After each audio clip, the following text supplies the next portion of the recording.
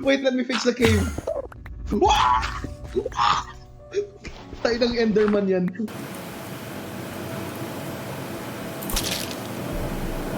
Is up. Hinahabol kayo siya. Scooby-Doo-Doo.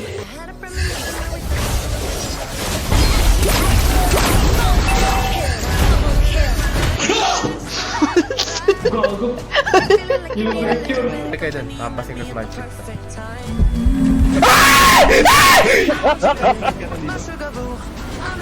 Oy!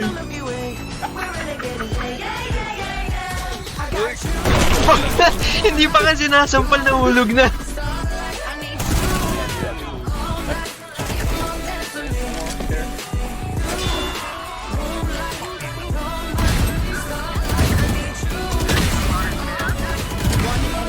No bullets, no bullets, no bullets, no bullets!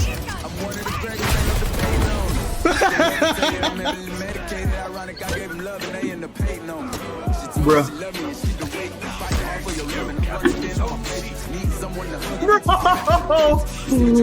Bro! They can't even.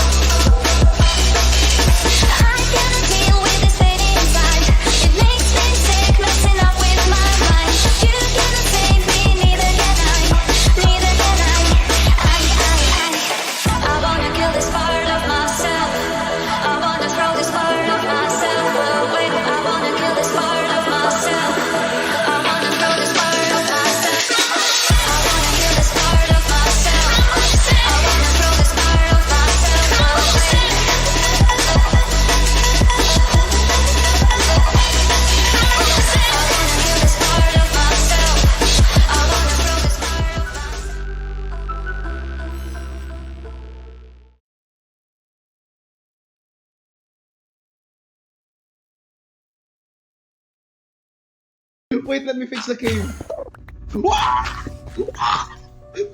Tayo ng Enderman yan.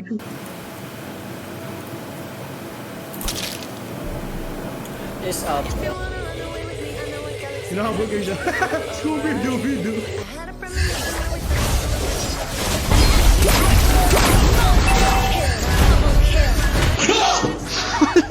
Gago. Yung picture. Hindi kayo dun, papasing ko sa magic.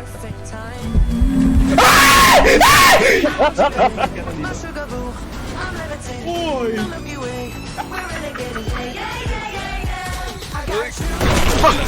Hindi pa nga sinasampal na hulog na.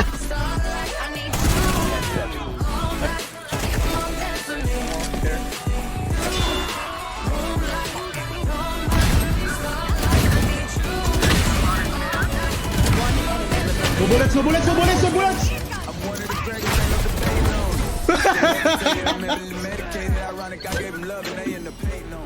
At magandang hapon mga ka-Siege, at muling narito tayo para sa pinaka-kinaabang-abang ng mga player, ang Day 2 ng Rainbow Six Siege Pinas. Again, ito ang Rainbow Six Siege Digmaan Season 2. At sa nakaraang araw, nakasaksi tayo ng mga intense na laban, mga nakakagulat na twist at kamangha-manghang mga plays. Ngunit ngayon, ang laban ay mas lalong mainit. Alam naman natin, sa bawat round, bawat punto at bawat segundo, ang tensyon ay laging tumataas. Kaya ngayon, sino nga ba ang mga susunod na maglalaban para sa huling pwesto dito sa Grand Finals na makakaharap ng Pumpkin Patch? At ngayon, i-introduce na natin ang ating mga talented casters for today. At yun ay si Ramon at si Paylay.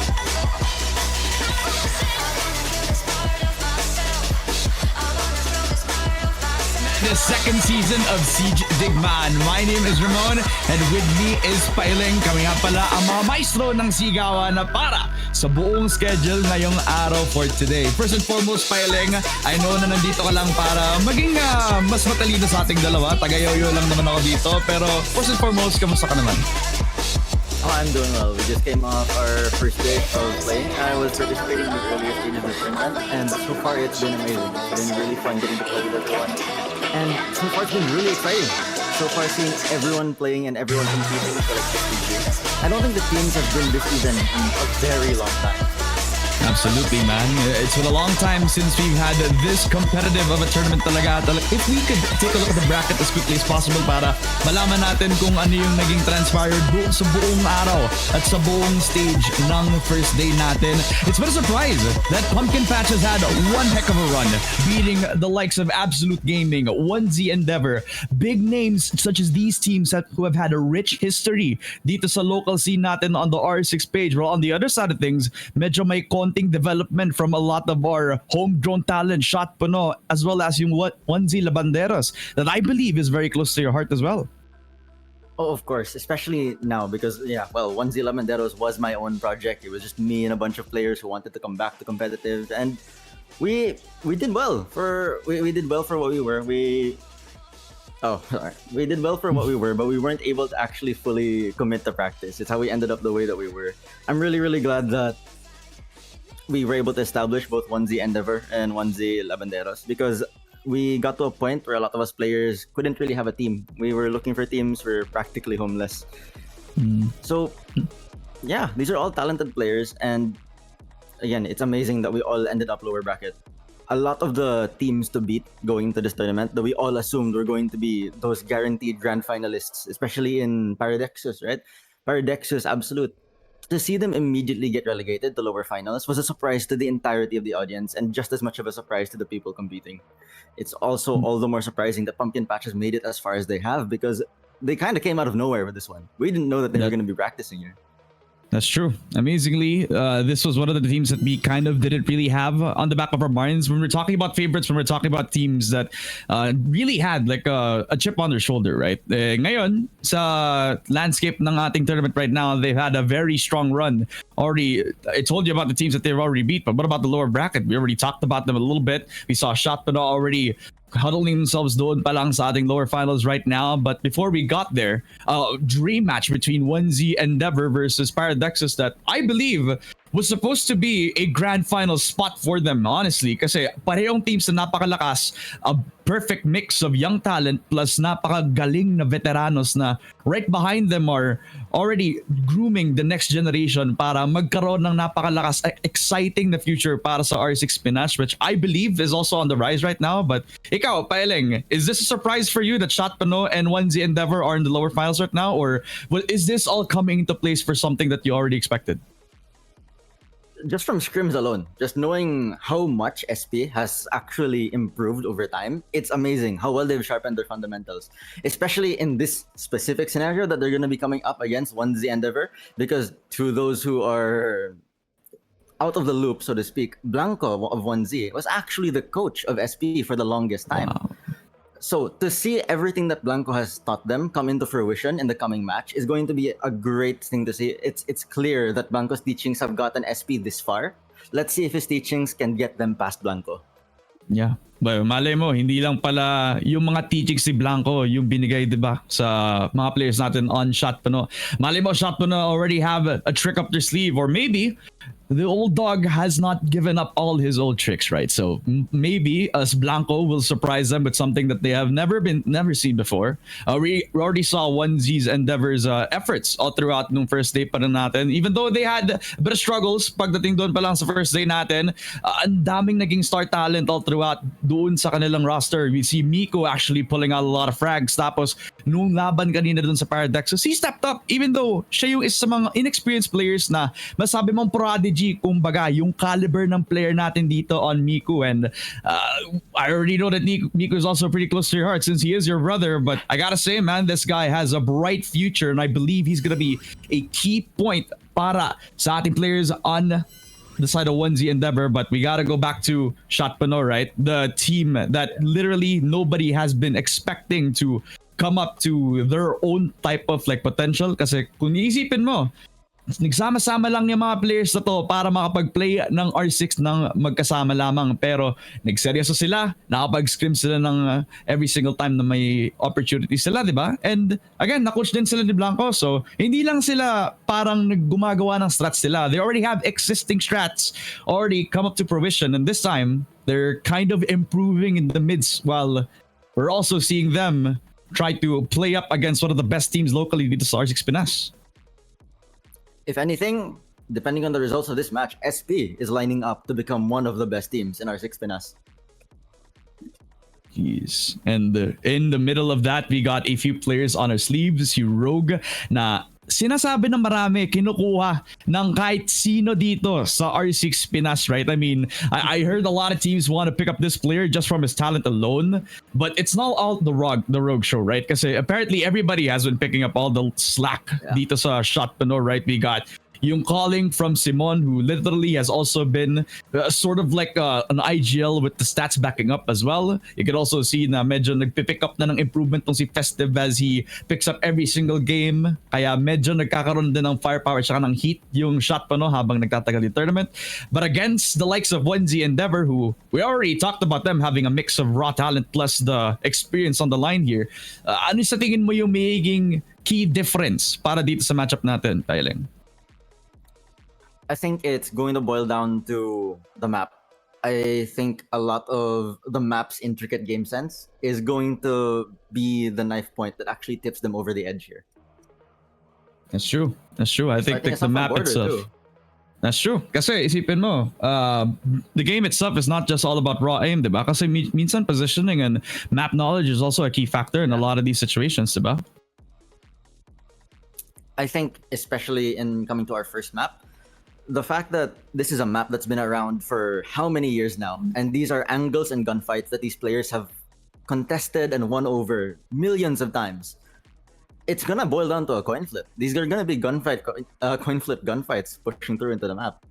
Yeah. At hindi lang aim yung may factor dito no? Minsan dadating din sa mental fortitude.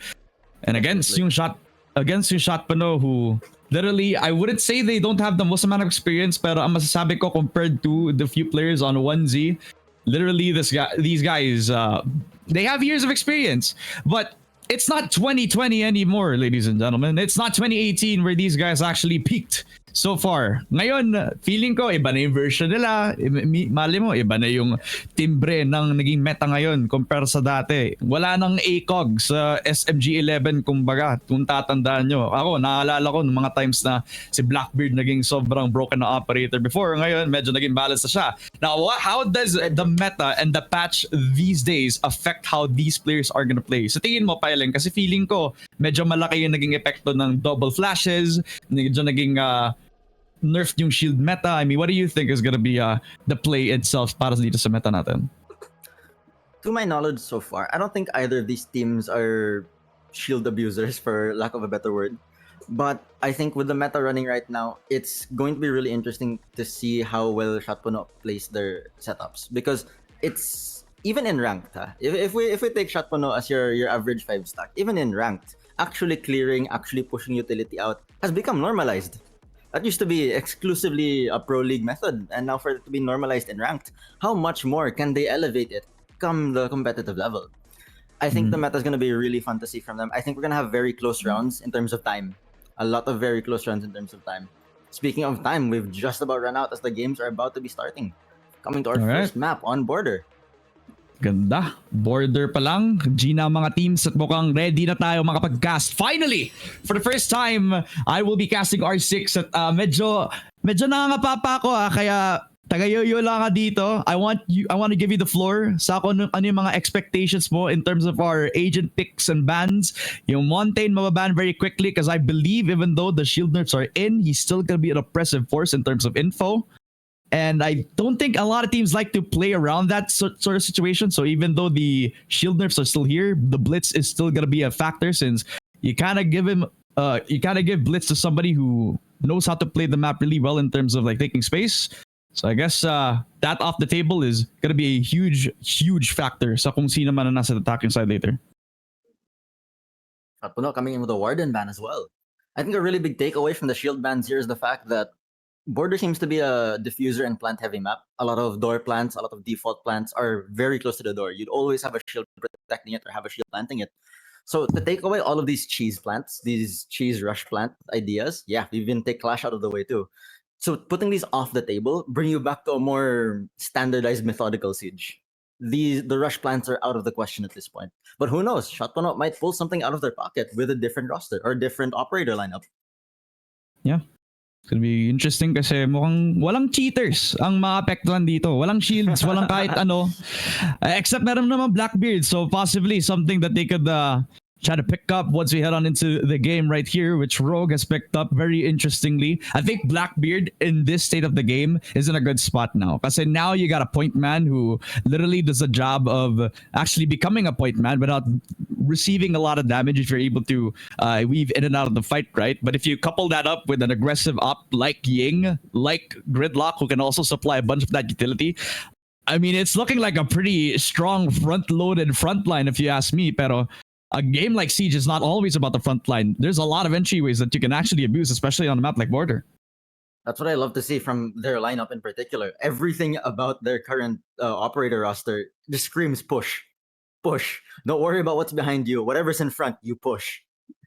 Which is going to be a really interesting interaction with what the defense has pulled out of their pocket. They've got a lot of denial in the Azami Kiba barriers as well as Shiba's actual, or rather, Legion's goo mines on his primary gadget. And it seems that, yeah, we're going for definitely a rank like standard lineup on the defense. They're going to be pushing this. Ooh, drones. Yeah, okay. They should be pushing this for a CC take. That's what the drones look like. That's what the drones are telling us right now. We already have a spawn peak coming from J-Dog as early as now. Round 1 spawn peak from J-Dog. This is what he's known for. Just taking these aggressive peaks. Just getting these opening picks. Oh, he's got it coming. They're going to have to be careful about his line of sight. Whoever comes out of the valley position has to be careful about his positioning right now. Again, J-Dog is very comfortable dito sa position niya. Actually decided to relegate himself back down to my break room, so I guess no first blood's gonna happen from the spawn peaks alone. But they are huddling up dun sa my east stairs, so as far as I'm concerned, it's still gonna be a threat kapag nag-push sila dun sa my east stairs. They're holding east very aggressively here. Death by Snoozu lands the first kill onto Blanco right away, putting us in an immediate 5v4. They seem to be letting go of east stairs, trying to clutch back onto site using the 4-man count. Attack already have their first pick, but they're still slowly developing the map here. Yeah. Interesting that they put that by Snoozu to be the one to actually pick off yung Pulse. Actually put down again the Candelas para magkaroon ng control over the 90 position, but Shiba, just off of that one trap doon sa my stairs, able to pick off doon si Death by Snoozu. That's an early 1-for-1. Already utilizing yung gadgets, already utilizing yung sound cue from, again, the traps is already a good opening for the side of 1Z Endeavor, just picking off where they left off this time. This leaves us in a 4v4. I repeat, a 4v3 instead, still with a relatively defender advantage with how much utility is left in play, as J-Dog gets taken off on the CC side. Remaining defenders are now clutched up on the site here. East control is lost, and so is CC. Hallway is going to be the next play for the attackers. Oh my god. Rogue is going to be as methodical as can be. Doon pa lang sa may east stairs all the way to the 90 position, and Fountain looks like it's going to be where the hit's going to be coming from. That's where Miku has to shine. That's where Niku has to step up. Lalo na't napasok na si Rogue, nahanap na agad tong si Blanco.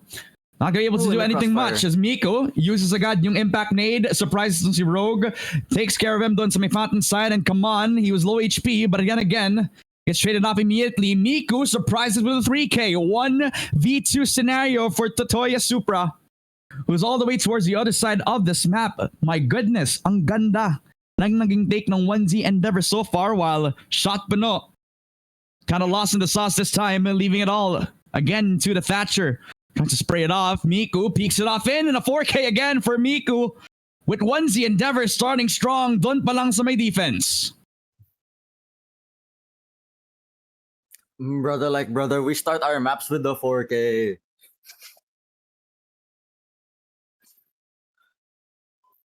right off the rip. Here we are, 0-1. 1Z Endeavor taking the first round.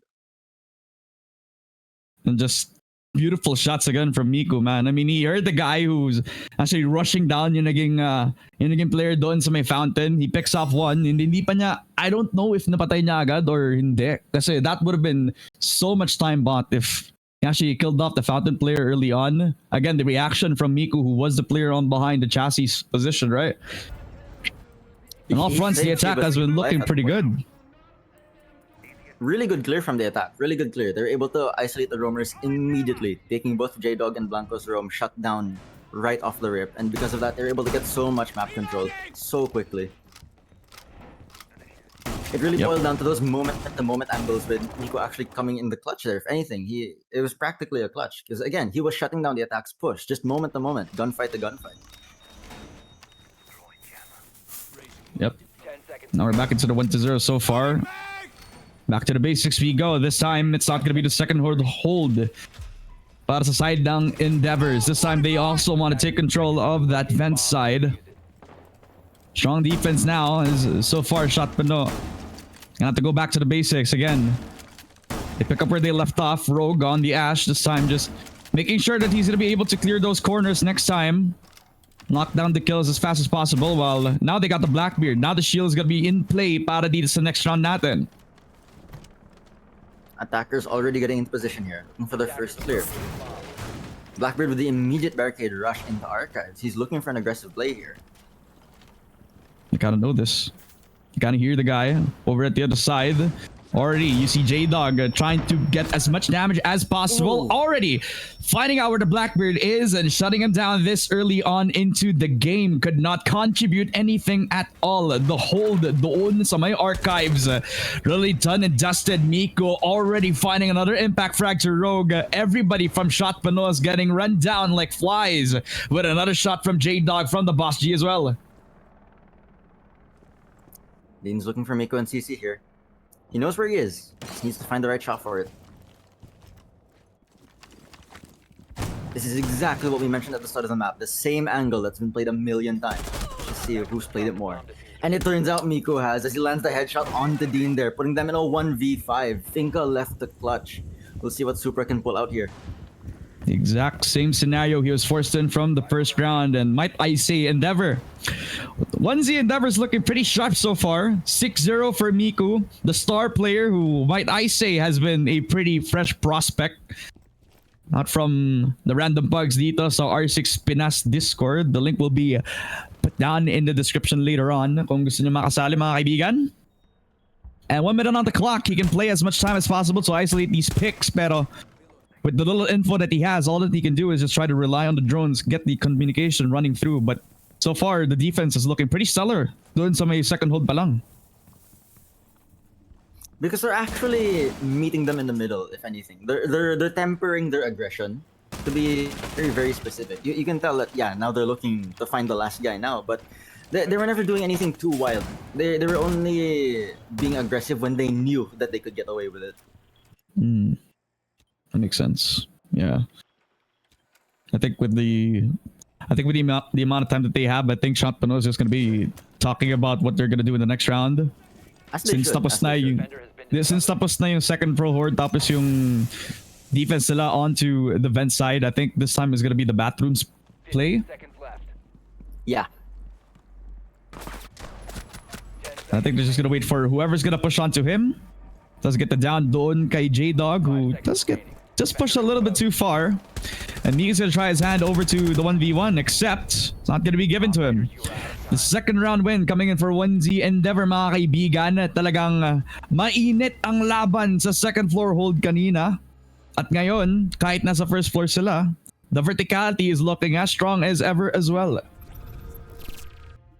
Very strong from them because, again, at this point, the attack were not able to get any map control whatsoever. They were in position, they were ready to attack, but they were just lacking in synchronization. The Blackbeard was one of the more unfortunate kills, not having any backup whatsoever, having to face a Vigil with impact grenades right off the rip. Here we can see an actual very specific play. J-Dog knows for a fact that 2 impact grenades is going to punch the shield all the way out of the way, giving him a window to actually one-tap the Blackbeard with his buster. Yeah. This is something that we couldn't really practice either. A lot of players didn't realize how vulnerable the shields were actually going to be come rework. This isn't something we were able to scrim with until the last few nights. So in return, yung parang everybody in the team or everybody in the scrims are probably already theory crafting kung paano i-counter agad yung Blackbeard. No? And now everybody realizes that Blackbeard is actually pretty easy to counter, even though the idea of a shield with a rifle, as an automatic rifle, I should say, it sounds broken on paper, but if you think about the right tools to counter it, I think there's a amount of options that you can actually uphold with that. Oh, that's not exclusive to Blackbeard either. So many things that we've complained about in the game, they have solutions to them. It's really just a matter of whether or not you prepare said solutions ahead of time. J-Dog's back to his comfortable way, trying to get a spawn peek dun pa lang sa may valley position. And nobody's giving him the time of day now, just trying to see if they can get a pick onto the first floor sites of the map as well. 1Z Endeavor. And back into a position where they're gonna supply a lot of the hold, a lot of the defense. Doon pa lang sa may bathroom position. You can actually notice a drastic change in the movement of the attack right now. They're playing off of each other a lot closer. They're actually going for these isolations more. They know for a fact that they need to take second floor here. Oh, but Miko landed kill onto Simon. Or Simone, rather. That's one of the hard breachers pa naman. Have actually been pivotal para makuha yung hatches, so verticality is gonna be halved in terms of power para sa attack natin for shot puno.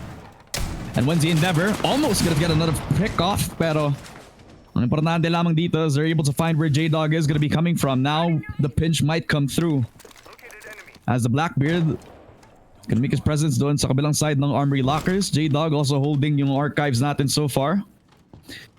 He dropped the bomb down doon sa labas ng Armory Lockers, looking like they want to take the verticality, but they're already shaving a lot of time to do this.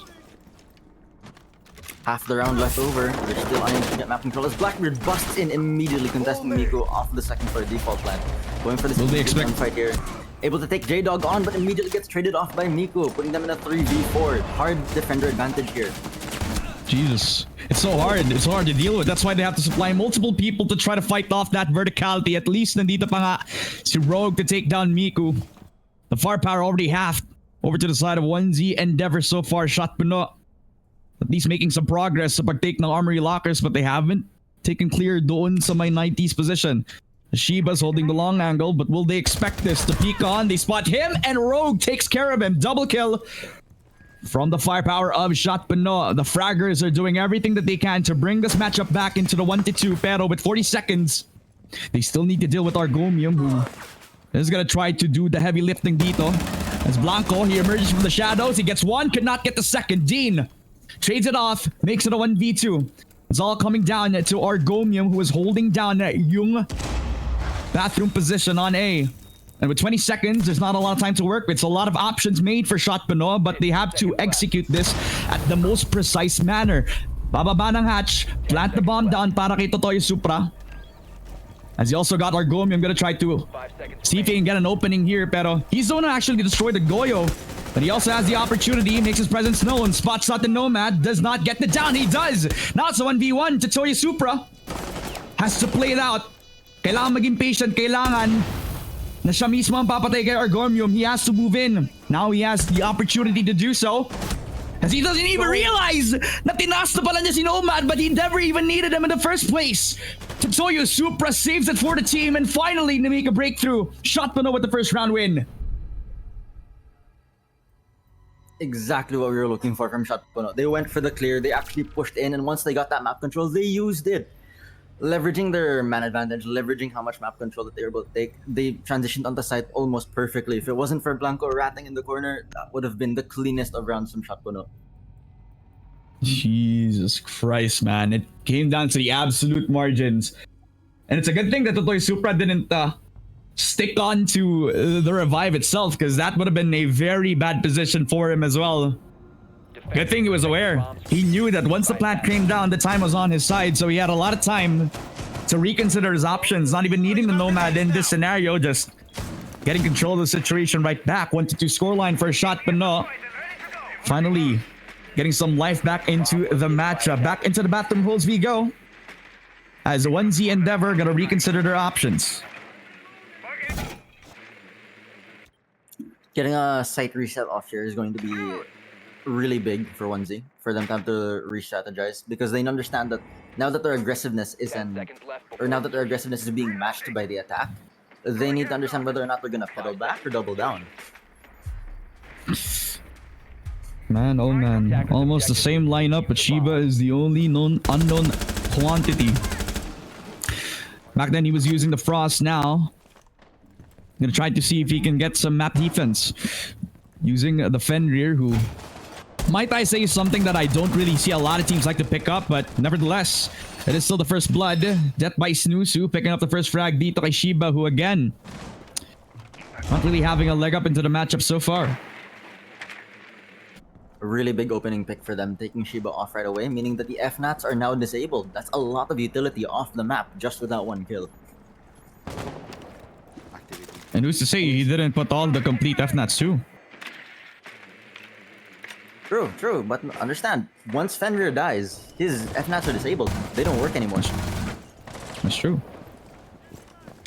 Make their way in, that's as easy as that. They already got themselves Ben's control. Now only a matter of time before they try to take control of the server, so lots of spams coming down.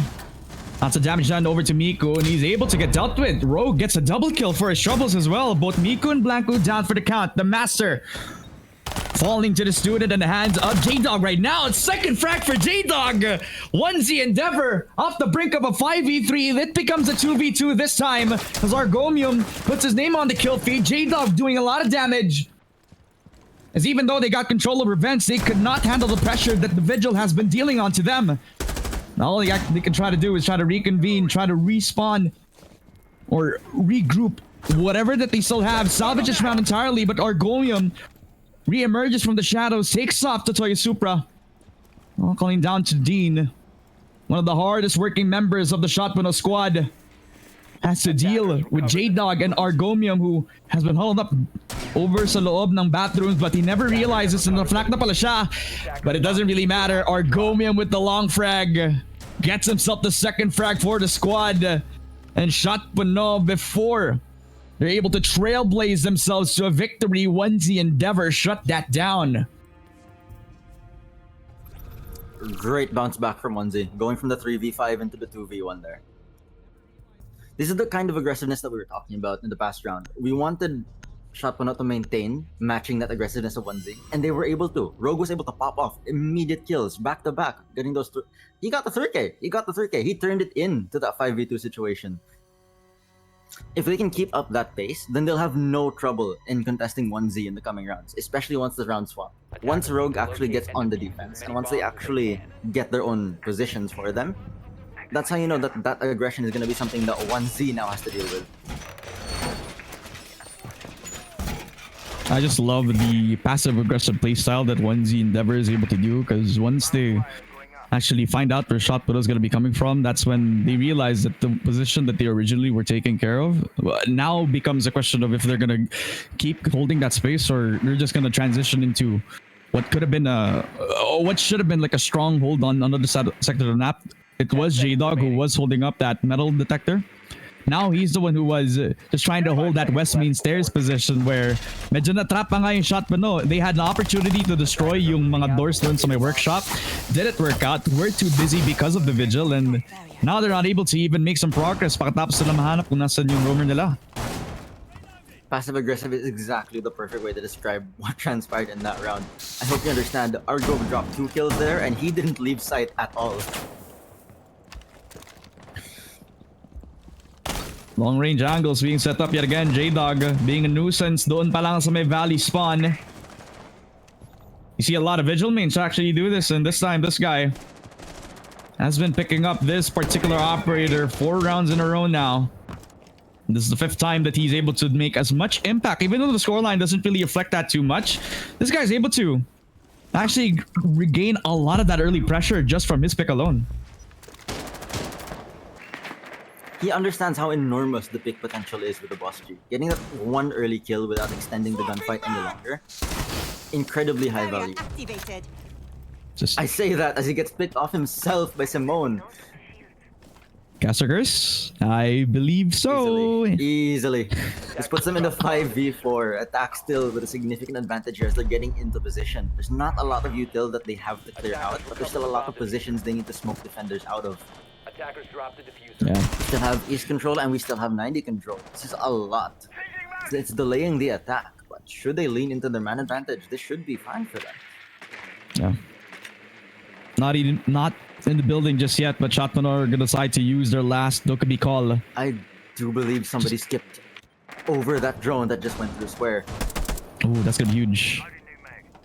Possibly could be an opening that they're looking for. Shiba trying to control that 90 position. Back again to the second floor hold that we go. 1Z Endeavor gonna try to do everything that they can to hold with the numbers disadvantage. Well, Shotman try their best to try to get themselves fountain control. Start with Office, see if they can split up to take that Archives position. Well, we already got Shiba and Miku gonna try to double hold that Office side. Put a lot of that stress doon pa lang sa may 90 position. Sorry, starting off well with Rogue actually making his presence known, but 40 seconds before they make the decision now. Sobrang layo pa lang ng Shotman before they can make an entry this time around, but Simon, he actually makes the window for them entirely. Miku falling down to the ground, and the C4 come in for Blanco. Actually deals up to Toya Super. That's a 4v3 this time around. 25 seconds. Wala pa sa loob ng bomb site ang Shotman. They have to do everything. Hold from the fountain position. Dealt with. Shiba knocked to the ground. That's Death by Snooze 2 taking the 4 versus 2. Knockdown na ulit. A double kill for Death by Snooze 2, and then we'll actually get the last frag as well. That's another round for Shotman, and it came from hard work, blood, sweat, and tears.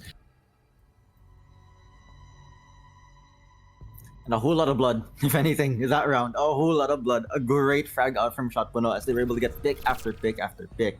Constantly rolling into sight there and just closing it off with a cutoff. Jesus. This is what we were If you looking look for. at it, This is what we're if you looking look from. at it, man. If you look at it, man, if I have to tell you a little bit further, it really was off the back of like really hard map control as well. If you could see, they're crunching the time. They were going for the 20 seconds push. Buti na lang at na-clear nila yung fountains guy. And if it wasn't because of that clear, that would have been a pretty awkward position for the Office player to uphold. Because if you remember, that was a double stack. If Shiba died for nothing, then it would have been a hard defense for a hard attack. Excuse me, for Shotman to actually realize in the situation. It was definitely rough on the fountain take there actually. Because the only reason that fountain take worked this time around was because there was no crossfire. Compared to the previous rounds where they were able to open up that line of sight with the impact right off the rip to turn it into a crossfire. The absence of that was game winning for SP. It's why we didn't get away with another one of those crazy 4K turnarounds. Yeah. And the instant turnaround once they found out where Blanco was gonna be after them killing the East player just because of that C4, and then having the presence of mind that he also tried to rotate all the way back from that west main stairs. I mean, Shotman's communication is improving by the wayside, and you gotta see that from the positionings themselves. Now J-Dog switching out from using that vigil, trying to use up again another roamer, and I believe it's going to be very important how he uses this, because now they're not opting to use the pulse anymore. This is going to be a crucial take for them. In the same vein, he's still going to be able to actually find out where the push is coming from. Pulse knows where they are, but with Solis in play, he actually gets that early warning as to what the team needs to prepare for in regards to the push. The attackers are already in the building at this point. They're already trading in damage, but so far there's no true map control just yet, as both the roam clearers and the roamers are going in circles around each other. J-Dog kind of in decline so far as he's already getting found out. Miku does come out to get himself the 1-for-1. So Rogue falling down. That's the Amaru already taken care of as well. Dokkaebi making some impact just from the call alone, so they have some info, but it's not a lot to work off of. The only thing that they have is West Main, but that's also a trap set up by Argomium. Climbing up from the heavens, killing off Death by Snoozu. 3 versus 4 so far for Shotman, and 1Z Endeavor just responding to every situation.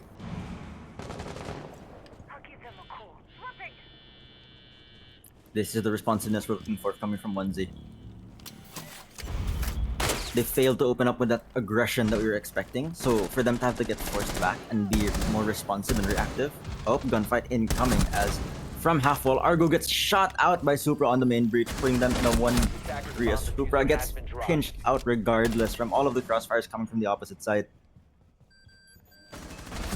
Very awkward. A little bit awkward scenario after they got picked off over at that. I believe it was a small room on that first floor around the metal In detector customs, position. yep. In customs, yeah. So good awareness from Miku, just taking care of the player inside of that small room, Rogue.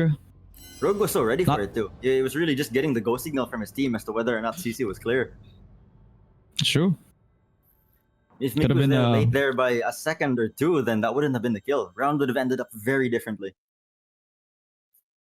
Could have been an easy entry over with CC. Could have had a bit of space taken by the Amaru himself. So push comes to shove. It literally, Shot Pino are not able to get themselves the anchoring positions that they were looking for doon pa lang sa may second floor. If they actually had the Amaru, if they actually found out where Miku was going to push at. Normally, an alibi would not act only as an anchor, but sometimes a soft roamer in situations like these. Mhm. So it's very interesting that you see that proactiveness from Miku, who we kind of touted as the guy who has a lot of aim, but doesn't have a lot of experience. But you look at the guys who are playing alongside your brother, literally supplying a lot of that communication, a lot of that experience is going to be helpful in the long run to groom this guy to be one heck of a Definitely, demon, Definitely. if he is not already one right now. Make no mistake, when it comes to experience, if anything, to those who don't know, it was Miku who taught J-Dog how to play. Jeez. You're looking at the master copy of J-Dog, if anything. So to see Jeez. them now finally on the same team and finally competing together after so long, it's revolutionary. This is what we wanted to see for the longest time. They tried to have a go at the internationals. They tried to have a go at Blast, but scheduling conflicts, like this is where we are now. Man, oh man. And we get to see them live on your screen right now. 1Z Endeavor 4-2 so far. A lead coming in from that first half. Shot Puno, although having some glimpses of brilliance, are kind of struggling to actually find themselves any sort of leg up, even though they kind of actually got themselves advantages in terms of numbers, especially with picks from Rogue, with calls from Simon, who apparently is the leader of the squad. I kind of want to see a little bit more of that gel up kasi medyo nagkakaroon tayo ng konting mishaps here and there. Maybe some polishments along the way. This is, well, like we mentioned earlier, this is what we want to see from them because we know that they've been adjusting. We know that on the rounds where they've made those adjustments, they did win out those rounds. But on the opposite side of things, you look back to 1Z, they catch those adjustments too. And it's why they're able to win the following rounds after. Now that they're on the defense, now that they kind of have the sandbox is in their hand, the toys are in their hand at this point. If they can match the aggression that 1Z was putting up on defense the first time around, especially now with a castle barricade setup extending into CC, this is going to be a lot of extension, this is going to be a lot of extended map play. This might be what they need to get that leg up over 1Z, because not even 1Z was able to do this. They never pulled off any heavy utility map extensions. The players were playing extended, but the util wasn't. So this is really good variety in gameplay here. So we'll see if 1Z can match up to that. We're getting the stark differences of playstyles now as we swap sides, ladies and gentlemen. Shot Pinoy now on the defense and try to see if they can use their util, make it speak for themselves, try to run the clock down. AIM definitely took a backseat this time around for Shot Pinoy as they want to take themselves into a bit of time. See if they can choke out 1Z Endeavor before they can even have an hold in towards the site itself. As it looks like a takeover to the CC position, possibly even go for the square stick and try to conquer that east stairs position before they try to get themselves that 90 spot. A really heavy distribution here around 90 in the CC. We've got 3 players ready to take each other's place in the event of a frag. The responsiveness Spots him. potential here. Oh, Spots him. immediate Sees the resistance from Blackbeard. here. He doesn't have the impact made, so he can't really counter that off. Shiba's here to trade it off at least. Not even a trade. He actually picks it up for free this time around, so Good awareness coming in for the 1Z Endeavor side. Now they got themselves 90 control. Now they possibly push on in towards the fountain side. And the thing about Blackbeard, the front man that you're looking out for, is that he can actually give info to the team without that much hesitancy anymore. Second frag in coming in as well for 1Z Endeavor. They spot in towards Rogue as well. Everybody fighting on all fronts. The Util not speaking for themselves anymore, as the guns are doing the heavy lifting this time for 1Z Endeavor. The double for Blanco, as Argomium will get the last frag. 1Z Endeavor on all fronts are putting the final exclamation mark in the next coming round. As so far, round 8, they have the lead, and it's as decisive as it can be dito pa lang sa border map. Really wild setup. This is what we're looking for. This is what we want to see. We were able to see that actually utilize that util extension, but the fact that 1Z was able to successfully clear it is they're not syncing up. If you catch where I'm coming from here, the defense was not syncing up with each other. They were near each other, but they weren't playing for each other. Attackers need to Rogue here locate single and out defuse any immediately, bombs despite that the fact that we know that Supra was playing bottom 90 there.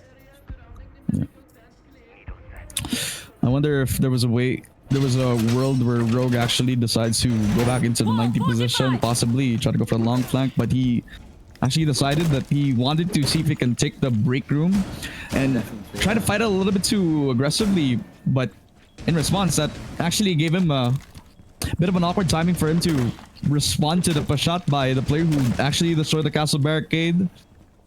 Not giving him any time to breathe, not giving him any window. Actually go back into sight that safely. The way they distribute their players is it's not like we've seen on other teams so far. Attackers must locate and Tendency defuse is the it's a lot more office and east heavy. There's not as much care for 90. They'll definitely put players in 90 and in CC, but the tendency is we let go of CC way sooner. And for them to have held on to it that long, it goes to show that yeah, this is different. Like this isn't something that 1Z can run all over. They had to exert that much more just to clear them out of CC. But once CC, once they won out those gunfights, that's when they were able to lean into that man advantage. Yeah. The same setup's Not a running try to- this time around. Yeah, and this time they actually put a lot more util. Actually, the same amount of util, except now they're putting a lot more trust into putting Rogue in a position that now he puts more keeper barriers into the CC position. Now there's a lot more care into that break room side. Actually gives him the opportunity to go back, see if he can try to hold that as much as possible. But good thing that they also have Simone, who can actually provide some more support for the squad. The push comes in as well from Miko, who gets the first frag in. A double for Rogue, who respond to that 2-for-1 special. Shot Buno not only coming out the wayside with the better deal, but actually doing pretty well in responding to 1D Endeavor's aggression.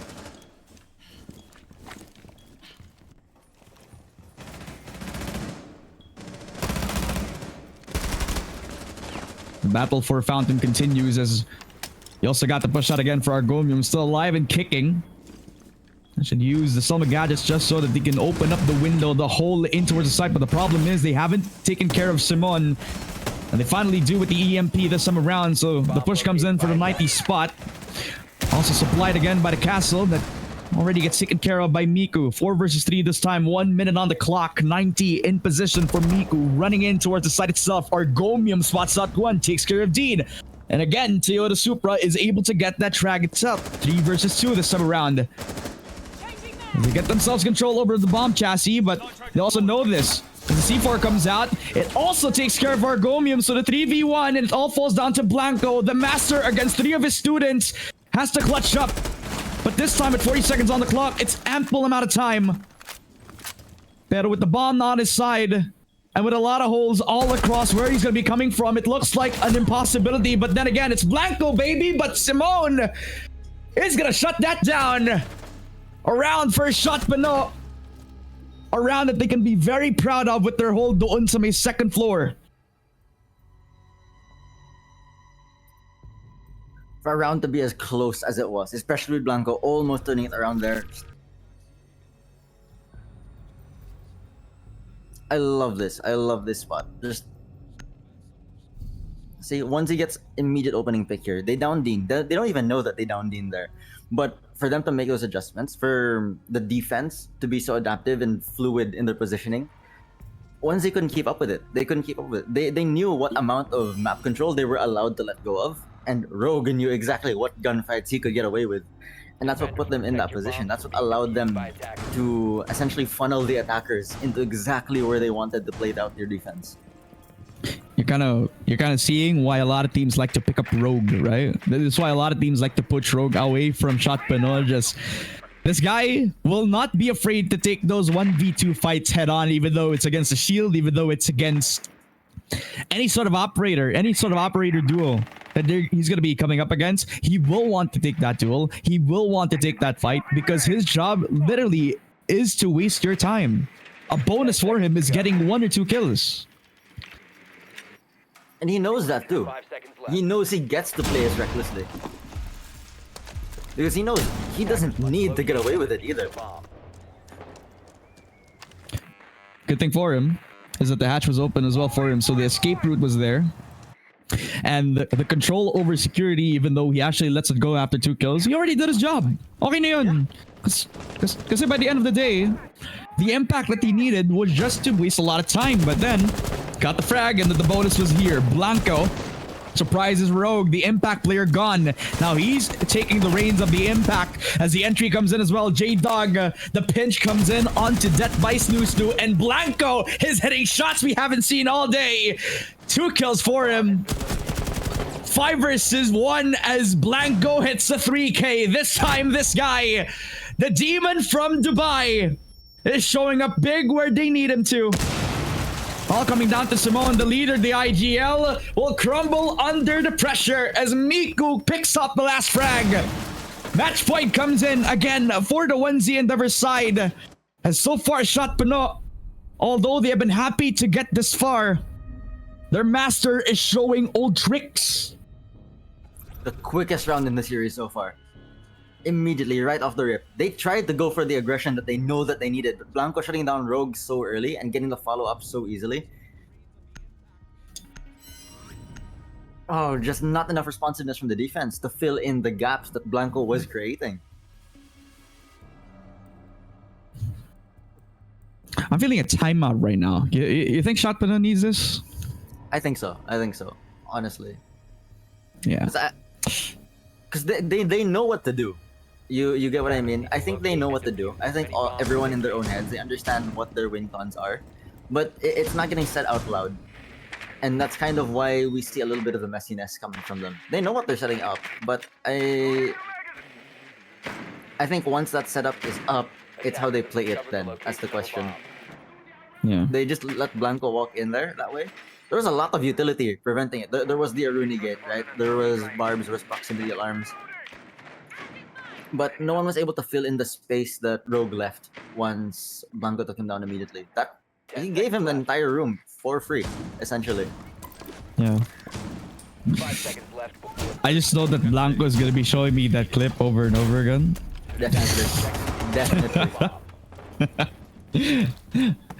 Look, after he took down Paradexis, the first thing that he did was PM his full scoreboard, just showing how much impact he has made all throughout that game. And honestly, fully deserved. This guy's pretty aggressive on supportive roles, and you can't really be surprised by this guy. Yeah, that's true. He's just aggressive, period, at this point. Coming on to 1Z, he was angling for an entry role, but seeing him on the tournament so far, he's been swapping from role to role to role. He's been on support, he's been on flex. His primary entry, I say that Shiba gets shot out through the wall bang by Rogue. Really big pick there as the hard breachers off the map, right off the rip. No gunfight included either. Yeah. Traded out Miko is all. as Dean goes down, east side. He's making his presence known. Push on in from the 90th position, and it's also awkward because the castle barricade is also limiting the option again for the attacker coming in. Argonium and J-Dog doing their damnness to actually get themselves at 90 control, and so far it's been successful. And even though they kind of separated from the pack, it's okay because their individualism is shining all throughout the The encounters they've been forced on into, but the flash, the stun comes in. They spot out one, and Rogue makes his presence known. That's the double kill coming in for Rogue. The fragger from Shot Pinot is doing everything that he can to extend as much time as possible. Rogue pulls out the pistol, but J-Dog is here with the better gun, and it's all falling down to Simone. Can the IGL step up, lead by example? J-Dog solo on HP, but look at the amount of time, look at the amount of sound cues that the Ram is providing for the squad. This is putting a lot of anxiety over to Simon, who has no idea, but he possibly has one of his plans set through, but they know where he's going to be coming from. They spot him from the cam. And Simon, he's going to hear this drop. That's why Argomia is coming in from the flank. There's two flashbangs, but it doesn't matter. It is J-Dog that picks up the last. That is the first map in, coming in for 1Z Endeavor, as Border will be their domain, and it will be on Shot Pinot to try to get themselves game 3, but so far it's not looking good. I beg to differ. If anything, I think Shot Pinot, results-wise, yeah, it's looking pretty rough results-wise. But you look at their process, you look at what they've been actually pulling off. They have the recipe. They have the solution. They have the solution to the equation that 1Z is putting forward here. But they've got 2 maps to prove that they know how to play that solution. Yeah. That means Very a lot of time from to... 1Z here. That means a lot of time to come back, a lot of time to forgive themselves for their mistakes. I think there's an ample amount of time for them to talk through on what they need to try to improve of. So, you know, it's on them to try to polish up a lot of things. Like, for me at least, I think the biggest strength I've seen so far from 1Z Endeavor is that the fact that they, in every situation that they're thrown on into, the adaptability has always been shining through, man. I mean, the pace change, the unpredictability, and the fundamentals. That's already a given for them, but what if you throw the fundamentals out? What if you try to throw in the unknown quantities? You're not going to be expecting the support role to actually be that aggressive as possible. You're not going to be expecting a few, I say, surprising things being thrown at you, especially with how aggressive they actually handle each situation. And I think you have a few thoughts about this. So, you know, what do you think about how this game has turned out before heading on into the break? I love that you bring up the adaptability, because the operator choices always changing. With the exception of J-Dog constantly on vigil, the operator choices always changing. We have different hard breachers in play constantly. We have different flank watches in play constantly. We've seen Blanco play Gridlock. We've seen Blanco play Nomad, and that adaptability that you bring up, it's kind of what's throwing SP for a loop. You see that SP has a lot of stuff prepared, but they don't have enough to switch it up. And I think if they overcome that, if they get that creativity, that burst of creativity to make their setups matter just that much more, we'll be in for like a really big series. We'll be in for a really good map too. Yeah. And so far, it's looking pretty hot for the Master over at 1Z Endeavor, as everybody from 1Z Endeavor is happy to take that border win. And as we head on into Nighthaven Labs, it's looking more and more like the confidence is on the side of the 1Z Endeavor side. But Shot Pinot are not out just yet, ladies and gentlemen, since this is a best of 3 talagang may laban pa ang ating mga underdogs dito sa laban natin. So before we head into a short break, I'd like to say a few congratulations as well to everybody who has watched dito sa viewers natin, dahil the fact that you're here, sinusuportan nyo na agad ang cause natin, which is ipalago ang R6 Pinas, ang Pilipinas, kung saan medyo nagkaroon ng pagiging low-key ang Rainbow Six Siege, e ngayon ay sama-sama nating palalagin ang ating magiging scene. We'll be right back after a short break. Ang nga pala si Ramon, kasama ko si Paileng. We'll be right here on Siege Digmaan Season 2.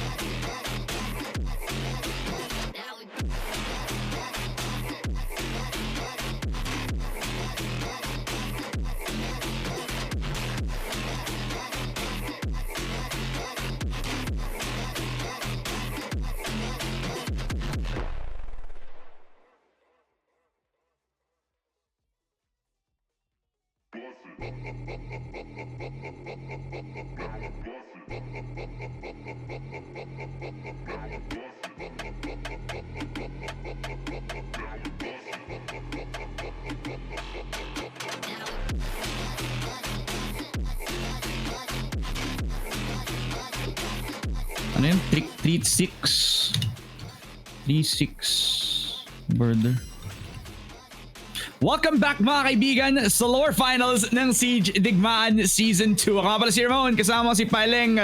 We've had a good time sa border where we've seen a 6-7-3 win coming in para sa 1Z Endeavor. We head on into Nighthaven Labs and I believe it's gonna be a heck of a banger. But before anything else, I'd like to thank our sponsors on R6 Pinas, the literal Discord where we have one common goal at yun ay palaguin ang Rainbow Six Siege community dito sa Pilipinas, especially sa local scene para makaabot naman tayo sa mga internationals at saka ang mga kaibigan natin sa The Coalition where you can actually play with a bunch of friends na naglalaro ng Phasmo, Minecraft, CSGO, Team Fortress, R6, For Honor, at etc. Sila yung literal reason kung bakit ako platinum mga kaibigan. So pasok na kayo sa The Coalition at pasok na din kayo sa R6 Pinas. Paileng? What a nice way to start off yung ating lower finals. Ang ganda ng border na nakita natin. Hindi lang dahil nanalo ang 1Z Endeavor. Pero nakakita tayo ng mga flashes of brilliance from Shot Puno. It's something for us to look forward to, definitely. After seeing what they played off in the first map, how much adaptability we see from 1Z Endeavor, and how much adaptability is slowly coming into play for Shot Puno. If that fully forms, if we actually see Shot Puno, I guess, reach their final form, for lack of a better word, coming map 2, it'll be a really good show to see. Because even though Shotgun themselves aren't very gunfight heavy. Seems that Rogue is, taking charge of that when it comes to gunfights more often than not. The actual playmaking that Rogue has a lot of potential.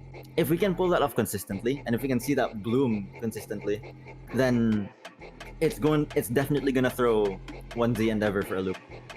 Definitely, man. And it kind of goes back to the theory na nilabas ni Joboy. I don't know if he said it on broadcast o kaya sinabi niya sa ating mga sa mga rank games na laro natin. God bless nga pala kay Joboy. That the theory of the rock, paper, scissors actually comes into play dito. So yung slowness ng shot where they rely on their utility, their defaults, ngayon ay naka-counter ng 1Z. Nung nalaman nila na naglalaro sila ng utility heavy, they play operators that can counter that utility. The Blackbeard that can supply a lot of that info, tapos meron pa rin silang frontman, and meron din silang Ash na nakakasira ng mga castle barricades na naging pivotal point sa kanilang mga defensive strats. So that adaptability literally has been the key point so far for 1Z Endeavor. It could be a factor of them being very experienced, or it's just pretty much a cleaner game plan, a little bit more of a polished palette so far for them. So we head into Night Heaven Labs, and compared to Border, this is a fresher map pool, a fresher set of eyes for both of our teams, new or old. So ano yung mga may expect mo dito coming into this second game? I'm definitely expecting, hopefully, some really funny pocket strats. This is something that a lot of teams have been screaming a lot, just to kind of pull this out as a sleeper pick for the tournament. But look what happened. A lot of them actually ended up playing Night Haven. This is the map that so many of us have been dodging in ranked for so long. But to see everyone running it here in competitive by choice, well, I guess the only thing we can say is to quote Tito Norms himself, let's go! Let's go! Ito na mga kaibigan! Papasok na tayo sa second map where Night Haven Labs is gonna be the next banger of a game. Best of 3 tayo, 1-0 na agad ang 1Z Endeavor. At shoutout nga pala sa mga kaibigan natin sa Twitch chat. Si Jerjer, si Tito Norms, at saka ang mga kaibigan natin na sumusuporta sa parehong team, either Shot Punuka or 1Z Endeavor, okay lang yan. Dahil iisa lang naman ang ating nagiging common goal, ang palaguin ang Rainbow Six Siege dito sa Pilipinas. Let's get it on! Map pick bans coming in as well para dito sa ating both teams. Again, the shield bans coming in for both the Shot Puno and 1Z Endeavor. Talagang feeling ko may cheater sa mids natin no? I think, to me, Warden, same ban again. The way I see the shield ban is neither team wants a bulletproof entry fragger. You get where I'm coming from there? They don't want to have to deal with a bulletproof entry fragger. It's wild that they're leaving Blackbeard open and repeating the clash ban, actually. Still similar 1-to-1 bans on both teams right now. Is Warden really that big of a threat to the way that they're playing so far? We haven't really seen much smoke play, no? Not so much on the smoke play. No, I don't think so. I think it's just that them eliminating that possibility. Still thinking if they're gonna use the smoke play as a pocket pick for them, but so far I don't really feel like it's gonna be a factor coming into this next game, as now we're seeing the picks coming in.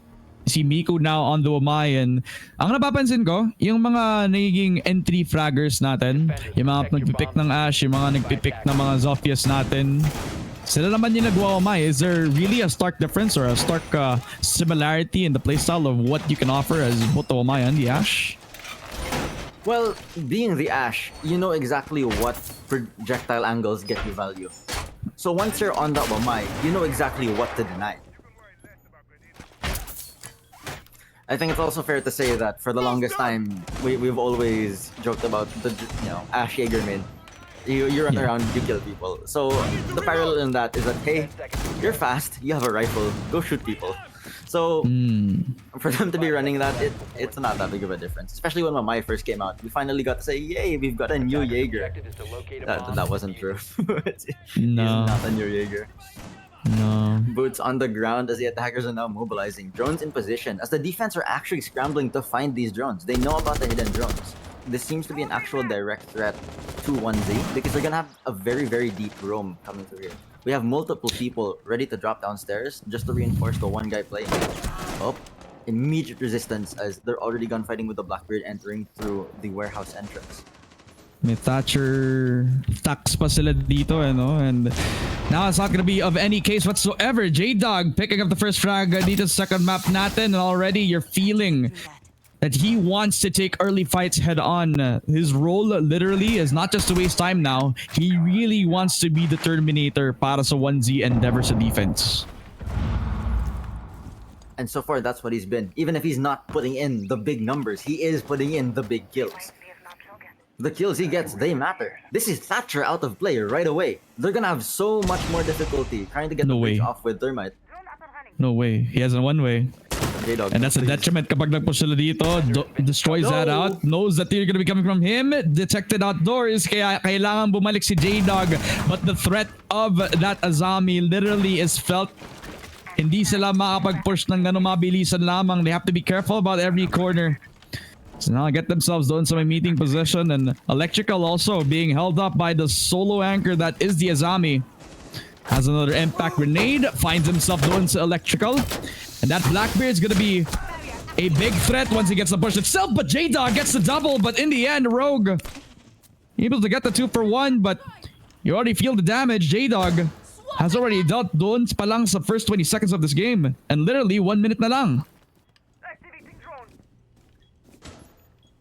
Still a lot that the attack can do here. They've lost their Blackbeard in their significant entry, but Rogue still is gun up.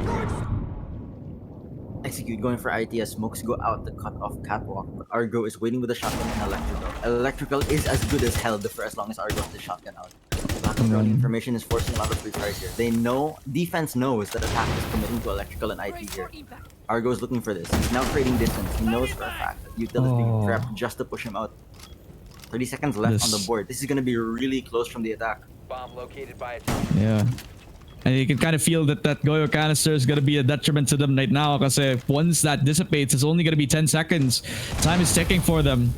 And shot IT Pano. is completely denied as the last Goyo canister on IT gets shot out. They're forced to stack up on Electrical here.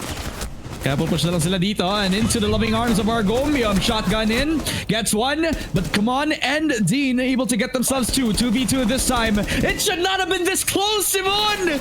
Pinatay niya si Dean! Papasok na sana sa loob ng site! But oh my god, the pressure already coming on down towards Shot Pano. They kill each other in an attempt to get themselves into the site. Blanco was on the other side of that mirror, but he literally wasn't a threat. It was actually one of his teammates. Most unfortunate from SP. They had so much that they were cooking with that. They knew what to push. They knew what was ready for them. And they knew what to expect on the other side. You know for a fact that Simone was actually lining up to try and pre-fire that Mira. But the only pre-fire that landed was into his entry frag head. Oh man. The value again from the Mira pick, as well as the pick from the Goyo. Even though the Enormous value Goyo from is Goyo. yeah, enormous, like literally 30 seconds. And if you couple that up with the amount of impact that again Miko was dealing to the squad, he was the guy who was picking up that Azami and was able to shave off what? J-Dog I think it was J-Dog actually. Yeah, J-Dog, right? So he shaved off like 20-30 seconds, a full minute. Doon pa lang sa may Electrical, and Not to you'd mention see the that. early pick on the Thatcher. The early pick on the Thatcher. Huge from them. They were late to the IT break. to go. Like, Jesus. Running out of options, running out of time, and all came down to the matter of seconds where now they're forced into the basement hole this time. I think if you remember correctly, I think this is the second map where 1Z Endeavor are now comparable in the defender side. I don't know if you've got the match history, but 1Z hasn't dropped Night Haven yet. Not once. Jeez. They've been successful on every Night Haven pick they've had so far. So let's hope that if they pull this off again, this is a pretty confident end of series then. This map is in the way of whether or not 1Z gets into grand finals here. Oh. Are they gonna know that J-Dog's here? Yes, they do now. Putting a lot of pressure on the Blackbeard this J-Dog time. with One the impact impact nade special. in. Tapos meron pa siyang Boss G. Nade comes out. Does not fall to the ground this time around. Second impact does not connect onto the Blackbeard. A lot of damage done. A lot of pressure. J-Dog can try to pressure onto the two players. He's knocked down, but that's not a lot of damage, except the Blackbeard pulls out the ADS. Pero Shiba from the other side will get that pick off. 1 for 1. J-Dog already found out Toy Supra to try to get themselves itong si Shiba, who is now supported by Argomium, who's already inside of that storage, prompting the Toy Supra to give up that space. Wise from Supra not overextending here. He has no backup, so he's instead gonna go back up the rest of his team. Still fighting for map control right now. Not much else on the attack has been able to get in the building, as Gumines are already getting pricked on, further delaying them. Second floor is as good as clear as far as the attackers are aware. But if they can just find the last guy, it's gonna be exactly the man advantage they need to isolate that basement. If I'm not mistaken, that's already one player inside of Electrical, and naririnig niya yung pag-push nito. So Rogue has to be careful about the push now. He's making a lot of noise. So there's one player inside IT and another doon pa lang Attackers drop the sa labas diffuser. ng breach. Attackers recover Gonna the try to bomb. see if he can get a pick off this time. He spots one. Will he expect 3 players actually sandwiching him down? No. Miku gets himself another. It's all coming down to Supra, who's low on HP. Encountering Miku was a huge detriment. Now it's all coming down to how Argomium will clear it out. Finds himself tong si Supra, but does not get the frag. 40 seconds. And he hasn't even stepped foot in towards the first floor site. Nasa basement nga lahat, kaya they couldn't even sniff the bomb. They couldn't even think about first floor. They were stuck doon pa lang sa may second floor, thanks to the amount of pressure that they already dealt with doon pa lang sa may storage. This goes to show how much pressure storage actually drew. Second floor was as good as clear. There were no other operators on the second floor, but the remaining attackers who were still clearing and droning, they weren't able to secure anything on the second floor. And by the time they were finally entering the building, it was too late. Defenders got it back. Quick 2-0, 1Z Endeavor. Just going back to the basics of the fundamentals, just taking control of what they know is the Attackers power need to locate position. and defuse bombs. And the thing about that as well is that once they actually realized that storage was gonna be the take for shot Pano, the only window of opportunity was just that one window inside doon sa loob ng storage position, right? There's not a split, there's not an attempt to take control of that warehouse, which kind of became the blessing in disguise for 1Z Endeavor. Literally, they gave that all up just so that they could have a stable defense doon sa may storage, which literally halted every sort of progress for shot Pano. Because storage is actually key to taking basement 10 there. seconds remaining. Majority of the time, if you can't use util to actually clear out the wall denial for the basement side, you need storage. You need the vertical control over storage. And what's even crazier is that even to take storage, you would still need vertical control over IT. That's so many steps that Shotpuno had to go through to actually get a successful push there. And for it to get haltered at step 1 was enormous for the time that 1Z was able to waste here. Yeah. Potential basement entry actually coming from Shotpuno. A very different approach as we've seen from before. Droning out, 2 entry fraggers droning for each other here as the supports seem to be getting into position at different points in the map. Yeah. They're looking for something more methodical here. They're looking for something that's more step by step, it seems. But it's gonna get shot out by J-Dog as he's already throwing a wrench in their plans, taking some HP off Death by Snooze's Blackbeard. The attackers bomb I don't know. Does this qualify as a soft roam for you? Because it's looking pretty hard for me. If I do say so myself. Knowing J-Dog, and by extension the other roamers on the team, there isn't really a soft or a hard roam. They're all over the map. They are Yeah. forever and always all over the map. Oh, Miku. Opening entry from Rogue as he takes Miku's head off there. Immediate refrag as J-Dog is able to get super on the opposite side of the map.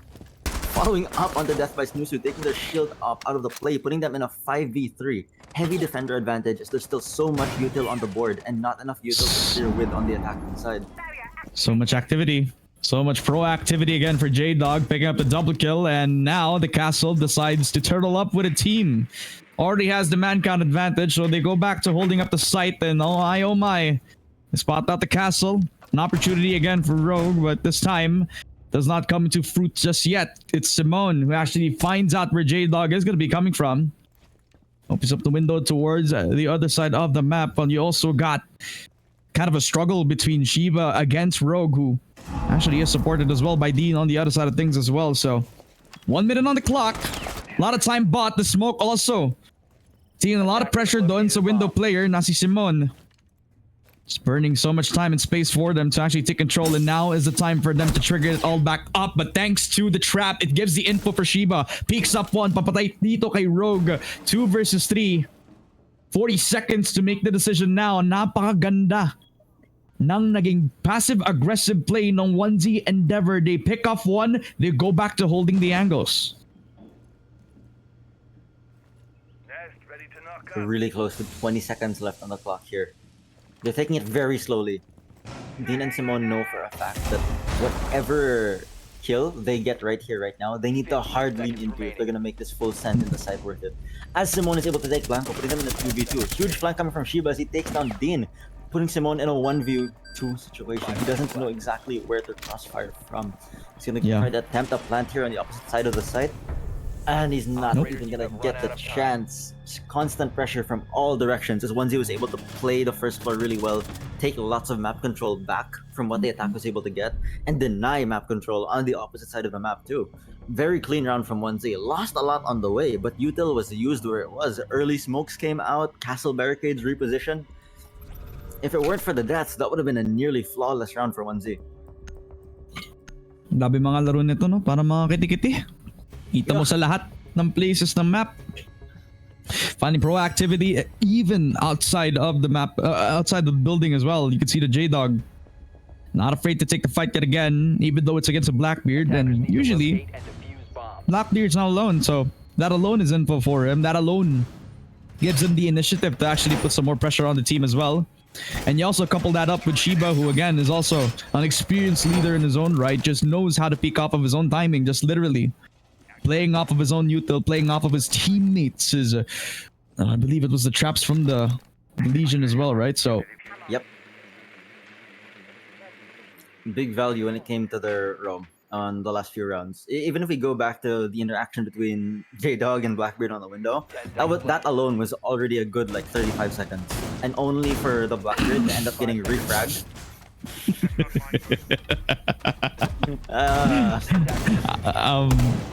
You know, is this a norm? Sometimes you forget these guys are kids. You know, like sometimes you forget. You know what I mean? I didn't know that Siege had a mini game where you got a staring contest. Is that a spawn peek attempt? Oh, it is. An attempt nonetheless. Rogue down to half, and I think that's as good as done. I think even though you don't kill him, I think the damage already done. Attackers recovered the bomb diffuser. They don't know about the rat in the warehouse entrance. He's still there. He's waiting for his time. Blackbeard gonna be his first contact. I believe J-Dog. I believe he's gonna check this. Will he? He doesn't! No way! And he think he's gonna go for more this time around. Hasn't he attempted a second? And he does! 2 headshots for J-Dog. The rat inside warehouse. Making his presence known. Who let the dog out of his house, ladies and gentlemen? Shiba. Also picking up another. This is all falling apart for Shot Puno. Before it even starts. 1Z Endeavor. It's not even holding the site anymore. They're just hunting for kills at this point.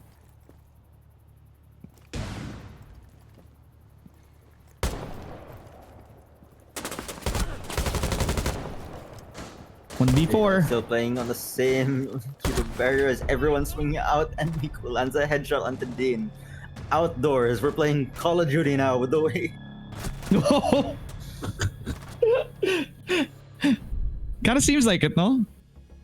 I mean, Right at that point, not enough drones in use, and there's a lot of disrespect coming from the attack, as they didn't respect the fact that, yeah, Azami might still be there. They already interacted with her earlier on in the round, but they ignored the clear and secure it. no way. And I just literally thought that Death by Snoosu was gonna check that corner. Which, again, as Blackbeard is your best bet. Always, you get to check the corners. You can afford to check the corners. Defuse bombs. But you didn't. And even if you're not Blackbeard, sure, you can ask your teammate to drone for you. You can ask Which your he teammate did. to. As well, we noticed that I believe it was Nomad or one of the other operators was on drone, but the drone came too little too late. Well, back to the basement hold yet again. That just means that we're not gonna play into the site. It's all gonna be around the first floor site, second floor. where the vertical play is going to happen for the side of 1Z Endeavor. Shot Pano already took the brunt of that aggression from that second floor hold. Now they're going to have to go back to the basics, see if they're going to play for that Discovered the location of a bomb. that wall breach inside of the site itself. Ignore Use a bomb. the first floor site completely, if that is the option for them. Device activated. It seems they're electing to actually attempt to clear here because there's going to be a lot of util second floor. There's minimal util first floor, but that's just because they know that they can take control of it via second floor.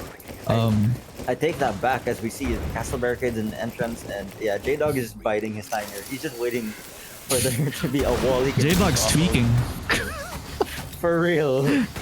For real. As J-Dog's already on the breach waiting immediately. Just ignoring basement altogether. This But that's is just a bait. huge. This is huge from Shopano. They're going to go for a 5-man push in the basement here. Yeah, Early smoke comes out here, and if it doesn't, they're attempting. just one no. singular anchor.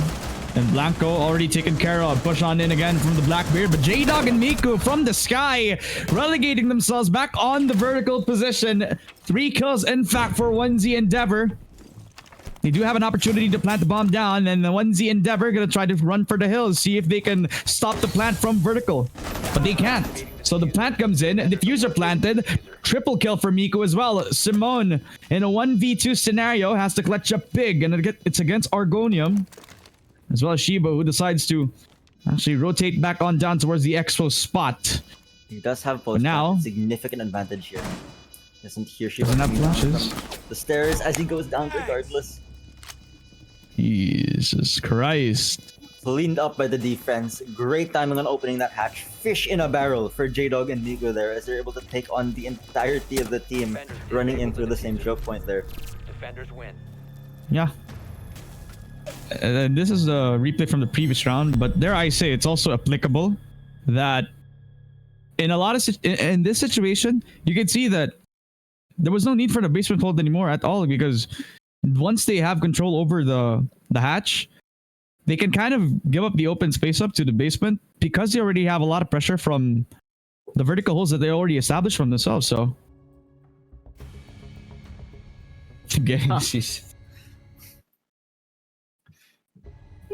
Tweaking is an understatement at that point. Tweaking is an understatement.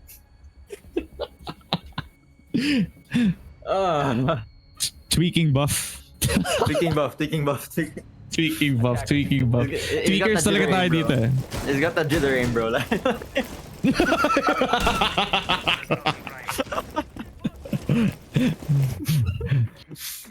Hindi siya taga-shot pa no, pero Pero Mukhang puno pa naka- rin yung shot.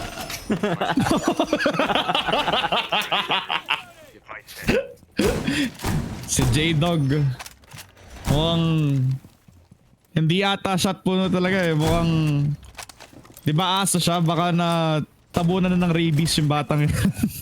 Hey, 10 seconds left before insertion. this is not the movement I expected from the guy who benches 180. Like, Attackers must They're all kids, man. use a bomb. Kids move different these days.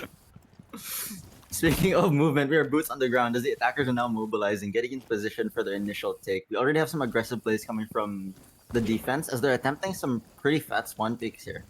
They're choosing to give it a little bit as attackers are really taking their time with this. They're really carrying the windows because they understand the potential threat of a swan peak here. They need their man count. They need their man advantage. In the previous map, majority of the rounds that they did win over were because they were able to sweep and lean into their man advantage. If they can get the opening picks appropriately here and just maintain that, it'll be huge. Yep. As they establish control over basement, play towards that exoskeleton.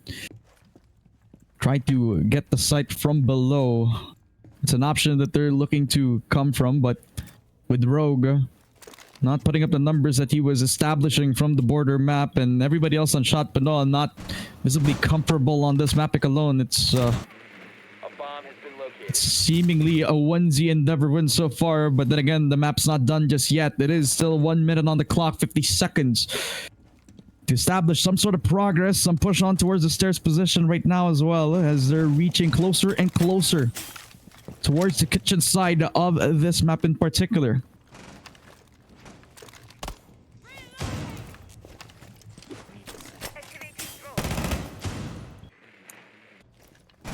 Matter of time before they... Defense didn't even realize how much map control, not even map control, but how in position SP already is. They have Anima or Exosuit stairs ready to sneak into kitchen. They're already taking They're already taking vending machine as they get the opening frag onto the anchor. No way. Following up Oh. the lounge.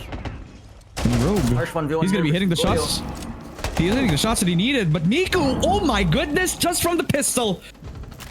That's why 26 bullets is not enough for that, but it doesn't matter. Totoy Supra provides the second team kill of the day. Shot Pino crumbling under the pressure yet again. And Onesie Endeavor on all fronts, on all sides.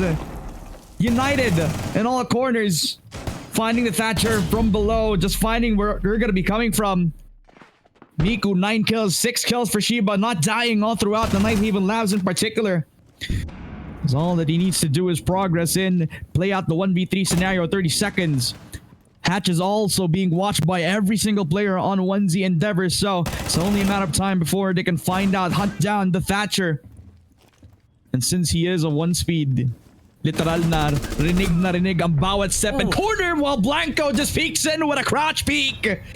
A one shot to the dome that leaves it all to one more round to put themselves in a revenge match against Pumpkin Patch, the same team that knocked them down to the lower bracket, but only needing one more round to do it. One more round, still grand finals. If they pull this off, it's grand finals for them. I get it that, look, I'm supposed to be Endeavor's coach and all, but if Shapono turns this around, it's gonna be the match ever. It's going to be the match ever this tournament. Jesus. And if you More think about solid it, lineup. if you think about it, like both teams are literally playing for revenge matches as well. Literally, Yep. Pumpkin Patch is the same team that knocked both Shotbano and Onesie Endeavor down. So the storyline stays true to their name. Pumpkin Patch literally is the surprise coming out from the top bracket that we have right here as well. So the fact that both of these teams improving as the tournament progressed, making Pumpkin Patch the center of the story, is proving why. Literally, Siege Digmaan is becoming like one of those tournaments that has flourished the story when it comes to the local esports of the 10 sport. seconds to insertion. It's crazy to 5 see. seconds remaining. All of the scrims, all of the practice, all of the ranked matches that we've seen them go through, building up to tweaking. this. The bomb. Especially the tweaking, if anything. No, I think tweaking's the result. Yeah, no. Tweaking's a side effect. Tweaking's a side effect. But for it to come down to this it's great to see. It's great to see. And it's that much more amazing to see because we're seeing it come out of Pumpkin Patch unaware as to what they actually did in practice for this. We know for a fact that the people including Pumpkin Patch, Skits, Lance, Ryanie, all veteran players at this point. So for them to cook this up in the background and for it to get results this high. Already direct contest as Simone is able to take off J-Dog on that immediate contest onto Catwalk. Simone maintaining Catwalk control. But on the other side of the map, Shiba and Miko are getting trades onto Supra. 3 versus 3. Still a defender advantage. Lots of defender utility left in play. We took Doc Stims out of the play and we also took Kaid, but his Electric Claws only getting EMP'd just now. Yep, and that's an opportunity for them to take IT this time. That's an open wall, and that's also an opportunity as well for Miku. The Santal in towards the meeting hallway. Simon already getting some damage, some soft blows again from Miku on the other side of that meeting hallway as well. And while electrical is also an opportunity for them, it's also met with utility as well. So 1 minute on the clock, 1 minute and a half actually. With Miku just scaling up towards the site itself, they also have an opportunity to open up that space. And with Simon seemingly pinched into a corner, he needs some support. He needs the squad to back him up. 1 minute and 20 seconds. 3v3. Onesie Endeavor slowly choking the life out of Shot Pino after a 5 versus 4 that started this half because of a 1-tap all the way to Blanco. And now they already got themselves electrical control after the Thatcher dealing as much pressure as possible as well, giving Miko all the support that he needs to thrive in this scenario. Spots out Simon, and you also got the refresh off of this Aruni gate. Now they kind of need to reset. Now they need to go for the plant, or Golmium will spot out one. Simon down for the count. 2v3. Push on in from Rogue. He has to make the difference, but Miku will shut them down. 1v1. And it's that Vice News 2 against Argomium, the young gun, versus, again, one of the pivotal players. And Shotpano relying on him. Low HP. Argomium tagged on to 50. He's pushing on in, but Argomium gets a perfect 7-0. Shot put on, knocked to the ground, and it's a date with destiny as Onesie Endeavor will find themselves in a revenge match against Pumpkin Patch. GG as we get that 2-0 scoreline on this best of 3. Oh my god, looking forward to that Pumpkin Patch fight, if anything. 7-0, that's twice in a row that Onesie has pulled off a 7-0 map in this tournament. Not in a row, rather, but that is twice that they've been able to pull off a 7-0. And it all came down to the 1v1 where Argomium actually made the difference this time, played the post plant as correctly as he would have actually had to. Like, literally, the pressure was mounting on him. He was on a close angle. He had, I believe in that scenario, the better gun anyway. So if any shot could have been connected, then the one shot that did actually made the difference this time. He was low on HP. Death by Snoozu actually got the conversion. He got the guy inside electrical. He would have actually whiffed if it wasn't for his awareness entirely. Had it been that one moment where he killed him off a little bit too faster, then it would have made a difference. One single point of fault would have actually killed off Argomium. It was that close. It really was that close. That would have been one round on the board for SP, and that would have been comeback potential. That would have been insanely hard comeback potential. And it's poetic seeing that clutch come out from Argo there. It's a 1v1 clutch. It's down to the wire. It's for the 7-0 scoreline. Coming from Argo, who is one of the... She started a long time ago, but he's ridiculously accelerated for how long of a break he took from the game. To see this is his first tournament too, I should probably mention. Argo has not had any competitive experience before. So seeing the competence that he's able to bring to the table on a team like Onesie, it's great to see. You're actually watching the pro in the making. Yeah. See, yun yung gusto ko sa scene na parang on the verge of actually breaking through yet again sa barriers na meron tayo so far, is that now you're recognizing that the young guns can actually have a chance to shine. And now you're seeing a few comeback stories in the making as well. Argomium, who would have had a future back in the day, now actually making a name for himself right here and right now. J-Dog making some sort of a coming of age story. Blanco, welcome back. Kasi kakalabas lang niya sa retirement. And I'm literally seeing his impact all throughout the game. And Miku being a standout star in my eyes, while Shiba being the leader that he is. So many years of experience under his belt as well. As a young player who's grooming these players to be the next generation is a beautiful scene to see for Onesie Endeavor. Pero let's not forget about Shotpano and their contributions to the R6 Pinas Discord, as well as the community as well, where Tito Norms, literally the founder for the squad, napaka-laki ng contributions sila so far. Sila yung isa sa mga pinaka-active na communities, isa sa mga pinaka-active na teams na naglalaro everyday dito sa R6 Pinas, literally scrimming every single time. They started from the bottom. I literally was scrimming with them when they started as a team. And sobrang laki ng pinagbago nila. Ang dami nilang mga tinalo na teams all throughout Siege Digmaan. And now it's... I believe the only direction for them is just up at this point, man. Honestly, makes me think towards the future. Whatever the next tournament is, I can't wait for their performance. Their performance thus far has been... I want to say it's consistent, but I want to say it's rocky. So I'm just going to say it's been consistently rocky. And to see them pad that out over practice, over time, and to eventually see them, again, in their full form, so to speak, come next tournament, I would put my money on SP for the next tournament's winner. Oh, bold statement, bold statement. The future is bright, especially with Shotpano, but the future right now, where we are, it is definitely in the grand finals. Literally, the revenge match of the century kung saan Pumpkin Patch, the surprise contenders who have made a perfect run all the way from the upper bracket, is now going to be huddling up against the team that they have knocked down yesterday, ang 1Z Endeavor, standing strong in the BO5, and this time it is all for the taking. Literal na nandito na yung grand final prize at, well, dito na din natin malalaman kung sino ang pinakamalakas na Filipino team in the R6 Discord. Dito pa lang sa Siege Digmaan, we'll be taking a 30-minute break. Kaya kung gusto nyo, kumain na kayo, kumuha na kayo ng mga inumin nyo, pag-usapan nyo kung ano yung nangyari sa game, at pwede nyo na kami i-shoutout. Ang nga pala si Ramon, kasama ko si Paileng. We'll be right back after 30 minutes. Kaya we'll see you later with the grand finals.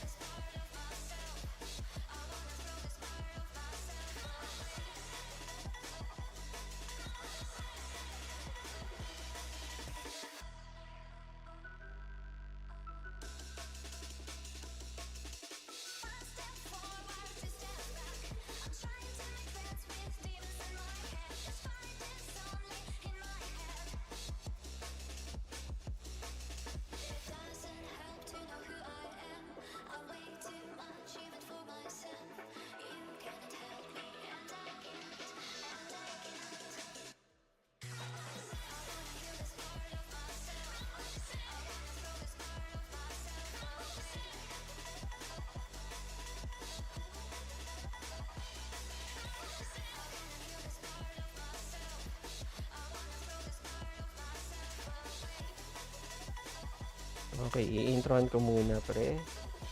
With a video.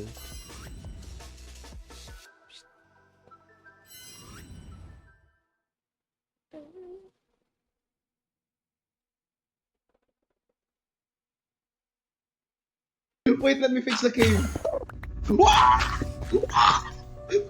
Tayo ng Enderman yan. What time are we gonna start? Is Hinahabol kayo siya. Scooby-Dooby-Doo.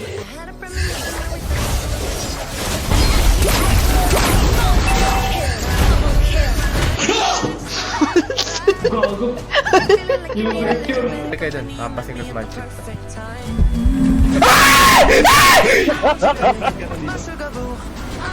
Oy!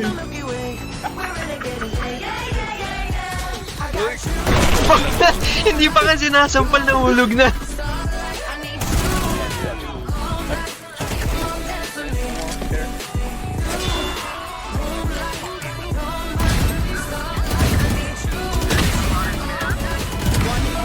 No bullets, no bullets, no bullets, no bullets!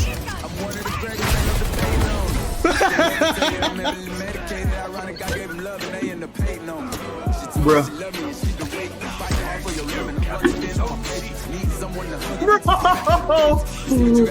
Oh, they can't even.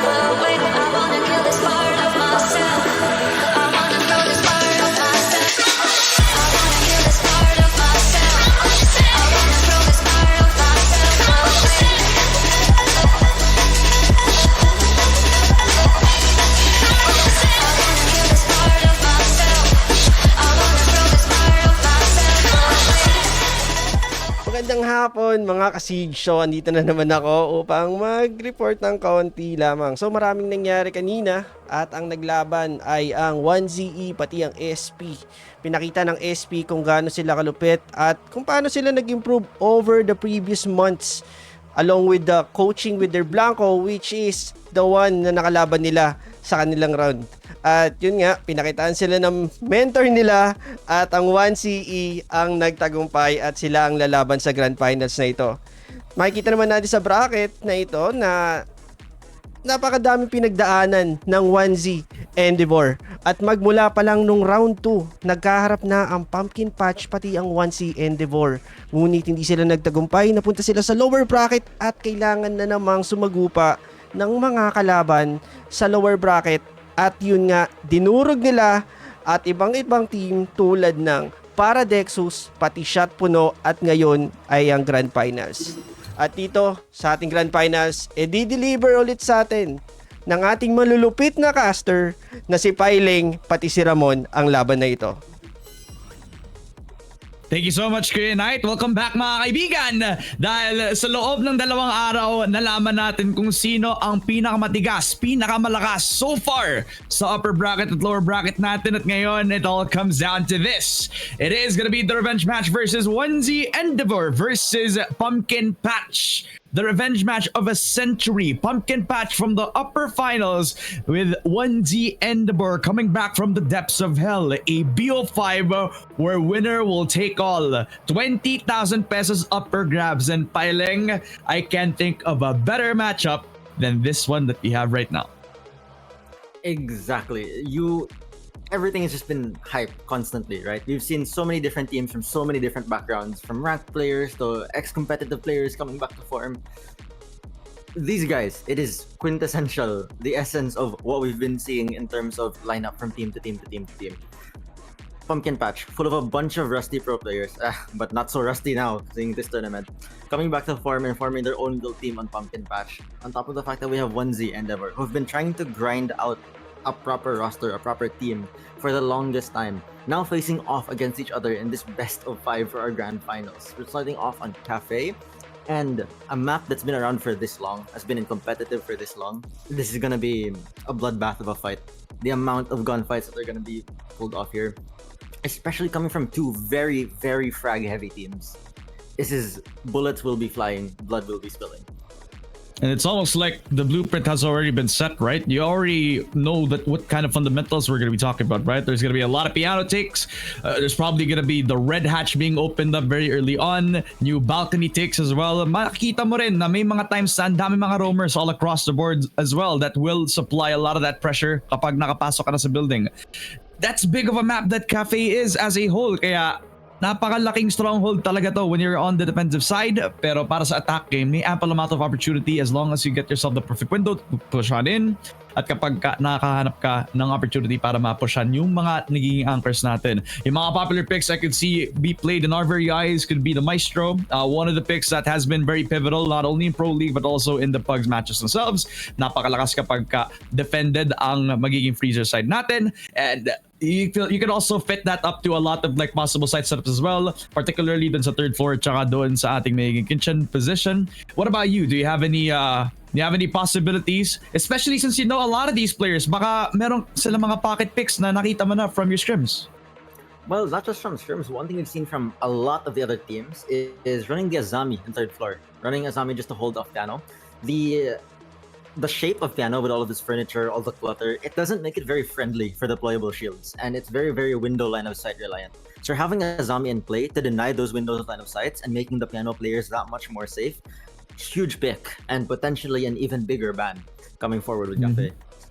Yeah, and especially since both of these teams are very frag heavy, you're going to be expecting the fraggers to actually pick that up for themselves. So Azami being a very pivotal pick will be crucial in trying to waste some time, and not only that, be very proactive on the soft roams as well. So a team like 1Z Endeavor, who likes to play the aggressive positions, proactive plays all across the board, especially if they are going to be starting on the defensive side, will be a very, very pivotal pick for themselves. I want to know how Pumpkin Patch is going to play though, because I haven't seen this team play, and I've been hearing from a lot of these players, a lot of these coaches, and sometimes from a few of the casters that they have surprised them just from raw firepower alone. Why is that? Why did this team suddenly burst up into the scene with a very unknown organization lineup with very known players, I mind you? Yeah. Lance, for example, frag heavy, plus a few of them on the roster as well, typically known players, which honestly, not a lot of teams actually regard them as one of the highest rated players, but they definitely deserve themselves on the grand finals. Why is that?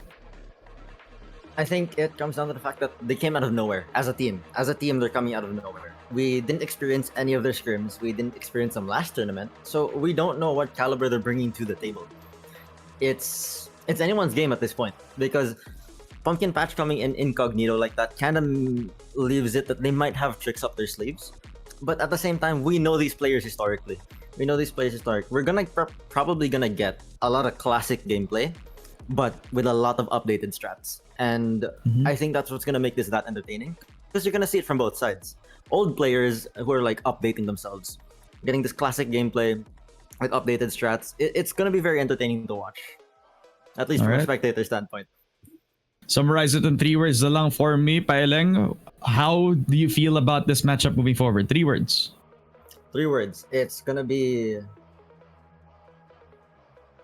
some of the most insane takes we're gonna see from this, whether it's third floor, second floor, or kitchen. Okay.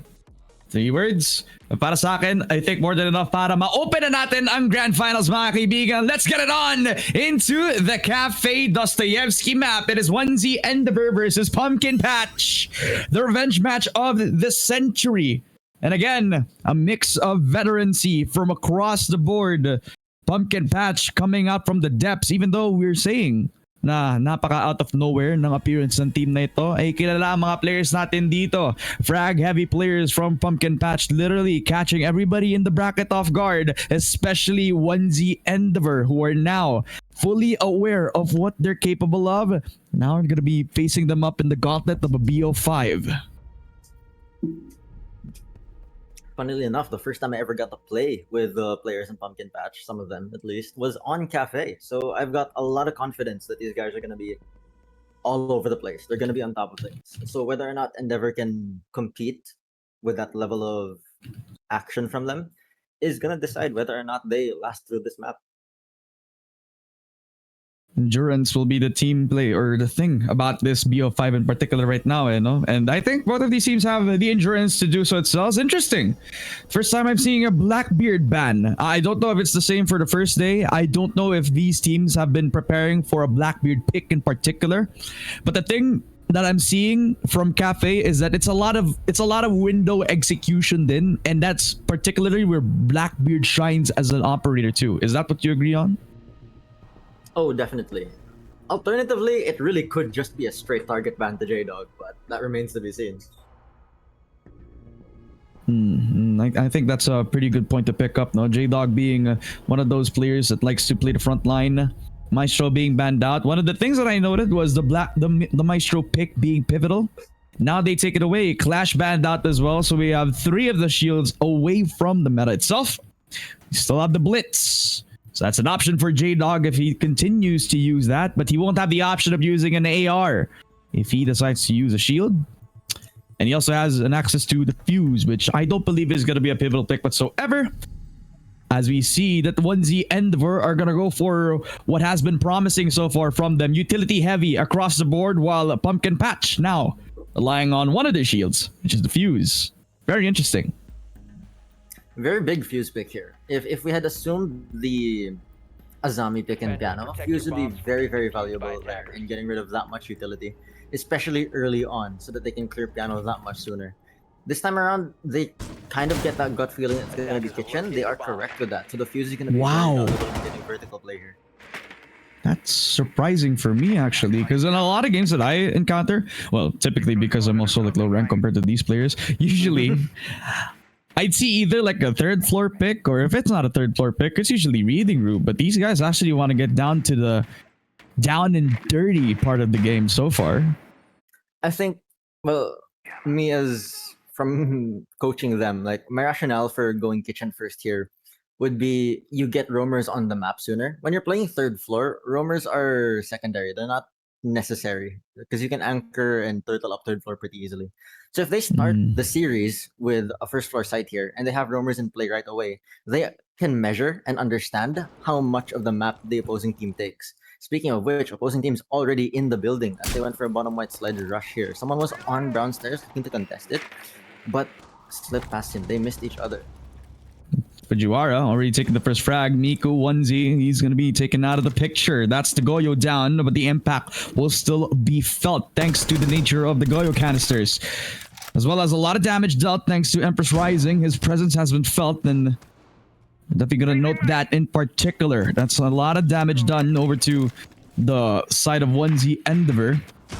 But I don't think I'd sweat this. Literally, since they still have the Goyo canisters, they still have control over the small bakery position as well. They could play for the time correctly, especially with the comp that they put up for themselves. It's very util heavy. They need to waste time in order to get themselves the map control.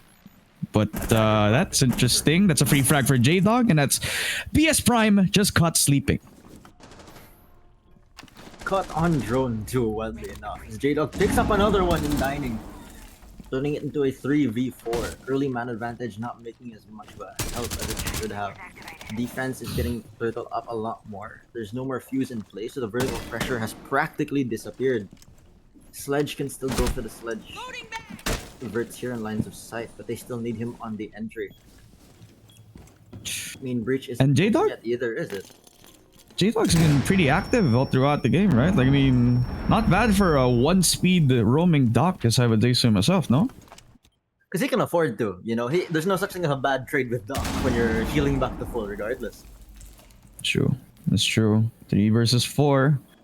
1 minute on the clock shaved off, and even though Pumpkin Patch started well with the first frag over to Miku, it didn't really matter too much. 1Z Endeavor back on their proactive ways, just taking control over the site itself, just giving up every single part outside of the map, knowing that they have the map control. 45 seconds, totaling up with the team, even though first floor has already been given up, as well as the vertical control as well. They're pretty confident in holding the site for the team, as well as the bomb being down as well. So Pumpkin Patch has secured the diffuser, but they have to complete the time. Shiba taking another over to the closet side. They cannot handle the pressure anymore, so they run into J-Dog that picks up the 4K. That's a beautiful opening for 1Z Endeavor on the grand finals. So yes, strong here and a really good defensive hold coming from 1Z. This is what they wanted. This is what they were trying to get. They wanted to open up kitchen so they understand the proactivity of their attackers. Knowing that the attackers roam clear as hard as they do, knowing that the attackers get that much done as fast as they do, they now have the information to actually better set up their sites moving throughout the series. This is the kind of stuff that Shiba is known for recognizing. That's what makes him an IGL. His play-to-play and his adaptability mid-round is what allows him to be an IGL. There's a lot of great IGLs that have really good plans, have really intelligent strats, but that play-by-play adaptability is something very few of them still have, especially now in Modern Siege with how proactive our takes and holds are. So basically, Shiba is leading by example. At this point, yeah. Right? I mean, that's the type of leader that you want to be. I mean, not just trying to carry through the calls, but actually leading by his own example, just taking the fights head on as well. But now he's in a position where he can't really afford that too much unless he's confident as SMG11, which I believe he is. One of the highest rated players that we have on the mute role as well. So now back onto the third floor defense. 1Z Endeavor, they're comfortable to take that 1-0 so far, but Pumpkin Patch will do the opposite. Now I'm gonna try to play the default positions. Empress Rising still back on the Ash. I'm expecting him to try to pop off, see if he can get a pick off. Maybe rush on down from one of the lower sites before he can get the entry. We can see that Pumpkin Patch is deliberately taking things slower this time around. They know that they can't afford the slip-ups that they pulled off like last round. Even though they got the early pick and established good map control, it wasn't stable. So they're trying to find that stability right now.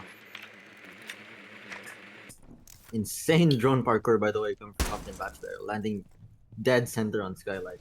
Giving them third floor info right off the rip. And without anyone directly contesting Cocktail, this info is completely triggered. Gunfight going off bottom white. And that's going to take the first frag. J-Dog not prepared for this one. They also pick off Miku, who, again, at the same time, off the 2-minute mark, has already given up his life. So, again, back into the man count disadvantage. 1Z Endeavor, given the challenge to try to hold up with the numbers disadvantage this time around. And again, this is the third floor. So, yeah, the option of going for that upper side back onto the Skylight position drop, but no, that's not going to be the position for them. They decide to attack from below, and it's been working out so well. They isolated J-Dog. They also find Miku in the process. So 5v3, 1 minute and a half on the clock as Pumpkin Patch, they're going to try to re-scramble every situation as Shiba actually takes full advantage of Dirty Papa isolated out of the fight. Piano also going to be the option for at least BS Prime, who picks up the opportunity to breach on down towards the Piano side itself, which is coming down. And they're also taking their time. I like this from 1Z Endeavor, even though, well, actually from Pumpkin Patch, they're taking the time, even though they have the numbers advantage, Piling. It is a 4v3. Attack does have the numbers advantage, but I still believe that defense still has the util advantage. There's still so much in play. They still have the mirror windows, the mute jammers are still uncontested, the 9 information. The gunfights are an eventuality. So at this point, the question is who wins these gunfights? Yep. And that white hallway is going to be a big question for them too.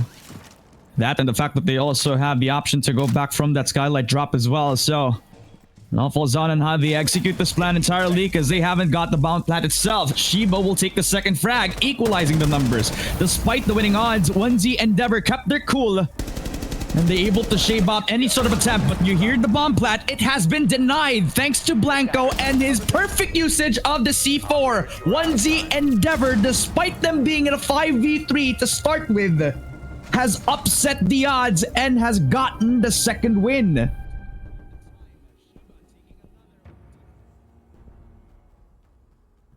Round 2 checked off the dot. A similar history to what happened in the first round. We get the early picks there. We get great early picks there on the side of Pumpkin Patch, but it gets closed out by the remaining members of Endeavor. How many times are we gonna see the cool, calm, and collectedness from 1Z Endeavor? I don't know if this is their map pick.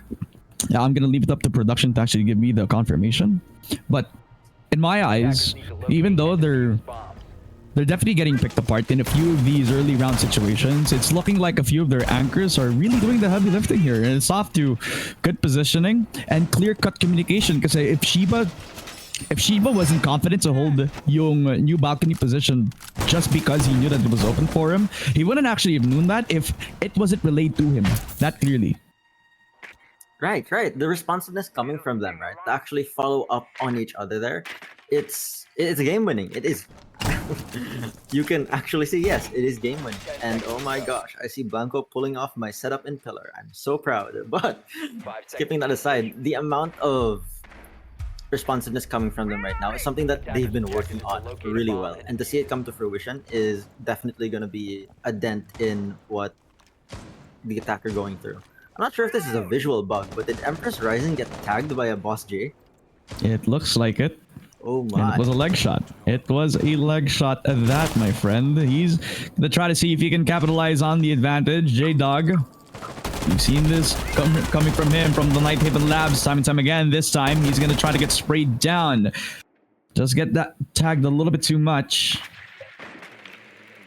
Only by a hair. So J-Dog understands how important that aggressiveness is. That's true. Bomb located by 2 minutes and 15.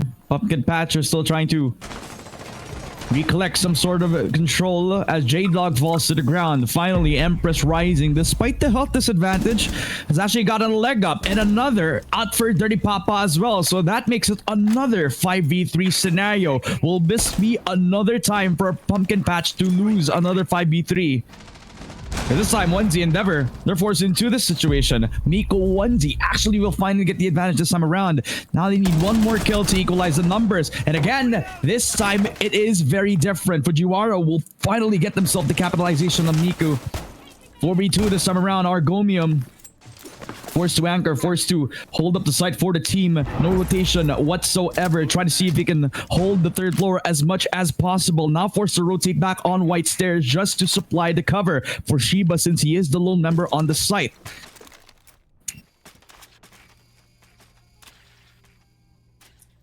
Drones coming out. They know it's a 4v2, but they understand how much they need to play safe here. Despite the man advantage, they know that they can't just rush into this. With the Legion Mines in play and the Mira line of sights to punish. If I'm not mistaken, Mira's Nitrocell is still in play, so the plant denial is heavy. Still a whole minute left on the board. Attack slowly encroaching. Getting pillar and hallway control already. That's kind of why you see Argomium play that White Stairs position as well. So he can rotate back onto that first floor, try to play for C4, but will that be the case this time around? 40 seconds, Pumpkin Patch, numbers advantage, 4 versus 2, all eyes on them. Ball is in their court, spawning out one, could not capitalize on the position. And now that is where Shiba has to get activated. That's where everybody else on Pumpkin Patch has to push around the timing. Shiba's down. 1v4. Argomium will have to play the numbers disadvantage, but Fujiwara has the angle crossed, and finally they stayed true to their numbers and they held on to their angles. It's another win for Pumpkin Patch. Finally a breakthrough in this first map of the best of 5. We had doubts on how they were gonna be able to capitalize on the numbers advantage. Finally they get themselves the round that they were looking for. First round on the board, and a very, very dominant one at that. Really good clear. We're able to get their picks at the same time. The crossfire on Miku there was incredible, pulled off by the Gridlock and the Lion earlier. That was Fujiwara and Lance. Perfectly timing that crossfire, just guaranteed that third floor control. Damn. And that's like the only time that we could see that Pumpkin Patch were actually confident to push on in with the numbers advantage round, right? I mean, it's something that I point out time and time again, because if you look at it, it's kind of it was interesting to point out that Onesies Endeavor in the mental state, you would be panicking if you were in the numbers disadvantage. But since Pumpkin Patch didn't understand the pace and the timing that they already had in their arsenal, they kind of misstepped in a lot of ways. But now that they were able to huddle up together, that's when they were able to win out the gunfights. 5 seconds to insertion. A really good adjustment by them. A really, really good adjustment by them. Once they understand like their strength in numbers and how dominant it can be, it's something that they should be taking advantage of for the coming rounds. You can see that with like a very, not aggressive in the sense of gameplay, Ash's side, but aggressive in the sense of utility coming from the Ram and the Grim in play. They're going to be going for a lot of takes, and they want to solidify that whatever map control they have, they can keep. Round 4 this time around, and now bunch of pressure from the windows yet again. The story that is on Cafe has always been the window pressure so far, and well, not really so far. It's always been the meta take for a lot of teams. Try to play in this Cafe map right now. And it's always verticality that's been in the play, but never always in the site setup as well.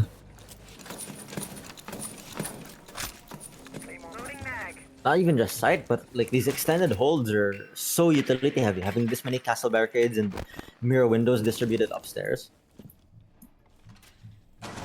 Warden posted up here in the new bulk. Can't get flashed out. He can get overwhelmed. A potential skylight drop here from Ram. I'm pretty Really confident trying to too. find a pick off. They're just so confident in trying to hold up that skylight drop as well. So just knowing that the verticality is going to be everything for them. 1 minute on the clock, 30 seconds as well. Pumpkin Patch are taking this as slow and as methodical as possible, clearing up all the ghost pressure that can be given to them. And this is the only time that BS Prime joins into the fight as well. So how will the Ace match up against 1Z Endeavor? Especially with how the pace and the tempo has been shaped up for them. 1Z Endeavor is doing a really good job of slowing the tempo down. And the drop comes in as well from the red hatch. Lance has made his presence known. The one tap from J-Dog all the way from Pillar. Dirty Papa caught sleeping. Never expected that at all. 4v5. Fujiwara down to a crisp as well. 50 seconds to make the decision now. This is all everything for Pumpkin Patch now. Hasn't even spotted out the one guy inside small room as well. He's holding up the shotgun.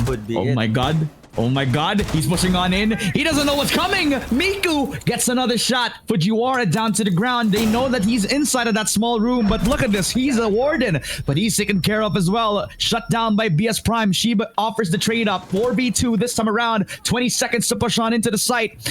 And remember, this is mining room. So the verticality has to be everything. But they have to drop now. 15 seconds down to the wire.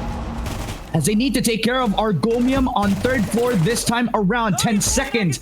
They haven't even dropped to the floor as well. They have the diffuser as this late to the round. But I don't believe it's an option anymore. As 1Z Endeavor have choked the life out of Pumpkin Patch. It's as clean as a whistle all throughout the defense. Solid hold from 1Z. Practically impenetrable defense. Di sila makapasok. Di sila makasagot. Oo, napatay na yung ilan. Yung si Warden doon sa may loob ng small room. Tapos yung isang tao doon sa may 3rd floor as well. But you could also see that... Immediately traded out. Exactly. Just... you can't... It's not just pinpoint communication as well. You could also kind of attribute that to just knowing the risk of trying to be in the perfect spacing with your teammate. Kaya kung mamatay man si Warden, nandito agad si Shiba. It just goes to show, it leads back to the responsiveness we mentioned earlier. If they're in response range of each other, then it just makes those successful plays that much more likely. Jesus. And as bring us back to kitchen here. What's the low-key secret sauce of attacking kitchen with a setup like this? Ooh. Honestly, in my opinion, a blunder from Lance here. If he stuck the Grim, Bakery would have been free. That's true. With the Grim in play, no one in Bake can hide. Deimos will get the same result naman. Kaya he'll just scan whoever's playing behind Bakery, no? But the thing is, Grim just makes the area itself unplayable. That's true. Cowan launchers behind Bakery, plus that leaves up prep room a little bit more easier to take because of that. Damn, actually, I didn't think of that. Not to mention, you can hit that Kawan Hive onto the windowsill of prep window. That's gonna scan both sides. Someone can't push out and somebody can't play behind it.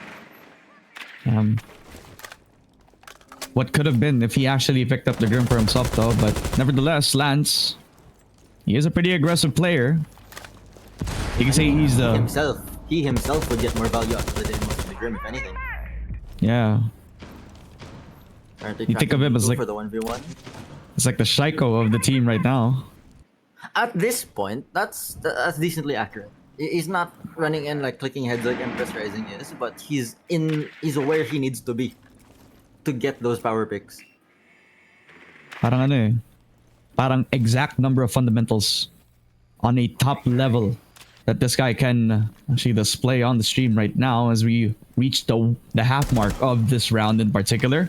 Clear out yung Christmas.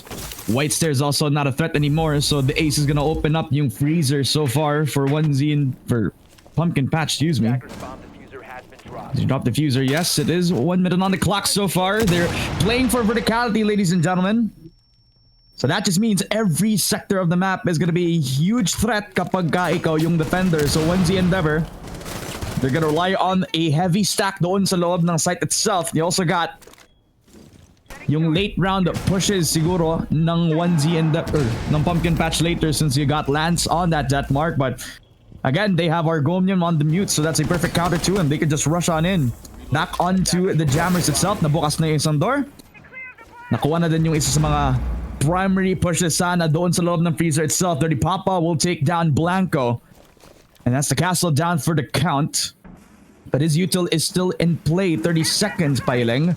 And they haven't even made it into a site. It looks like a 30-second rush.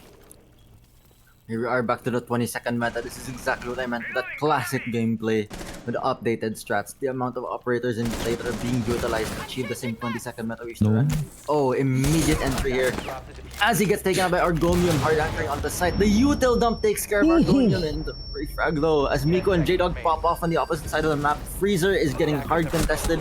Potential plant here as Lance dies to the molly. This is not a good place to be in. Lance is in the 1v2. Trades damage in, but they run out of time. Jesus. Full value again from the Goyo canisters, and that's like the double-edged sword of actually using the nade just to kill off the player, because you don't know if the Goyo canister is there, and it ended up becoming a big detriment to them because the Goyo canister was big enough to actually cover the area where they were supposed to push. They didn't even think about pushing out the window, because that's also like a pretty good angle to hold whenever you're over at that prep position as well. Ridiculously high value. Not bad for somebody who casted R6. No, I actually thought of that myself. Damn. Appropriately. Here we are in the last round of this half. Okay, the last defending round for Endeavor, switching to attack over on the next one. Running it back to the third floor. This time running an actual catcher instead of the Warden, running Wamai to actually deny the projectiles instead of nullifying them. We've got Blanco back on the Valkyrie, hoping for some potential vertical plays, the same way he clutched out the plant deny in the last few rounds. Semi-standard as far as operator lineup is going. Lots of denial, lots of prevention. They're sticking that mirror pick because they know that it's been working for them so well so far. 10 seconds to go. It's like a nice substitute away from the Maestro ban that they had. Still gives a lot of info. Kind of demands a bit of util. So it's in the same vein, except it's not as universally flexible as the Maestro could do in a map like this. Once upon a time, Mira was an enormous ban because before line of sights and peek holes were standard, you would use Mira, right? And we used to say that Mira completely changes the way a map is played just by her existing on that map. And now that Now that peak holes and punish holes are so much more normal this time around, Mira, yeah, really is more of a Maestro alternative than Attackers ever have before. located a bomb. Yeah. J-Dog good is way cooking to- right now. He's gonna push. He's gonna take it. He takes the kill over to BS Prime, but they're prepared for it. They get the 1-for-1. But it's a big pick for J-Dog. It's Ace that he takes down, so that's already the Heartbeater down for the count. That would have been something that they would have used against the Mira. Or at least just opened up the freezer control. Not to mention the fact that there are no can openers in play from neither Grim nor Fuse, so Red is essentially staying closed. The levels of J-Dog's aggression run out just here from picking up. Blanco. No way! Oh, Blanco! Blanco! Just amazing awareness, knowing that the door was still open for them. Heard the rappel, got 2 kills in fact. This guy is operating on another level, ladies and gentlemen. From R6 mod to potentially one of the best players in the Philippines right now, Blanco is here to stay and here to play. 1Z Endeavor on a 4 versus 2. Forcing Pumpkin Patch in a tough situation. At least they get Blanco down. That's a double for Dirty Papa. They rush themselves over back to the red stairs position as well to get themselves some map control, but they still need to fight off that one player inside Secret Room. Nachiba, he's been a menace inside of that side in particular. But they shaved off a lot of time as well, and that's something to consider. Detected a bomb. One cam down. V2, less than a minute remaining. Not much playable utility left for Pumpkin Patch to work with. It's really going to be down to the wire when it comes to these gunfights. A lot of disadvantaged gunfights with high ground. As Pao actually goes for a Heaven Repel in, gets punished immediately all the way from Cigar Shop with the long angle, putting Skits in the 1v3. Oh, that's Skits. This guy. Yeah. The guy that we've been talking about, touted as one of the first Filipino champions. Forced into the 1v3 scenario, has to clutch up against a strong defense of 1Z Endeavor. Already knows there's one inside of Cigar. Makes his presence known. Argonian with the long angle as well. Pressed up thanks to the POV cam. Spotted. Taken down by Skits. 7 seconds. Doesn't have the bomb. So he has to rush them down. Second frag again. 1v1. But it's not gonna be the case for him. His other opponent is on the other side of that white stairs push. Literal na wala siyang nagawa, mga kaibigan. It's another round for 1Z Endeavor despite the odds, despite the heroics. It is the 5th round for 1Z.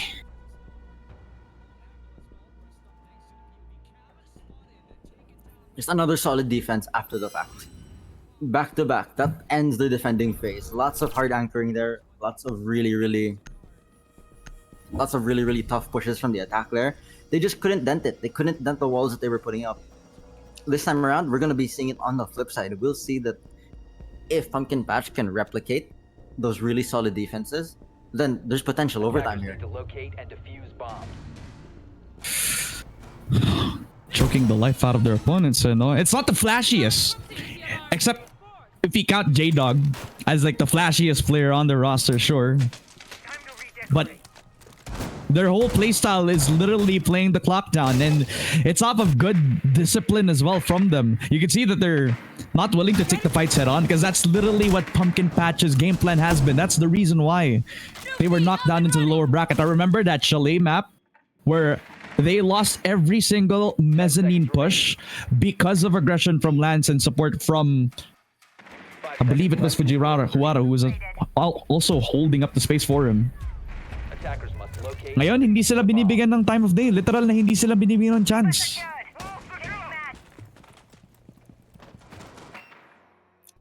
It's gonna be it should be a completely different story on defense. Giving, again, the way I like to phrase it is giving the sandbox to the other team is gonna be another picture altogether. A really big operator spread here coming from Pumpkin Patches. We already have people across multiple floors. Huge nitro from Fujiwara, picking up J-Dog early onto Cocktail. Deletion coming from the Mira on site. Piano is pretty much going to be hard held here, with the Azami in play, just as we mentioned. Hard taking care of all of the line of sight as Empress Rising Skits himself takes on Miku once again. Jeez. Putting Taking the defense now in a 5v2. all across the map. Taking picks one by one, and finally we see some flashes of brilliance from Pumpkin Patch right now. All relying on the leader, as well as the young gun, Argonium, who at one point we call Emilio Aguinaldo. So is he really the young gun? I don't think so. 2v5. Yeah, currently he is the youngest. Oh, okay. Interesting one way. 1 minute 40. Pumpkin Patch is holding the same angles. Drop from the red hatch. They hear this. And they hear the AK-12 as well. So, lots of time bought. And util spent to try to open up some bit of space over to the piano spot as well. Will they clear this? They know that there's at least one, but will they expect them to be behind the Kiba barrier? They're all trapped on all corners. And there's nowhere to run but to fight for Shiba. Kasi if he pushes down that piano spot, he's gonna fight Lance and the other player inside piano. If he goes down the red hall, nandito din si Empress Rising, which skits has been a detriment dito sa plans ng 1Z Endeavor on the defense. You're right. Once they got the sandbox, they literally are controlling it. As he's pushing down, Lance gonna try to take the first frag, and he does. Double kill for him as well. 5v1. And so far, so good. Pumpkin Patch on the defense is looking flawless across the board. Another round on the side of Pumpkin Patch. For the longest time, they finally make some difference. Huge, seeing an even stronger defense. A flawless round come from Pumpkin Patch right away. Seeing a stronger defense coming from them is what we were talking about, what we were looking for. So potential overtime here. If 1Z is unable to find their footing when it comes to how dense of a defense Pumpkin Patch is putting up, it's gonna be a huge switch up come overtime. If it reaches overtime, honestly. If we get there, no? I mean, am I hearing a sweep happening in the horizon? It's too early to tell. It's too early to tell. There's definitely the potential for it, because you also have to understand the fact that the early picks from last round were carrying utility on them. So they didn't get the chance to clear. If they do get the chance to clear, that's gonna be another set of questions. Will they even be gunfight ready once that clear happens? Yep. I don't know if it's gonna be a factor into the game, but I'm seeing 3 C4s from Pumpkin Patch right now. Oh, a lot of plant denial potential, and especially repel denial. Oh yeah. And if you remember, one of the first bloods was from a C4 itself. On repel, yeah. 5 seconds left Yep. before insertion. So to get a kill without even gunfight interacting is enormous for a round. It's huge round. It costs a bit of util, but the fact that you lose no health, the fact that they lose all of that utility on that operator immediately makes it that much better. Yep. The one thing I like about watching these pro games is that I'm stealing a bit of their setups. I see the cam set up inside piano. I see the setup coming in as well from Lance. Those cap and traps, I'm getting those from my own rank games. Maybe I'll be as good as these guys, no? We hoping here, bro. We hoping.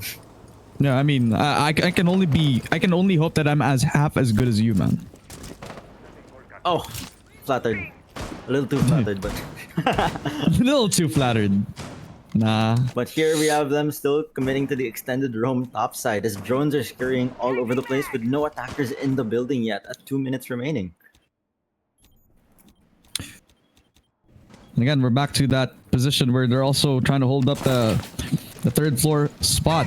I think it's Argonium who taught me this setup where if you want to play for that third floor vertical play, then you put a mirror on the spot, you put a lot of holes. Sometimes I even open up that wall entirely on that over to Cigar, just so that I can have a defense on that side of the map. So you see a lot of pressure being dealt on by J-Dog. It's not going to make a lot of noise, just a few of the shotgun pellets being ring on from the skeleton key. And they already find out where Fujiwara is going to be. So that one mirror window supplied by him knows that he's behind that side of the map. You also see another one over to the other mirror window supplied over to the cocktail lounge as well. So there's presence across the map. You can also see that they're kind of willing to take the fight to them. They have a bit of time, but it's shaved off. 1 minute 11.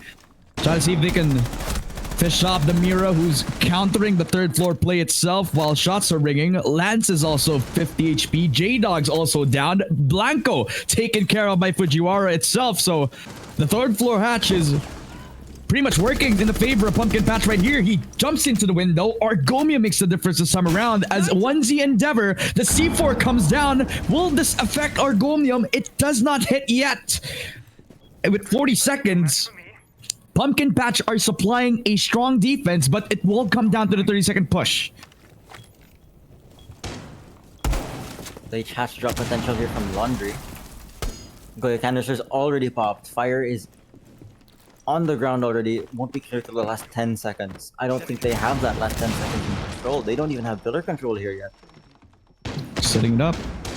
He's setting up for the vertical right now. Open walls and open floors. Drops down from the hatch. And they know that they have little time and so much to do. Shiba falling down to the ground. Argomium will follow with the trade.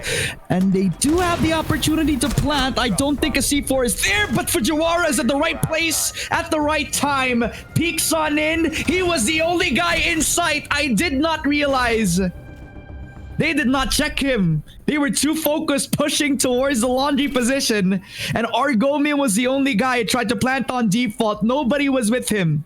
He had to focus on the plant. Wala siyang time para mag-clear. Wala siyang time para makapaglipo. Insane trigger discipline from Fujiwara here. He knows not to kill Argo until the actual match timer is at 0 here.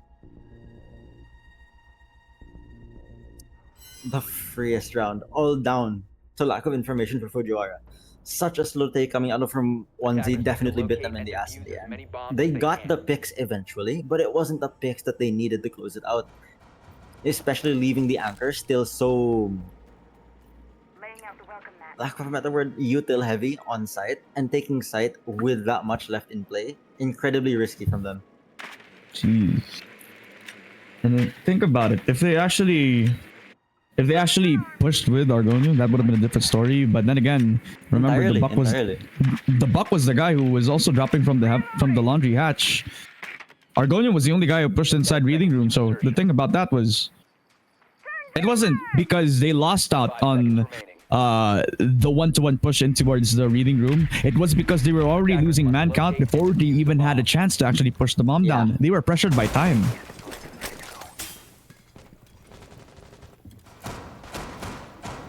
I could definitely see the blood rush that went through their heads in that last 10 seconds. They were really going for pick to pick to pick to pick. I think in your brain you definitely wouldn't expect the Mira, just lying there in a way. You would have expected Mira to be an active shooter participating in the gunfights too. So for it to have ended up like this, unfortunate kill for momentum there. It's one of those moments where you wish... I wish R6 had a minimap, If you spotted out at least one player, then would actually shown up on the minimap. But this is a game of chess. This is where you kind of realize, you kind of check each corner. That's not a dead body. There's actually some... Buhay pa pala siya. May tao pala dun sa loob ng corner na yun, no? To all the people that missed when we still had dead bodies in Siege. Oh, I imagine. Damn. Back into, I believe, the mining room plus the fireplace hold over from Pumpkin Patch as 1Z Endeavor. They drop from the hatch and they do get themselves Fujiwara. So a good start, a better one from J-Dog as well. So they got Lance. They also neutralized the Mira. As they still have their anchors on site itself, Pumpkin Patch are going to be front-loaded with an early 5 versus 3. But remember, this was the same situation that 1Z Endeavor will dealt with before. It's all going to come down to how they adapt to the situation. Argo vertical in play. His practice paying off as his RAM devices are no longer getting stuck on couches. What a meme. But in a 4v3 regardless, as Skits takes on J-Dog there. Still maintaining site control from the defense here. They no longer have vertical control as the attackers are establishing it themselves. Still lots of util left on site. Lots of projectile denial considering the Jaegers are evenly distributed around.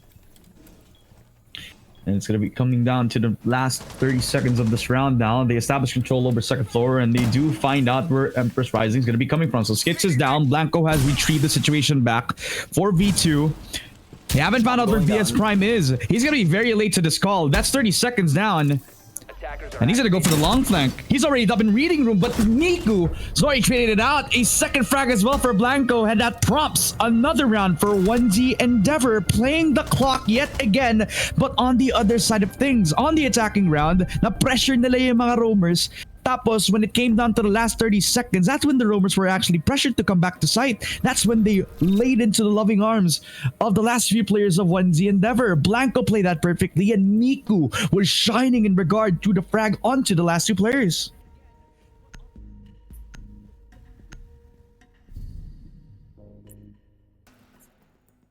This is what it looks like when 1Z cracks the code. They knew that the defense was gonna put up as tough of a defense as they were able to put up themselves. So you kind of start to ask yourself, what is it that they're making work? Because whatever defense 1Z had set up, it is nothing like what Pumpkin Patch is setting up. So they're trying to find that core. They're trying to figure out what the win con of Pumpkin Patch is when it comes to these defenses. And once they establish that, that's replicatable. That's the same strat that they can run for the rest of the strategies that Pumpkin Patch is going to be running. We can tell that they're very, very roam heavy. They're not the kind of extended setups that are very extended anchor. They're more of very mobile roamer. Seems to be the roam meta that Pumpkin Patch is following, as they have been following for the past few. They have random Mira, right? They have random Mira, but they don't run the castle in conjunction with that Mira. So it's not as much of an anchor playstyle as 1Z was running when they were doing that. We have Lance, Vigil, incredibly mobile. Alibi, very, very slippery. Two util-oriented, no, like that. 3 info-oriented roamers, not to mention the 2 util-oriented anchors. Yeah. And if I'm not mistaken, it's also an intel op that counters the Vigil. Yes, Jackal does counter Vigil in regards to seeing his footprints, but the moment you scan Jackal's footprint, the moment Jackal scans Vigil's footprints and Vigil turns on his cloak, the ping randomizes. It's not accurate to Vigil's location. Okay. So in this regard, it's a double-edged blade, but in this regard, they're still finding where the Vigil is. He's pressured to take the safe space that he used to be taking in. I think he has an idea na nasa loob ng Londi siya, but then again, they switch on over towards Skits, and they finally use that information. Get some value out of this. They get the first blood. He also peeks with the shotgun, interestingly, to get themselves another. Blanco gets that double kill. Thanks to the info, thanks to the squad, already taking care of the Romo. So now it's on the anchors this time around for Pumpkin Patch. And again, this is the kitchen control, but what about the Christmas tree? BS Prime. Again, finding a second frag for the squad. Slowly climbing back up on the leaderboard, but then again, it's never about the aim, no? It's always about the map control, and in this case, first floor already in full control of 1Z Endeavor. Another shot again for Argomium. He was responding to the wall bangs. And finally, he finds the answer. 2v4. 1Z Endeavor slowly choking the life out of Pumpkin Patch so far in their defensive side. As they're opening up the hatch, they're destroying every part of the Goyo canisters this time around as well. And slowly, as they crawl their way back in towards first floor, they're about to suck the life out of Fujiwara inside Bakery, who almost gets down one. Blanco at least saves it down, gets him to one. At least Blanco will get the triple kill this time around. 1v3 this time. BS Prime has to save the map, but he could not save himself against Blanco. From Mod to carry inside Cafe, we push it to the first map as 1Z Endeavor will deal first blood. 7-3 scoreline, taking Cafe right immediately. I'm not sure if Cafe was their map pick, but this is definitely their map. Definitely looked like it. Incredibly dominant performance from 1Z there. This isn't... We've seen them dominate 7-0, right? But even in those 7-0 maps, there have been close rounds. For them to not exactly replicate it 1-1, but to pull such a consistently dominant performance across maps, let's see if they can keep that stamina, if they can keep that momentum for the rest of this best of 5 series. We still have 2 maps going on. If they want to flawless this, they still have to grill through 2 whole maps. Yeah, and thing about this whole affair, this whole shebang as well, is that we're coming into a BO5 where now we get ourselves a comfortable map again for 1Z Endeavor. And then the second map is literally the map that they're undefeated, if I remember you saying the stats correctly. Nighthaven. So, Yes, Night they're Haven undefeated map on Nighthaven.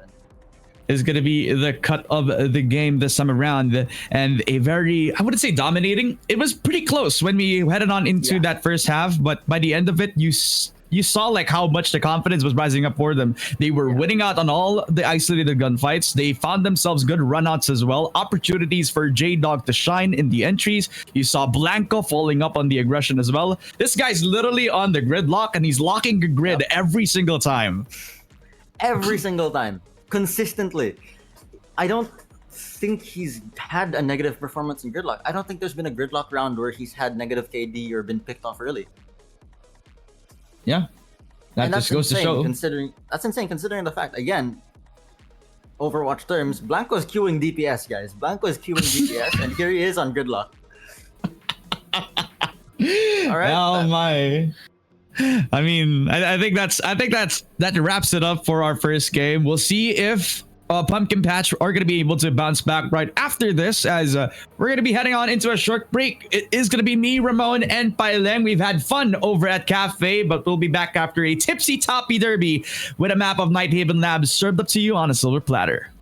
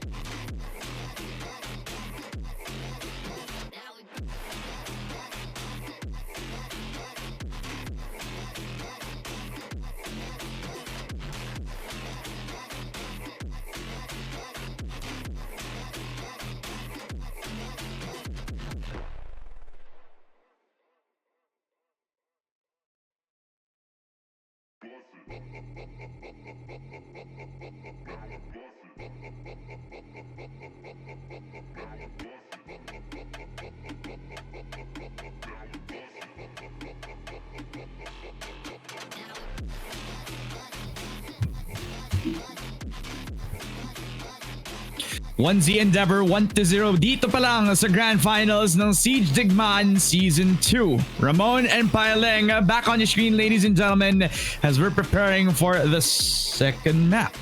Mga kaibigan, Paileng, it's been an interesting affair doon sa ating 7-3 scoreline sa cafe pa lang kasi kung iisipin mo, it's not like the flashiest 7-3 that we've seen so far. It's off of like strong defenses. At kung tutusin, bilang lang sa kamay natin kung ilang beses tayo nakakita ng aggressive plays na ginawa ni Blanco at ginawa ni J-Dog. Regardless of which side you were looking at it from, defense was not giving attack anything at all. It was a stretch that 1Z was able to get the picks that they did when Pumpkin Patch was defending. And honestly, vice versa. When 1Z was defending, you could see a lot of plays that were pretty coin flippy coming from Pumpkin Patch, and the ability to close it out was really what got them those runs. So, moving forward onto our next map, Night Haven. ano We're ba? gonna be seeing what should be 1Z's best map ideally.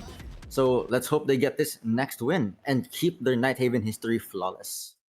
And, you know, to contract that, or to be contrast to that, I really do hope we see some sort of life come into the likes of Lance, for example, because he was pretty much a standout nung nag-perform sila against 1Z Endeavor. Though literally the performance that knocked them down into the lower bracket. Now it seems like they're not going to be playing the same map that they have been knocked down into. We're not going to be seeing Chalet played into this. Night Haven Labs will be the play for both teams, as if you remember correctly, 1Z Endeavor has never lost in this map. Can you say the same for Pumpkin Patch? They have banned out the Ram, interestingly. This is something that we actually pulled off on Labanderos as well. To ban out the Ram means you're completely denying, not completely, but significantly hurting the vertical potential of the attack. Ram just gets so much vertical done, not only effectively, but safely too. So having to put Buck or Sledge in the position to vertical manually, not to mention the people with breach charges, they are not safe. They're not safe from the potential impact. They're not safe from the potential nitro cell that actually comes at the cost of getting those holes open. In the same regard, 1Z Endeavor is actually going to ban out both Montaigne and Clash again, leaving the final defending ban to Pumpkin Patch. What's it going to be this time around? Especially not going to be expecting to defend here. Kaid's an option. Maestro. Okay. Not the pick that I was expecting. Is this something that you expected? Not exactly expected, because I feel like it's something that they could have dealt with, but I see why they would. Maestro, don't forget, his bulletproof cameras, his turret laser eyes, they're still bulletproof cameras in the sense that they still see through smoke. And on basement, and even by extension, second floor, actually, including kitchen, those are very smoke-heavy plants. So to deny that potential of denying plant through smoke via the evil eyes, that's pretty big. That's pretty valuable. I'm not sure what caused Pumpkin Patch to believe 1Z was gonna run the Maestro. The other half of 1Z ran the Maestro, Labanderos, we did. But not too much success. So this must be a very, very cautious ban coming from Pumpkin Patch. On the inverse, similar to what you brought up before, how Maestro and Mira were kind of in the same boat, we have the Mira pick coming right away from Pumpkin Patch. Yeah.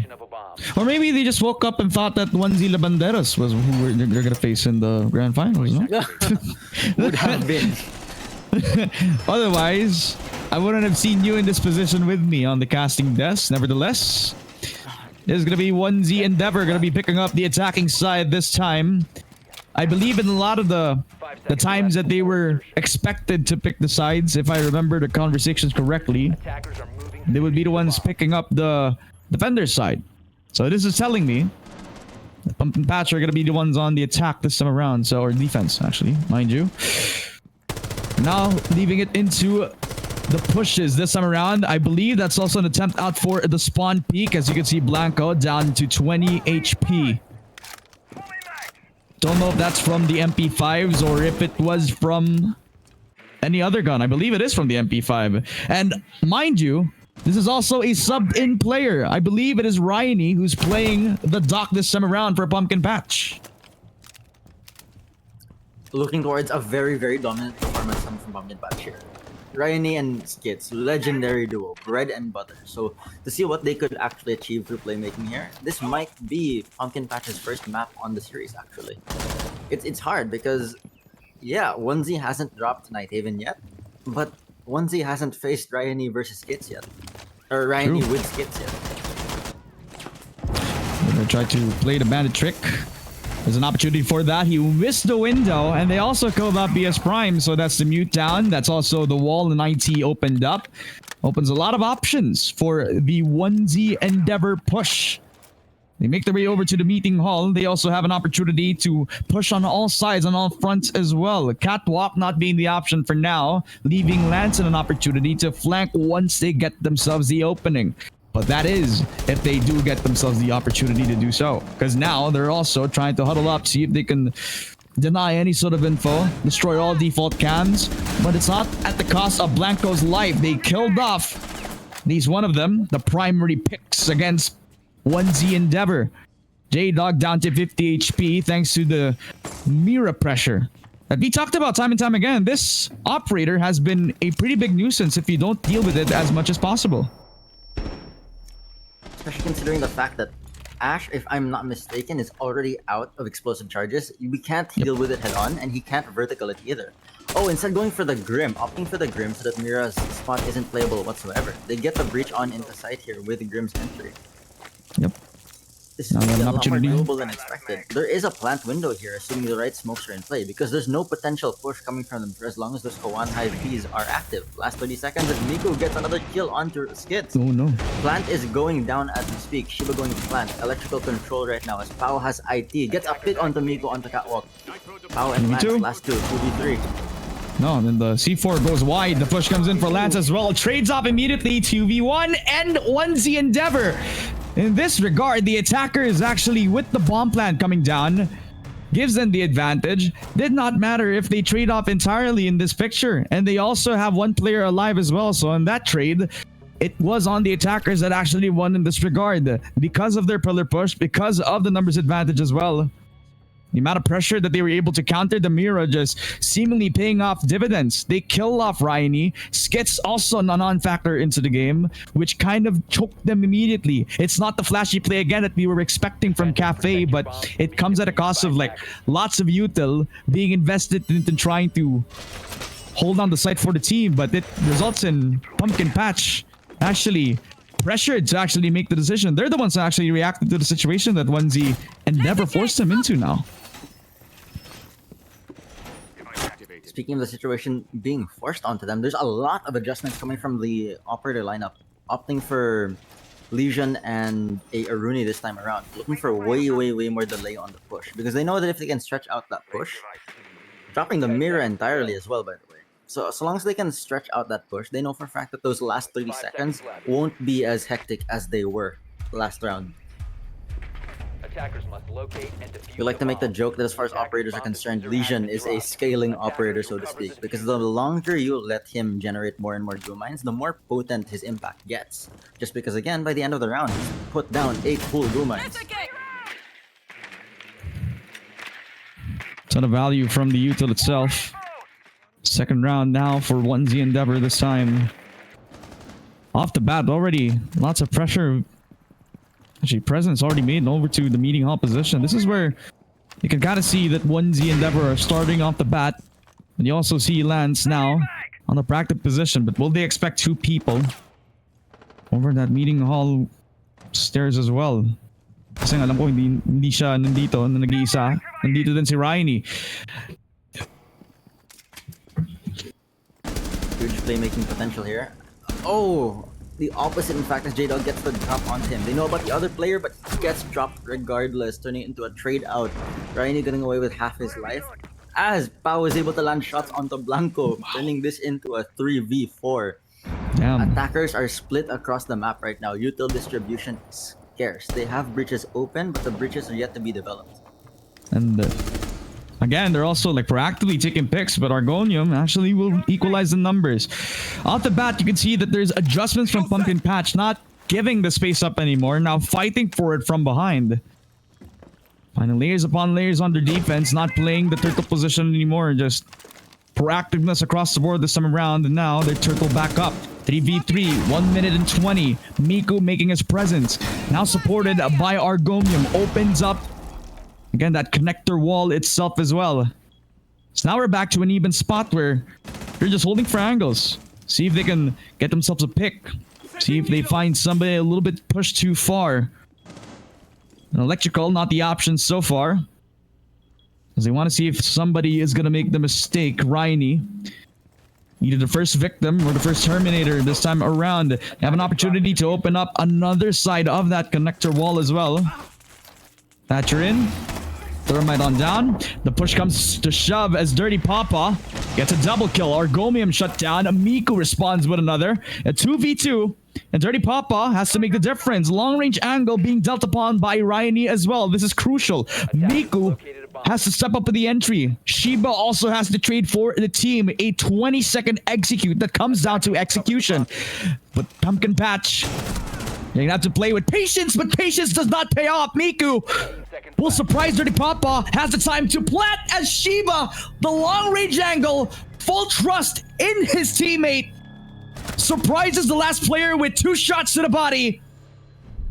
As this is the second round for Onesie Endeavor, this time the pressure does not crumble upon them.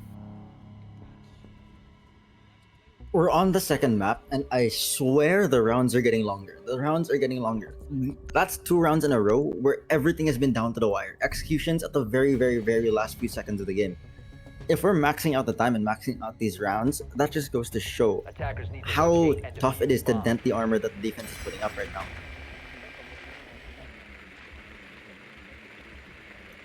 Jeez. Louise, Onesie Endeavor. Round goes on and they kind of feel like they're fresh out of the bat then, no? It's just so hard to describe. I'm just out of words for how they're able to actually recognize the situation. They opened up the wall over to Pillar, and that's full of risk of knowing if they're gonna push on towards that Pillar position or just run around that electrical position, because now that puts Dirty Papa in a position to watch both angles, but because of that, he fully trusted in the Aruni to hold his backside, which is supposedly that pillar position, but that was Miku finding a timing. And that timing, that entry, that was enormous. That in that moment was round 1. There's a lot of things that could have went wrong along the way, but for that to have gone right, that was the decider. Now going for a basement execute this time around. They're actually clearing second floor. So this is what I brought up to you in pre-production, the whole like skewer method. Is like you get this side of the map, you get the opposite side, and oh, the flank, the potential flank coming out from Skits on top Fountain Stairs. Yeah, so they're essentially skewering through the map, because once they actually have full second floor control, like it's nothing but a flank, it's nothing but a pinch. And with that, they essentially do have second floor control. There's a roamer straggler in Ryani going around beating all. He barely misses. And as he gives, that declares, yes, attackers now have second floor. They're now working towards first floor. Oh, as Bang was able to catch Lance in storage with the drop shot. No way. That's not even from pure skill. That was a dash of luck from Blanco. Good thing he had the full spray control and just outnumbers the odds, just finding a headshot over to Lance, drop shot in hand. Skits also taking his aim on the kill feed, gets a second frag as well. Surprising J-Dog. Now that's without luck, that's with full skill. And as skillful as Skits can be, this guy is putting on a highlight reel and is continuing to do so. In the 1 minute mark, we'll find Argomium, but he will only get softened up as he positions himself very intelligently over towards the cargo stairs. This is good usage of the roamer, just biding his time, waiting for the perfect moment to strike. But on the long angle, the Aruni will save his teammate. Shiba knocked down to the ground. 4v2. The hard breacher not gonna have any value whatsoever yet. Miku kind of late to the party as well. held up over at that warehouse position as well. Trying to clear every corner, but he gets shut down immediately by Ryanie. The duo that we have been watching out for will finally deal some damage done. 1v4 this time around for Argomium as the young gun has to be the hero of the squad, has to be the commander to save the team, but he will not get his time of day. A triple for Skits, a round finally again for a pumpkin patch.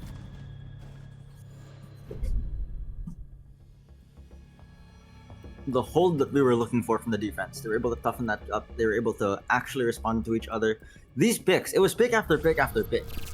There were no utility interactions because they couldn't reach that point. The fact that the roamers were so prevalent that they were able to maintain that much map control for that long without any util interactions just goes to show how much more is it going to be difficult for 1Z once they actually reach site or they actually have things to play off of, where they're actually in enemy territory.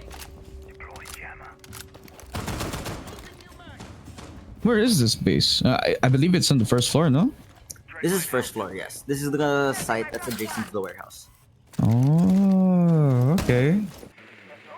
Interestingly, this is one of the sites that I actually hate trying to take, no? Just too hard rough. for my Rough. liking. It's There's so a lot rough. There's a lot of hallway control required, and the thing with that is when you're playing rank, it's kind of difficult to maintain map control like that. You know how this dynamic works for us? It's like, you remember, you know Conan O'Brien, right? Attackers objective. Yeah. And then there's like this series where he plays with the gamer, and then the gamer actually tells him whatever the heck's going on in the game that he's Oh my playing. God. Yeah. I'm Conan O'Brien, you're the gamer. Okay. you see Listen, where I'm going? honestly. Yeah, it's still really good. Like it's insightful both. As the opening entry gets denied by Lance swinging in with the headshot, the shotgun pellets do not land with J-Dog with the ambitious jump in with the Grim shotgun. Ambitious loadout too. He had the shotgun on the Grim too. Not something I see every day. Maybe a pocket one of the strat for best. any Grim mains out there. It is one of the best shotguns in the game. It's got across the room range, so Ah. it's not something to sleep on. Are we talking about like pre-nerf Super 90 vibes? This thing was the shotgun sniper before the Super 90 existed. Makes sense. 2-minute mark. 4v5. J-Dog already out of the picture this early on, but Shiba will take his name out of the kill feed again. Skits not gonna contribute anything into the round. So Alibi gone. But that's also really Pop putting his own contribution to the kill feed as well. Another! Again from the Fenrir, from Pumpkin Patch. 1Z. They're kind of confused on what's going on. The read on the situation is not that perfect at all. Just getting picked off one by one individually by Pumpkin Patch. This is the adjustment that we've been looking for, and time again, it's working out in their favor. A double from Lance. And it looks like the buff is working out for him now. 1v4 for Argonium. Spot shot 1 inside electrical. Hatch is not open, so he does not have any other option except to fight them off one by one. Gets tagged down to 50. Does take down Lance low, and he does get them down as well. 1v3 this time around. As he's not going to win that as well. So that's a kill over to Ryanie right now. That's another round for Pumpkin Patch, equalizing the numbers 2-2, if I'm not mistaken. Almost done with this first half of the match. Almost at the role swap. They really need these attack rounds because the potential attack coming from Pumpkin Patch is completely unpredictable. From the way that they've been playing and the way that Pumpkin Patch has cleared before, we know that Pumpkin Patch is very proactive. The way that they attempt to clear Cafe, really proactive. You would call it borderline perfect because they're reaching the right points way earlier than any other team would. So Attackers need to come locate attacking and round. defuse bombs. We don't know how well they're gonna clear. They must be insane at it. They must be like really early to these roam times. Yeah. So 1Z has to get everything together for these last defending rounds because they desperately need these.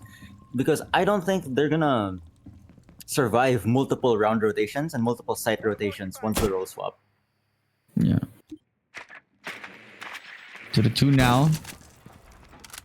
Everybody just slowly climbing themselves back up on the confidence meter. And Pumpkin 10 Patch. seconds remaining. Being very Everybody's- expensive with their hold. That's true. 5 seconds to go. In what way? Can you expound on that?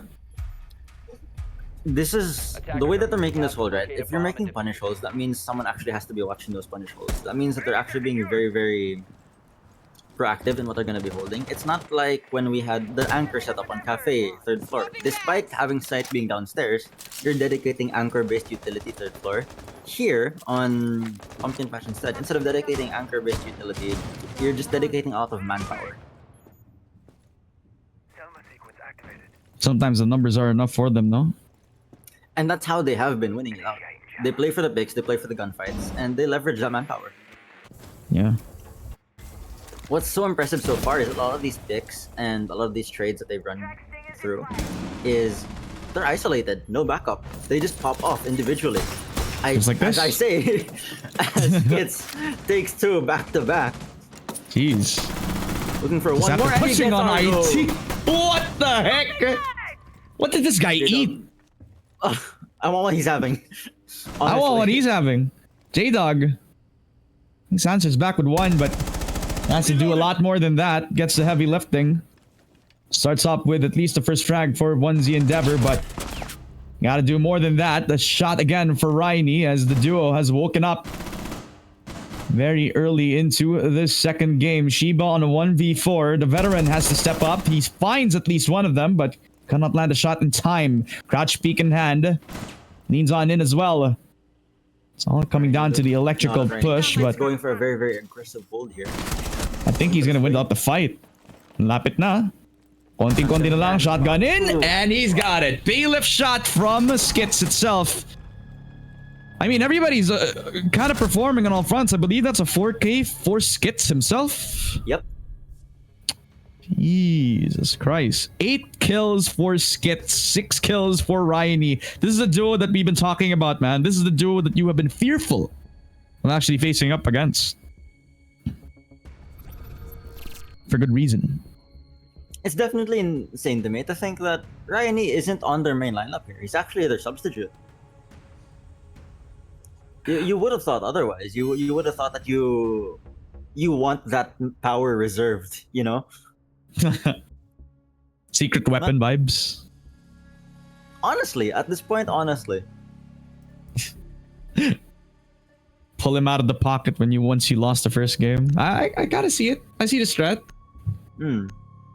Endeavor went for their timeout, which is honestly like very, very much needed for them to have had an early timeout. I know there's a lot of teams that have their timeouts much, much, much later in the round. I think the earlier the timeout, the more you get shit out of the way, the more you actually establish things for your adjustments.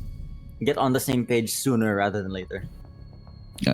And that's off of like 3 wins as well for Pumpkin Catch, so you can take what you can get. Use any sort of resource available to you, right? Timeouts transcendent on all esports. I'm not even talking about just R6, even in other games. Timeout could be everything for it. It's not just that mental reset either. It's that strategic reset, and like it's that sigh of relief as well.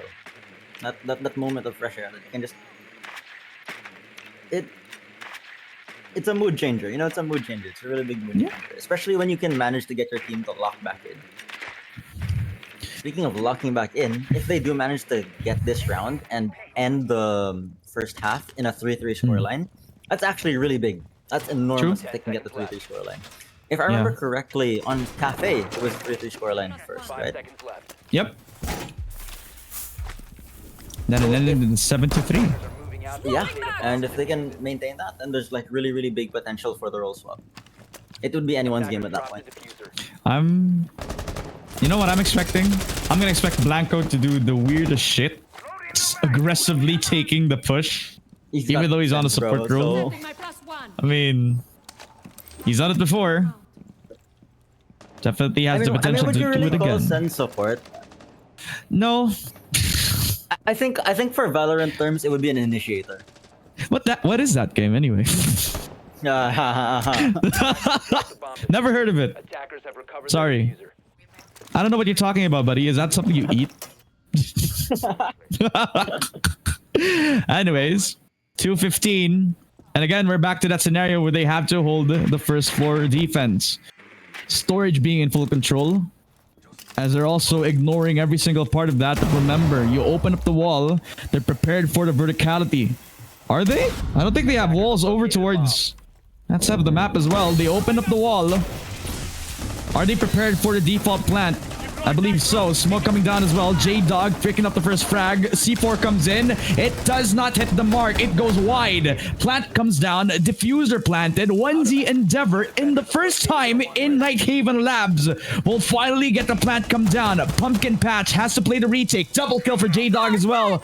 This is a crucial retake, especially for Skits, who has lost the timing on the push inside of the site. Argonium with a triple. Another for Miko as well. And it's all coming down to the best player on the squad, arguably in terms of stats. Push on in. First blood couch found, but a second not found, with Blanco finishing them off. And off of a timeout, an instant conversion thanks to everybody finally getting on the same page. 1Z Endeavor will get themselves another round. Arguably the second most important round, second only to the actual winning round. Ending the first half on a 3-3 scoreline is huge for them because it just throws the potential overtime that much more into their favor. It throws match point that much more into their favor. This is also definitely going to depend on how well Pumpkin Patch attacks Night Haven. But again, if 1Z is so undefeated on Night Haven, then they gotta understand what potential is coming out of Pumpkin Patch for the next few attacking rounds. We finally have a game on our hands, ladies and gentlemen. 3-3. This is the series we've been waiting for. We've been talking about this game being like the grand finals caliber that we've been watching out for. This is it. This is some W7M versus BDS type shit. Are we talking about that? I see where you're coming from, but if anything, I think the funniest part is the fact that both these teams kinda came out of nowhere.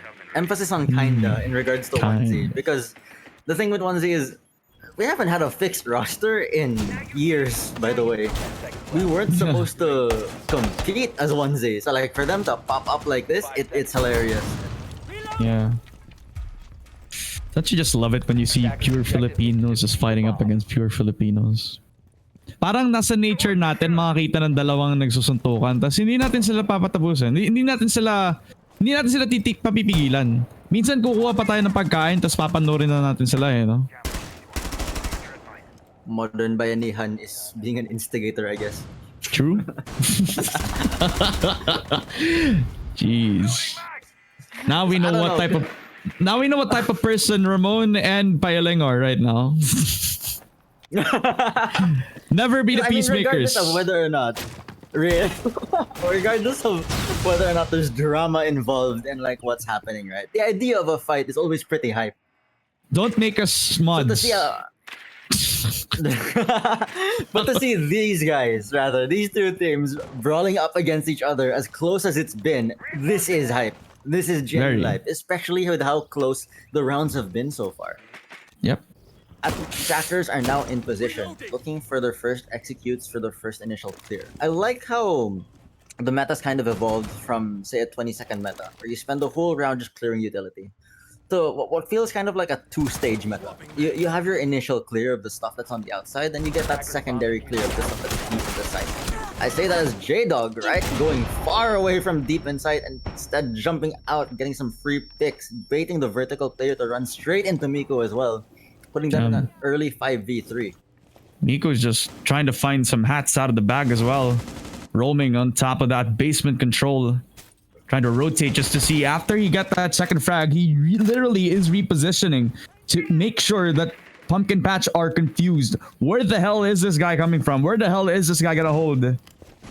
Since they already got their hands full, nandito pa rin si J-Dog, he's still gonna get pressured. Nandito pa rin sa electrical. But with as much time bought as he could possibly could, literally they're shaving off so much just to kill off this one guy. Breach charge out. Possibly just to destroy that one Kiba barrier, but on the other side of things, Miku and Blanco, they're doing their best work, and it's off the back of so much time bought. Another Kiba barrier. This guy's insane! Even using the impact grenade! Everybody, the young guns just want to take control of every part of Night Haven Labs. They want to keep the J-Dog. They want to complete the perfect record. When J-Dog's landing shots like that, you know he means business. You know he's gonna keep it flawless. Grabe.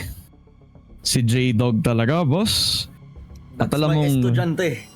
nangangagat ang kaibigan nating si J-Dog. Mga kaibigan, it is the lead coming in for 1Z Endeavor 4-3. So far, their defense is looking primed up as ever. Put all your resources everywhere across the map. You put J-Dog in a position where he wastes so much time. And not only does he do that, he runs out. Literally just to catch your pants down. Only the smoothest coming from the boys. No lube whatsoever. Oh, who needs lube when you're sleek and beautiful?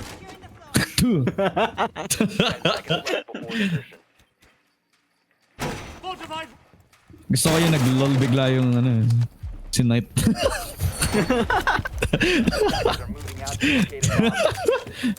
Yep, that's not the cleanest thing I've said today. What do you mean? What do you mean? And he's I don't get it, Ramon. Knight's not here, bro. Oh yeah, that's true. Maybe he's just in my head. Know what I mean? Is he in the room with you now? Not in the room, but in my head. The way I'm constructing my thoughts is that Knight's actually the voice of it. Ah, yeah, because when you think R6, you think Knight Raid. Yep, and I think about kills. I think about Miku right now. He's doing well against Lance. Literally, the head-to-head has been a 4-2 so far against Lance in this game alone. Do you believe me? Sounds believable. Specifically Miku versus Lance. You've been keeping track. Nope. Okay. But it sounds believable. If you make it believable. It's pretty believable considering that Miku and J-Dog have been putting kills on the board, mostly on the roam. They're finding these random picks. They're not necessarily random in the sense that they're not useful. As That's random. I say random, as gets the pick onto J-Dog there. That's as random as it could possibly be. Argonium picks off one. At this point, just 1Z. All sectors of that. You got Catwalk in full control. You got Electrical. Yep. Giving up again over to, I believe this is Rainy. So J-Dog's down. Nobody's holding that electrical position now. 1Z Endeavor. This isn't even a second floor hold. This is everybody just holding that vertical control, knowing that there's... It's a requirement if you want to take that first floor, no, diba? Yep. To establish that vertical control, they establish those cutoffs because laterally, when you're on first It's not floor, even first floor. Those cutoffs don't exist. Are we in first floor? The site is basement, but the clear is top down. Oh, that's true. There's still a whole minute left. 2 operators left. On the attacking side, that is. Yep.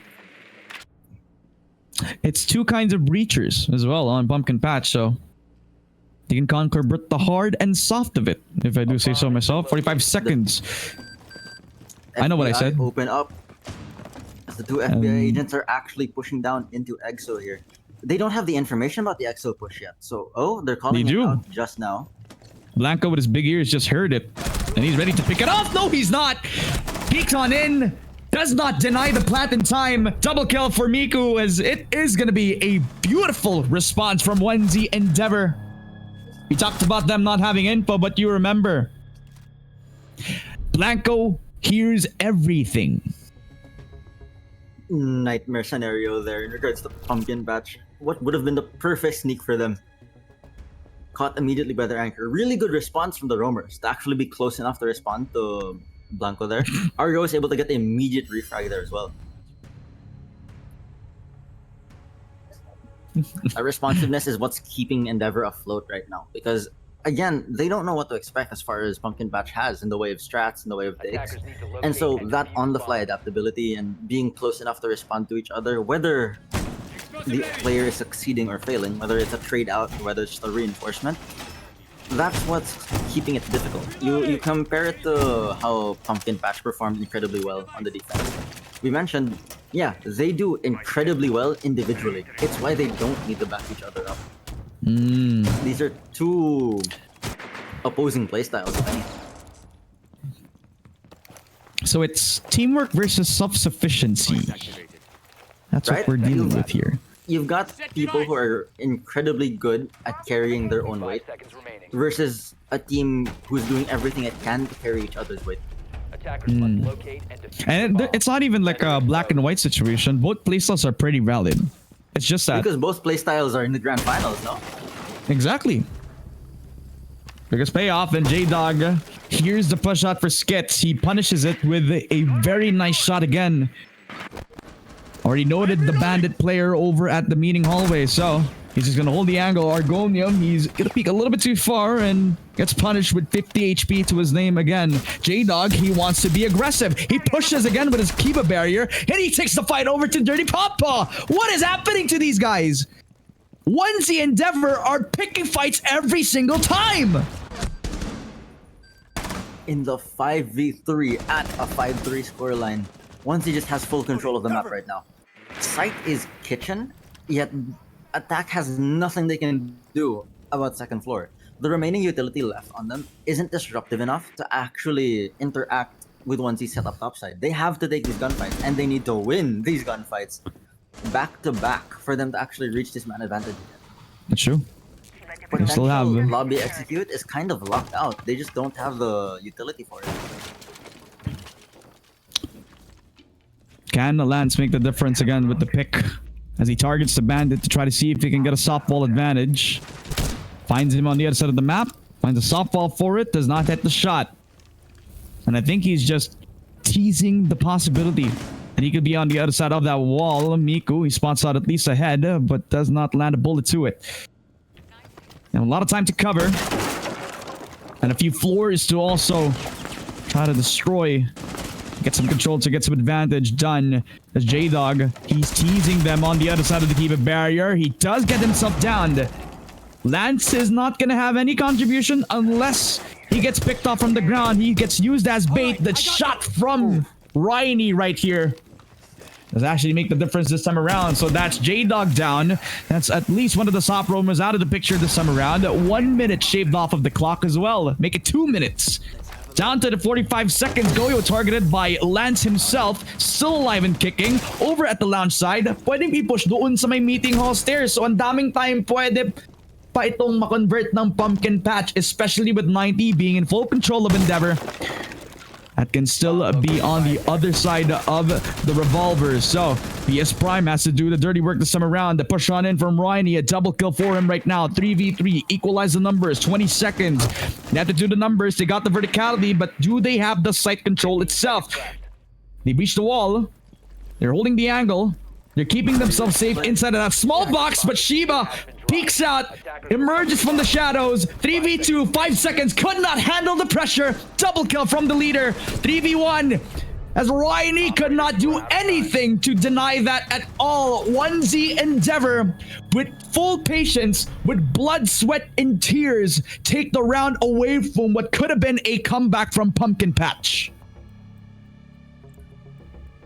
That was it. That was the swing back. That was the genuine potential for Pumpkin Patch to swing back into that. Losing those players early and then evening the numbers again. It's reminiscent of how the rounds played out.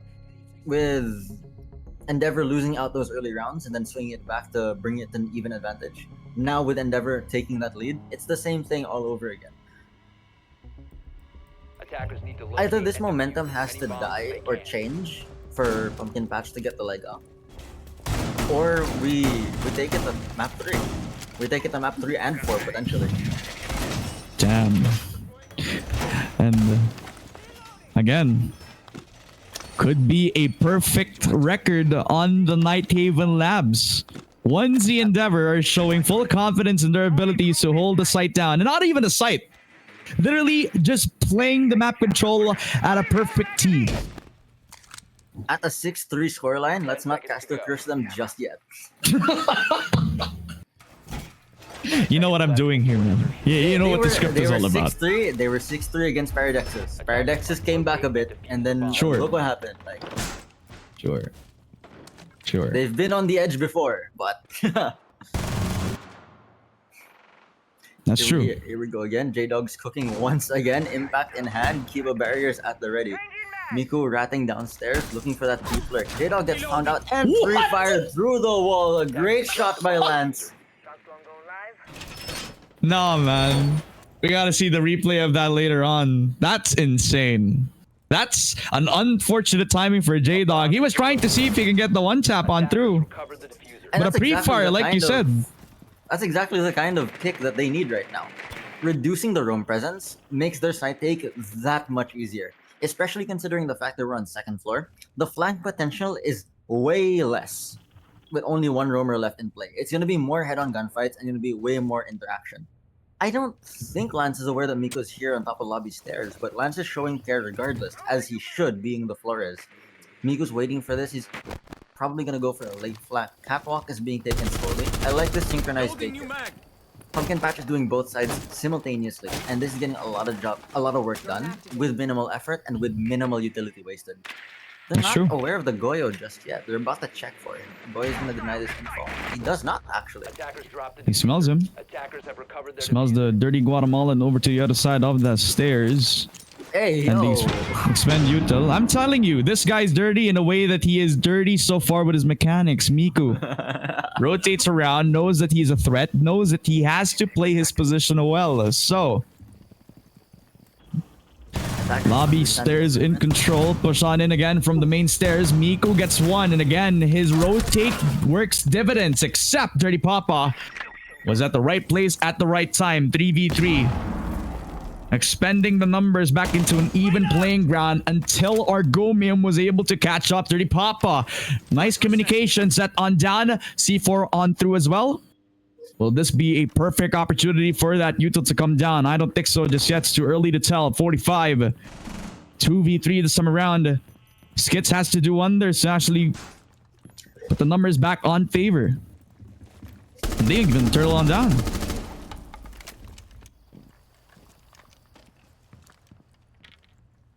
v2. Control over all of the extensions of site right now. No direct site interaction just yet. It's a 2v3. If there was a time for them to frag out, it would be now. But if there's a time for them to use the Goyo canisters, it is right here, right now as well. I love Goyo. Even though he's dead, there's still full impact on him right now. 3v2, 5 seconds, could not push, could not do anything. This is all a onesie endeavor map, ladies and gentlemen, as the perfect record still stays true to this day. Onesie endeavor or one game away from winning 20,000 pesos, and they have to do it on Clubhouse. It's a back-to-back 7-3.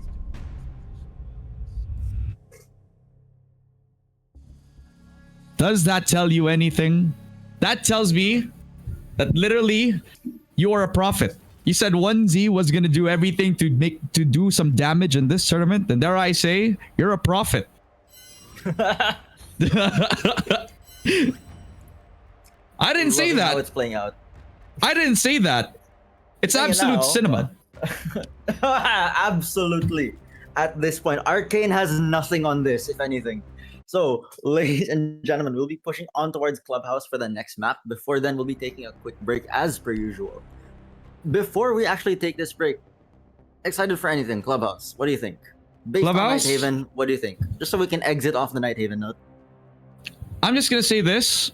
I'm gonna be expecting more baiters over at this map, because literally this map is something that I'd say it's kind of like Mirage for CS. It's kind of like Ascent for a lot of teams. Every team knows how to play the Clubhouse map. So I'm going to see a lot more fundamentals on the high right here. I want to see a lot more aggression, split pushes from Catwalk. I want to see good mechanics come out from J-Dog as well as from Lance. This is the head-to-head that I've been watching out for, and dare I say it's been delivering. But before we head on into the very next break, I want to give a big shout out to the community, to all the Twitch viewers out there who have been watching us from start to finish. It has been a fruitful 2 days of Siege Digmaan Season 2. And I think I want to give a huge shout outs as well to our sponsors dito pa lang sa Siege Digmaan Season 2 as well, starting with R6 Pinas. If you want to join us, yung mga fellow gamers natin dito sa R6 Pinas, mga naglalaro ng R6 at kung ano-ano pa, pwede kayong sumali sa Discord server. Link na ilalagay namin ngayon sa Twitch chat, pati na rin sa The Coalition. Literal na sila ang mga kaibigan natin na nakapag-partner sa R6 Pinas at nakitulong din sa ating Siege Digmaan Season 2, where you can play all the best games. You can also make some of those exciting moments together. Just clip your favorite plays and share them on Discord. The best clips will be featured on the highlight reel. Hindi lang sa The Coalition, pero sa buong naging plays natin sa Siege Digmaan tournament. So, check nyo na lang, yung clip nyo na yung ating mga favorite plays, ilagay nyo lang sa Discord at ipapakita natin yan sa ating magiging highlight reel. Sali na kayo sa mga Discord natin. Pwede din kayo makiboost sa ating mga kaibigan katulad ni Paeling dito. Thank you so much for watching us dito sa ating naging second map. We'll be coming on into a short break at pagbalik, pupunta tayo sa clubhouse.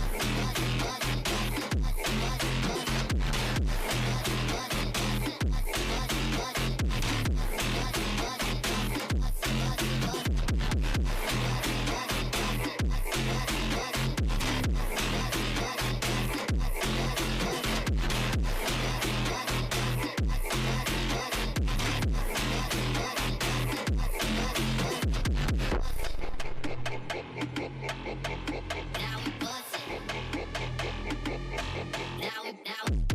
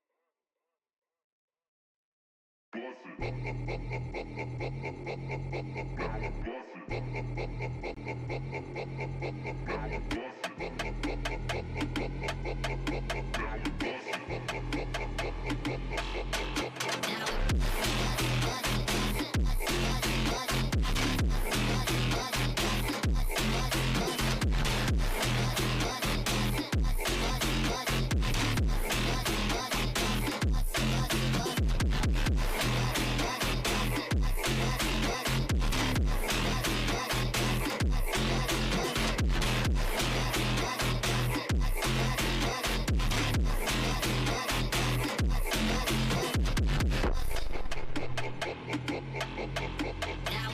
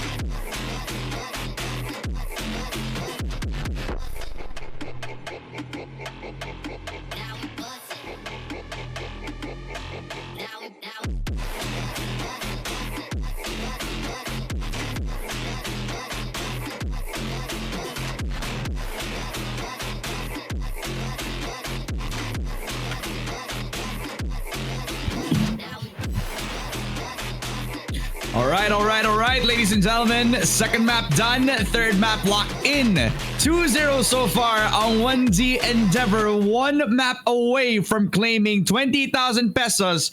And not only that, marking themselves as the best team in R6 Pinas. Welcome back dito sa Siege Digmaan Season 2. Ako nga pala si Ramon. Sama ko si Paileng, ang pinakagwapo kong naging co-caster sa balat ng lupa. Sorry, bipolar. Ako nga pala, ito ang pinakamagandang tsansa para matapos ni Blanco ang storya ng kanyang revenge arc. Starting from a mod dito sa R6 Pinas, now becoming one of the best players dito pa lang sa R6 Pinas. Now, I gotta say, the story of 1Z Endeavor so far has been beautiful. Knocked down to the ground by the same team that they're facing up in the grand finals. Now the revenge story is almost complete. They just need one more map.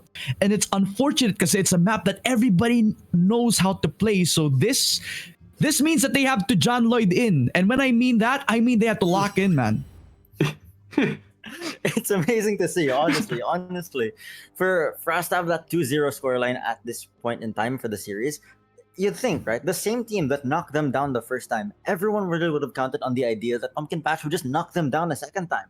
But no, they haven't. If anything, if we counted the first time that 1Z was eliminated and we take that as a map, 1Z still has 2 maps over Pumpkin Patch at this point in time. We're moving into Clubhouse now, this time around, of course. We went from one of the fresher, newer maps to the pro scene, Night Haven, and now transitioning over into Clubhouse instead. Historic map, something that we've had for millions of years, something that we've been playing for millions of years. So seeing these old players running this again, same thing that I said on Cafe. I want to see that classic gameplay with these new modern strats. Okay, but enough about the micro about all this stuff happening, right? You got to talk about what makes everything sizzle, what makes everything very spicy, right? What these players are playing on the line right now, because literally that 20,000 pesos is definitely up for grabs so far, and with how the games have been going, 1Z Endeavor are almost smelling it, right? But what has been the thing about Pumpkin Patch, what makes them so unique, is that they burst on into the scene. Everybody knows them individually, but as a team, there's been a huge question mark. They're the ones who started with a bang all throughout the upper bracket. They're the ones who were touted as a surprise for everybody. And we were even talking about who our favorites were. Nobody even answered that Pumpkin Patch were going to make some damage. They went on in, they cruised towards the upper bracket, and they make their way over to grand finals without a sweat. This is the first time that we're seeing them challenge all throughout, and it's from one of the teams that they cruise through, from the BO1s itself. What makes that so special for you, Pailing? What makes it special to me is it just goes to show how ridiculously impressive these individual players are. We've had Skits who's been on the scene for so long. We've had Ryanie who's been on the scene for so long. Not to undermine, we've got Stephen on there, we've got Pau. All of these guys have been playing for so long that it shows through. It's like it's second nature to them at this point. Siege is second nature to them at this point, and it shows. It's reflecting in on them. So I think the special thing is that Siege is like really close to them. Siege is really close to them. So this had to be expected. Had to be expected indeed. I just want to see if we can have some interaction from the Twitch chat. Type 1 if you love Rainbow Six Siege, and if you want to support yung Rainbow Six Siege Pinas right here. We're all across the board mga kaibigan as we're ready on into the clubhouse map. At mukhang ready na din ang magiging agent picks and bans natin for this stage of the next game. Will this be a 3-0 sweep for 1Z Endeavor, or will Pumpkin Patch rise to the occasion? We'll find out with the map or the operator picks. Talagang napakaganda ng opening ko no? Tapos dun pala yung nangyari. Let's head on into the bans. Montaigne already out of the picture. Just as classic as it is. Literal na ayaw nila ng free info. And even though the shield nerfs are in, nobody wants to give a free Montaigne up. A shield is still a shield. That's what we keep saying, man. Nobody wants a bulletproof entry fragger. Further pushed in, we're getting the Flores ban. I think this is to further strengthen the potential barbed wire and Azami. Potential barbed wire, Azami, and Melusi picks that could come around for the different sites available to us. Mira is taken out of the picture too. This is definitely going to weaken the basement site by a lot, but not too much to the point where it doesn't become viable. Basement's definitely going to be roam heavy. And this is, I think, the first Mira ban we've had all tournament, if I'm not mistaken. Yeah. If anyone remembers. So yeah, Mira ban out of play. That's a classic ban there coming from Pumpkin Patch. And the same Clash ban coming from Endeavor. If you guys haven't realized already, Endeavor would like it, when they shoot a target, it takes damage. Yeah. Apparently, I guess. So that opens up the possibility of the Maestro being played on Cash. And I think that's more or less the extension play if you're playing Gym Bedroom, which I believe is going to be that first site to hold. Pumpkin Patch are dealt with a situation where they have to play the tempo this time around. Or honestly, that's what I say for every time I cast Valorant. Is the attacking side the ones dictating the tempo? Because I don't think it is for R6. Okay, so if you want to win, attack has to figure out how they can dictate the tempo. Once you take the tempo into your hands and out of defenses, that's what you're trying to do. If you're an attacker holding an angle, you better hope you're the dedicated flank watch. Because if you're any other role and you're just holding up an angle, you're not doing anything. Because that's the defense's role. The defense is already in the building. It's your job as an attacker to take it. And you're not going to be taking anything by standing around. That's true. See, this is why I completely requested that you're gonna be my co-caster, because nobody else would actually have that so eloquent of an answer for such a simple-minded question, right? Man, oh man.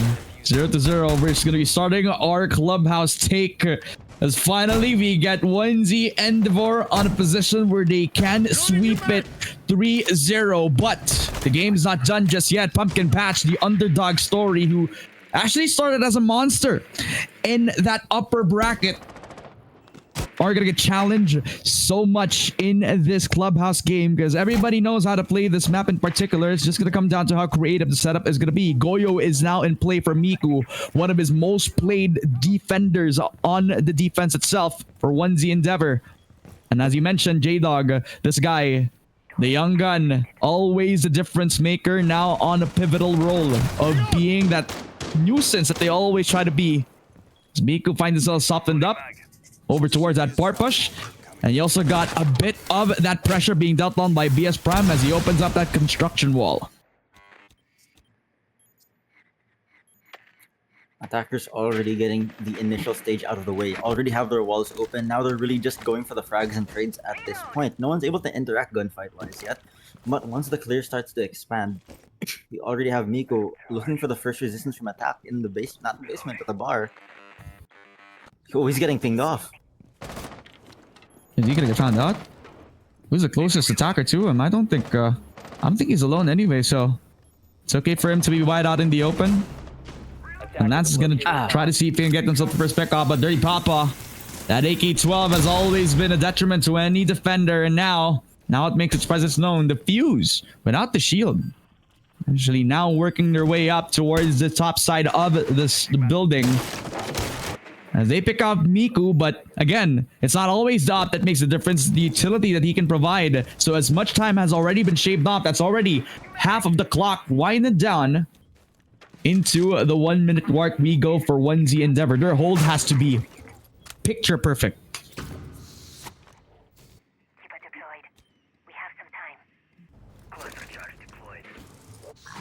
Defense grasping at strings now, trying to maintain what little advantage they still have positionally via the 4v5. Morito's getting cleared out as Blanco is able to level the playing field, turning them back to a 4v4. Creeping back up red stairs, trying to retake the cash control that they have. Attack doesn't seem to be hard sending into cash. They're looking for that server flank right now.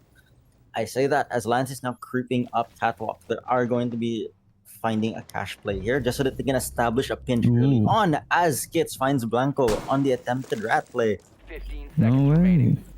They also have a lot of time to actually destroy the Skiba barrier, will they? 10 seconds. Push on in, drop from hatch. Here's on towards the Logi position as Argonian gets a double kill. This guy has stepped up where they needed him as J-Dog will pick up the last slice of the pie for 1Z Endeavor. As if you remember, it was a 4v5 to start with and they ended it with a drop shot on the Deagle. J-Dog, that was disgusting. This isn't Rainbow Six Siege to J-Dog. This is Call of Duty. Like, he does not care. He's the... Spits on Lance too. Two. A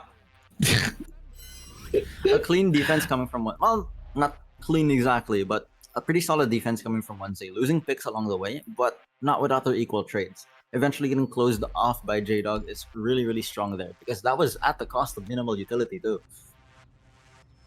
I think a lot of this is coming down to distribution of manpower so far coming from the attack. They're in the right place at the right time, but I think they need to be in more places at different times. That's where I'm coming from. Now, I actually missed where the site was going to be. I believe it's going to be around the basement side. I'm seeing a... Yep. This is basement. All right. I'm not seeing a Kaid.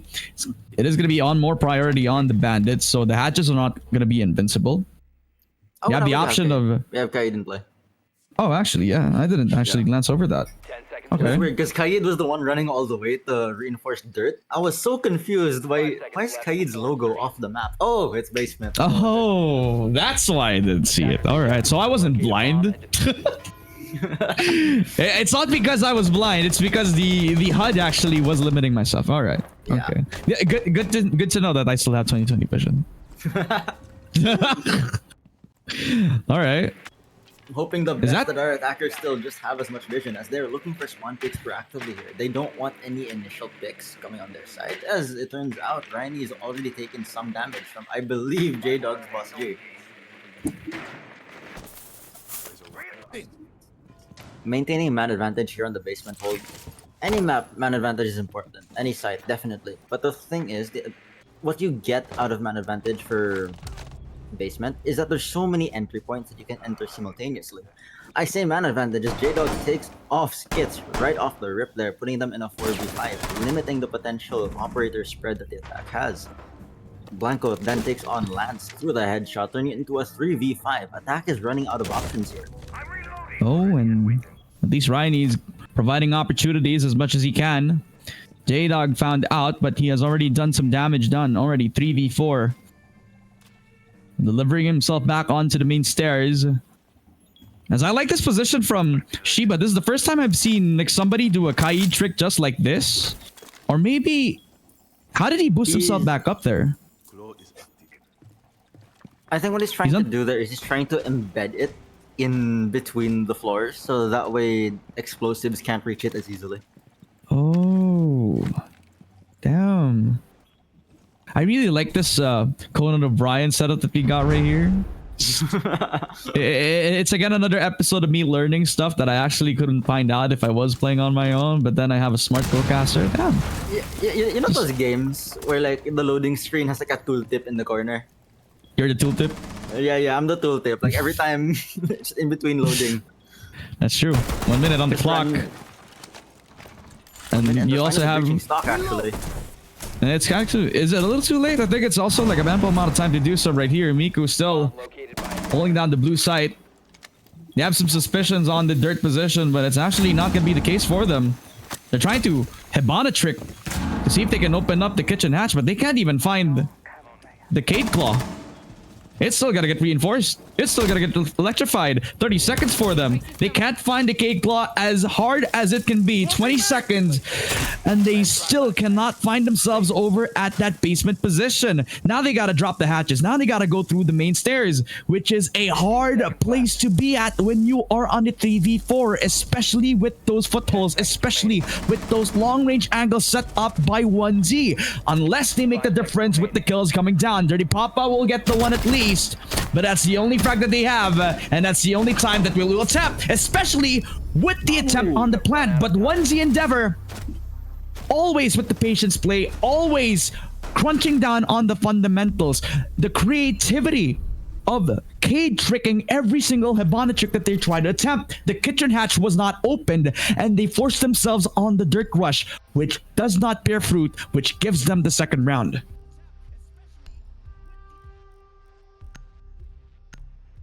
1Z cleaning up their act. If they can maintain this, then it's a sure potential to land on that 7-3 scoreline again.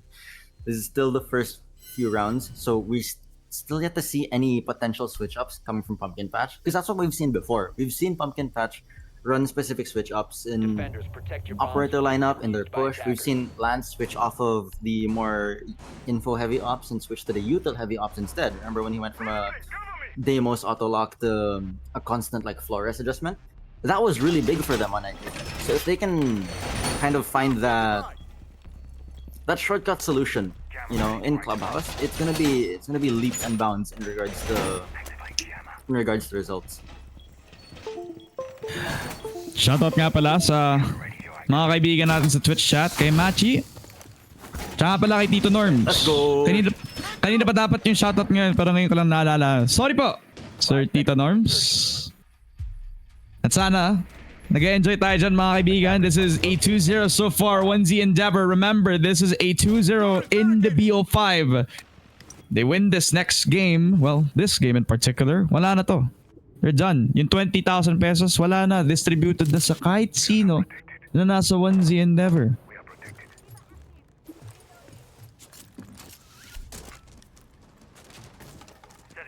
This is really good to see from 1Z. They're actually minding basement here. They know that with all the potential switch ups from Pumpkin Patch, they know for a fact that a basement lurk is very, very possible from them. Trade it out immediately as we lose the Echo and control of the Yokais hand in hand, as well as the attacking side losing their Thermite. No more actual relevant hard breach left in play. Attackers have recovered their diffuser. As they get another pick onto Blanco, leaving it into a 4v3. Still not a lot of site interaction going on, but it seems like the attacker already in position to go for a potential execute. Attackers have located a bomb. Catwalk is no longer manned, and Shiba is unable to retake it. Main breach is going to be interacted with soon, but it turns out... Oh no, Ace is still in play. Okay, Ace is still in play. Yep. So the They lost their EMPs Thermite. again. Oo nga eh. Pero may EMPs pa rin naman. And may Ace pa din, so... There's still possibilities for the push out. And just as I realize it, nasa cash na nga pala tayo. So, it's the 25-year-old in me that gets myself lost in time so far. And 1Z Endeavor, are they lost on time? So far, I think they're still chilling. 3v4, not man count disadvantage. Yes, sure. But the fact that they still have control over the site itself and they're willing to give themselves catwalk, okay lang yun. They can fight through just their gunplay this time around. Still a lot of time. Tama eh, di ba? Just There's still a lot of windows of opportunity for Pumpkin Patch here, especially with the fact that we're getting the wall open already. Impact Didn't check? like the first ace charge. No, they don't. He missed it. He missed the first time. Argonium, though, makes a difference. Dirty Papa gets the second frag as well. Pumpkin Patch are doing a lot of work para lang makakuha ng first round on the board. 50 seconds. 1Z Endeavor, all the pressure on them this time around. Na-miss ni Miko ang nag-iisa niyang gamit. The Frisbee does not connect, but Shiba's shots will.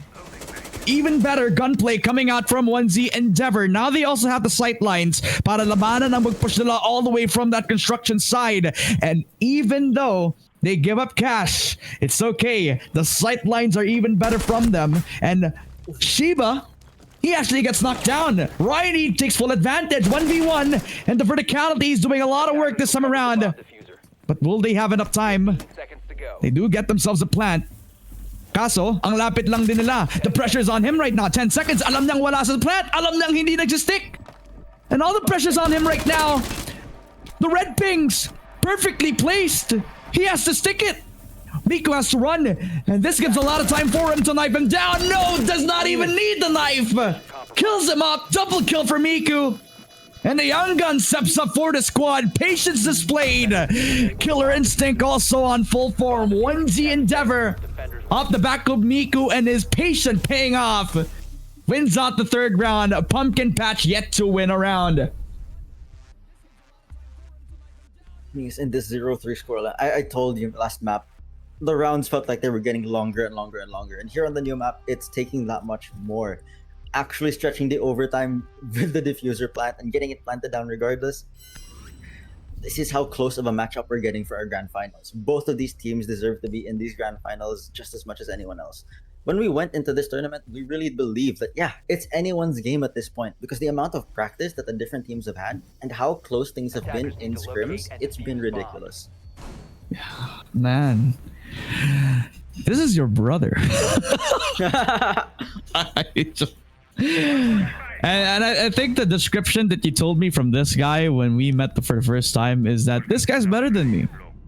And at the time, I had doubts. And now, so to speak, I'm not saying you're bad, but I'm saying this guy has a future ahead of him. No, look, think about this, okay? That's why he's the one shooting and I'm the one yapping, okay? So That's true. That's true. Attackers have located a bomb. That was a 3v5, by the way. 5 seconds remaining. And that is the third consecutive 3v5 win from 1Z Endeavor. What does that tell you, Piling? On the defense, mind you.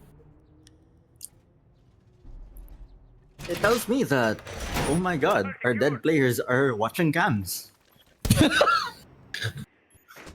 Just saying to all those ranked players out there, guys. This is a friendly reminder from Paileng. Friendly? Yeah, for the most part.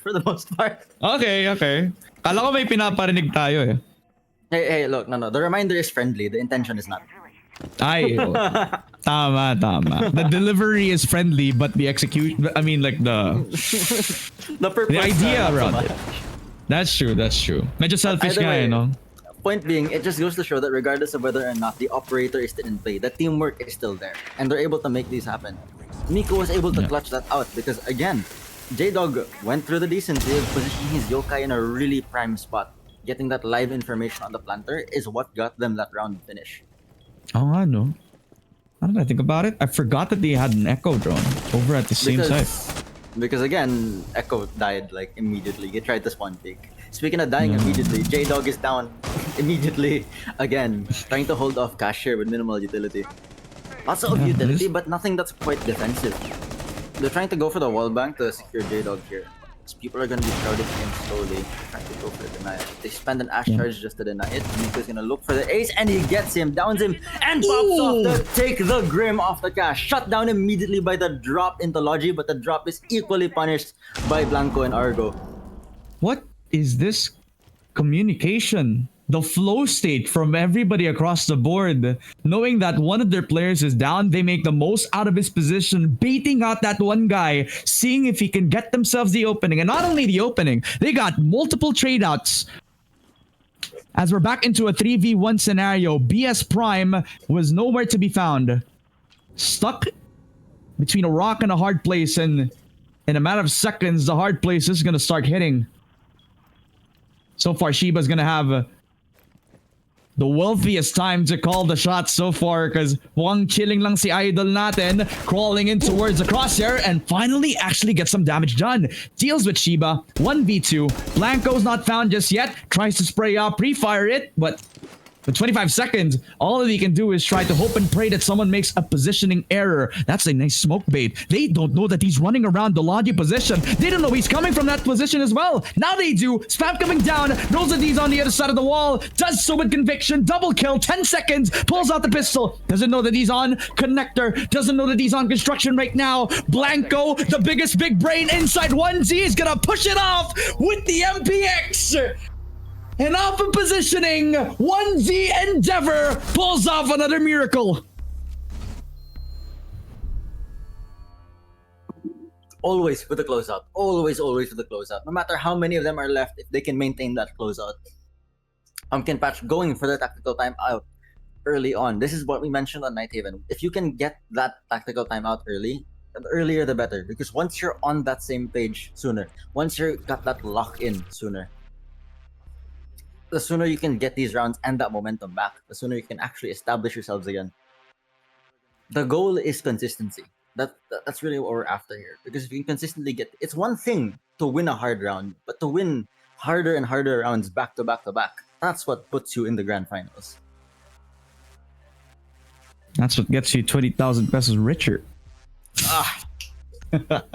And imagine how many chicken nuggets you would have bought with that type of money, no? That's what I'm looking out for. That's Here's what the here's the strat, right? We just don't distribute that 20k. We buy our substitute player Nexi a GPU, and then boom, we get the boy back in active duty. True. Shout out to Nexi. Ilang McDo mabibili ko sa 20k? Ewan ko, bro. Ewan ko, dude. Attackers need to locate. Basta marami. Depende sa ako ng order kasi minsan kapag ka quarter pounder, medyo mas mahal yun, di ba? Double Big Mac? Wait, double Big Mac? Isn't that already like a double stacker? Yeah, it is. Okay. Medyo redundant na pala yun. Anyways, we're moving on into the next round. 1Z still in a perfect record. Not in the record of match history for Clubhouse, mind you. In this game in particular, they haven't lost a single round. It's still pretty early to tell, though. They're sitting at 4 rounds, I believe. 4 rounds in the scoreline. 5 seconds left before. Unless they're sitting at 3. Okay, yeah, they are sitting at 4. Okay. I'm gonna cry if it's another 7-3 scoreline. That's humor at that point. That's just poetry in motion. That's just at this point it's not even 1Z anymore. It's like 7Z. 7Z? 3? 7-3Z. 7-3Z? 73Z? It doesn't really roll off the tongue. Either way, we'll come up with like a banger logo for it. Pwede naman. But eto, think about this, right? 1Z Endeavor sweeps 3-0 as the underdogs. A hard climb from the lower bracket, killing off the same team that knocked them down into the lower bracket in the first place. How does that sound like? I want to say grudge match, but it's kind of just chill. Like if you join a 1Z call before match, they're just singing along to songs from Mulan, dude. No. You joined Damn, 1Z okay. yesterday and they're saying, I'll make a man out of you. And I'm pretty sure they're talking about Argo. Oh. I didn't know this was a cam. Okay. So that's coming off of like, I believe bar entrance. Yep. Even if you do end up spotting it, it's hard to shoot because of the exit sign itself. Damn. But what about the story of Pumpkin Patch, right? I mean, let's not forget that these guys swept everybody from the upper bracket. Lance being, I wouldn't say even like a breakout star. That's not for him. I'm talking about like Dirty Papa himself. I mean, what about this guy, right? I mean, this guy could be a breakout star if I have to say that. But speaking of stars, everything is aligning again for the side of Skits as he gets himself J-Dog himself. As the roamer down, they got another to deal with. Blanco is over at that main stairs position, tries to see if he can get an opening. And possibly, in a matter of seconds, he's about to do so because they're trying to tag down that main entrance position. Now decides to secure back onto the site. They have an ample amount of control over AK as well as the stairs itself. 40 seconds to now make the difference. 40 seconds to make the execute happen. The Goyo canisters are doing a lot of work to delay a lot of time. And that's something that they also have to consider. 30 seconds. Hatch is also being dealt with. So much utility left in play for the defenders. 15 seconds, push on in. BS Prime finds himself a kill. That's an open opportunity to push down main stairs and the hatch itself. Argonium takes the first frag yet again. And this time, Pumpkin Patch are fighting back. Shiba with a second frag as well. This is doable for the end of her side. They can't plant the bomb down. Are they? Yes, they are. 1v3, but the pistol comes out for Skits. This time, they finally break through a round. It was off the back of perfect utility usage. But now it was their time to shine with their gunplay and their drop from the hatch. That makes the difference to get their first round. Finally, they break through a clubhouse win. Let's hope they take this momentum. Let's really, really hope they take this momentum. Because all it took was, you went from the opening pick to the stable clear, forcing people back to site. And that gave them like a really, really steady foundation to play off of. And once they were finally in position to go for that last minute execute, that's when they were in response range with each other. That's when these independent, self-sufficient, self-carrying players are now actually in range of carrying each other. That's what we've been wanting to see from them. Because again, in the previous maps, their success all came from their individual plays. Once that teamwork locks in, that's the point where you can say, Pumpkin Patch is definitively a better team than 1Z. Now the question remains, how well are they going to maintain that teamwork? How often is it going to show through? That's probably like the closest thing that we've got to a synergized push from Pumpkin Patch so far, this clubhouse, no? So far, so far. But it's, again, we're waiting for those switch ups. Now we've got Lance on like a more direct interaction entry frag on Ash compared to, I believe, the Grim that he was running earlier. So again, this might be the switch up that we were looking for. This might be that click that they might have discovered via the tactical timeout they decided to choose. 10 seconds to go. Not to mention, tactical timeout is still open for 1Z if they ever need it. True. You know what I'm looking out for right now is how they utilize. There's this one weird operator that's picked on by the defense. It's kind of making my eye twitch. It's, my god! Oh my Legendary, goodness! Historic! Okay, I think the lore on that. When J-Dog was first starting out playing, I told him, Caveira's not that useful for your team. She doesn't have utility. I said, the closer you get to higher ranks, the less useful she becomes because teams will actually push and clear and drone you out. He then proceeded to reach champ playing Caveira. Jeez. So for him to pull out a Caveira pick here, he is in his element. Caveira is his bread and butter. That's his second nature, if anything. You're hyping me up for a potential ace from interrogations alone, man. You gotta give. You gotta actually back it up, and hopefully he does, right? So he's spotted inside of that strip room, and 2 minutes already into the mark of the timer this time around. Pumpkin Patch now at a position where they can actually fish out for that Caveira, but then instead they're focusing on trying to get themselves the verticality. They also get the hatch. They open up the blue hatch itself. And I don't think they have a Kaid, so this kitchen hatch is also going to be pretty free for them. Hey, Doug, already going for the plane here. Early impact goes off. He doesn't know Hibana's waiting specifically, but he knows somebody's waiting. He doesn't know where just yet. He knows Billiards has their attention. We spot out the Goyo.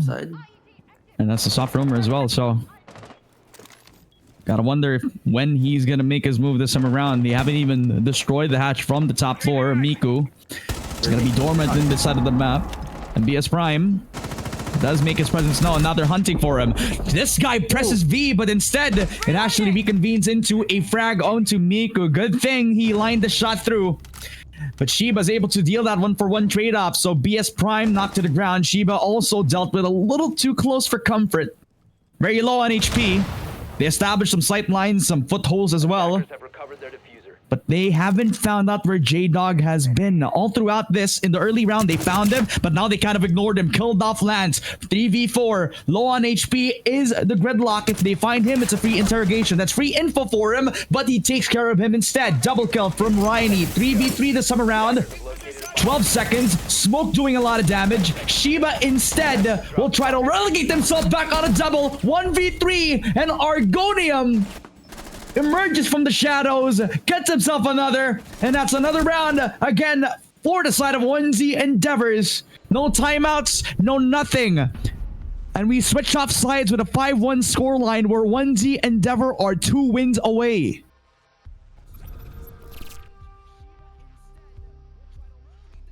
Two more rounds to the potential 20,000 here. We already got the tactical timeout out of Pumpkin Patch. Do they have the reset potential here to swing it back? That's a lot of money on the line here. Because again, we know what happens when Pumpkin Patch can make it work. They make it work so damn well. If they can replicate that consistently, that's it. If they can replicate that, then Endeavor can't compete with that. You've seen how hard Endeavor lost to a full send Pumpkin Patch pull. So either Endeavor's gonna have to readapt to that potential, or they just keep on going. Oh my gosh, speaking of keep on going on strutting their merry way, we have the bar side pick. Oh, what is the secret sauce to this? Because it's been a long time since I've seen Pro League play on this side in particular. I have no idea what the meta is. Run me through it. So once upon a time, secure area game mode was in ranked, yeah?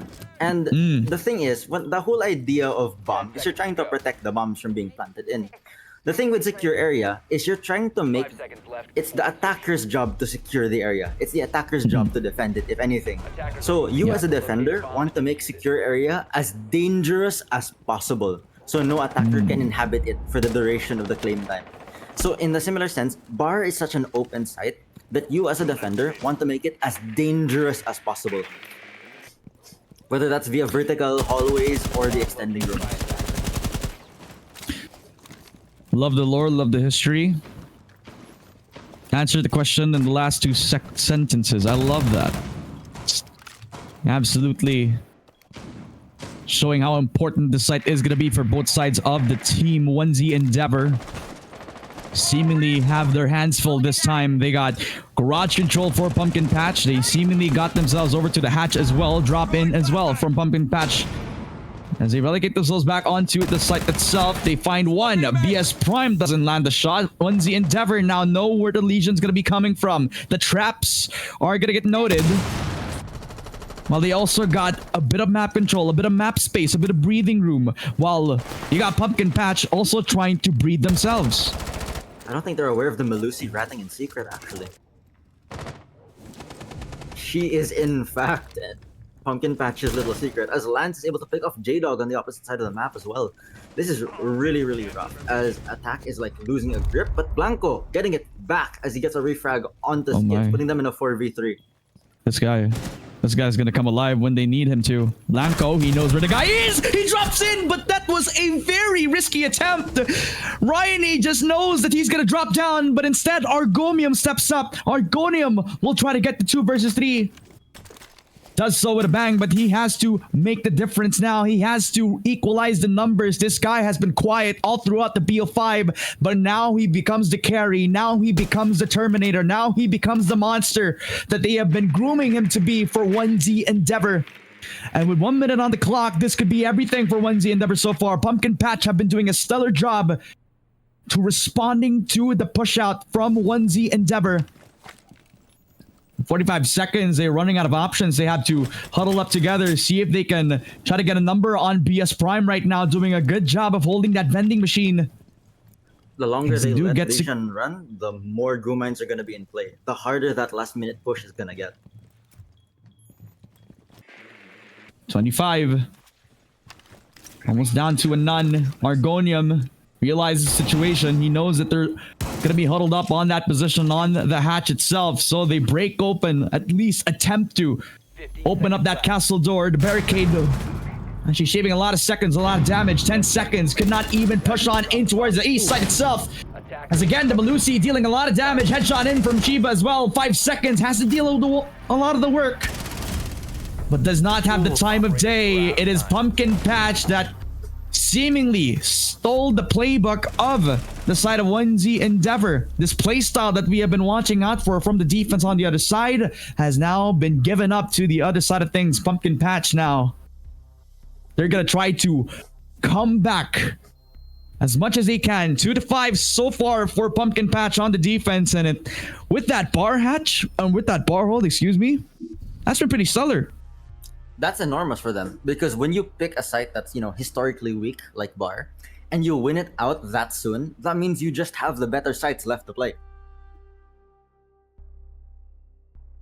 This might be the potential comeback that Pumpkin Patch is looking for, especially on the defense side. We know that they have really tough defenses, and we know that their defense is very frag reliant. On these sites where everything is kind of set up to funnel frags, that's kind of what Pumpkin Patch is looking for. And again, how much more on Clubhouse, a map that is historic for these teams. I'm just going back to this, and it could have been the what if for Blanco, because if it was on the drop shot that actually hit connected towards the Melusi, then Melusi wouldn't have been able to hold up that bar position. They would have had less numbers to contest against the hatch drop as well. Could have more numbers to actually split up, divide and conquer to take up that bar space. So lots of what ifs from what happened, but if you're 1Z, you don't think about what ifs. That's going to cause you to hesitate. That's going to cause you to overthink a lot of situations. Now you're in the driver's seat, but seemingly Pumpkin Patch has the momentum. I get the feeling 1Z doesn't need... I don't think J-Dog's in. Change the way that they're playing. I think it really just boils down to those little gaps. There's really, really small gaps in their mistakes. They do have big mistakes from time to time, but definitely it's how they lost 2 rounds out. It's how they're losing out cash with casualties, but trades out regardless. J-Dog's in. J-Dog's in yet again. He finds himself over at Red Room. Over to the Red Stars we go, ladies and gentlemen, as it is going to be a gym bedroom hold. And J-Dog is dealing as much damage as possible. A double for him. That prompts gets to switch. He switches up where the F-Nats are going to be, where the F-Nats are activated. They also open up that gym bedroom position.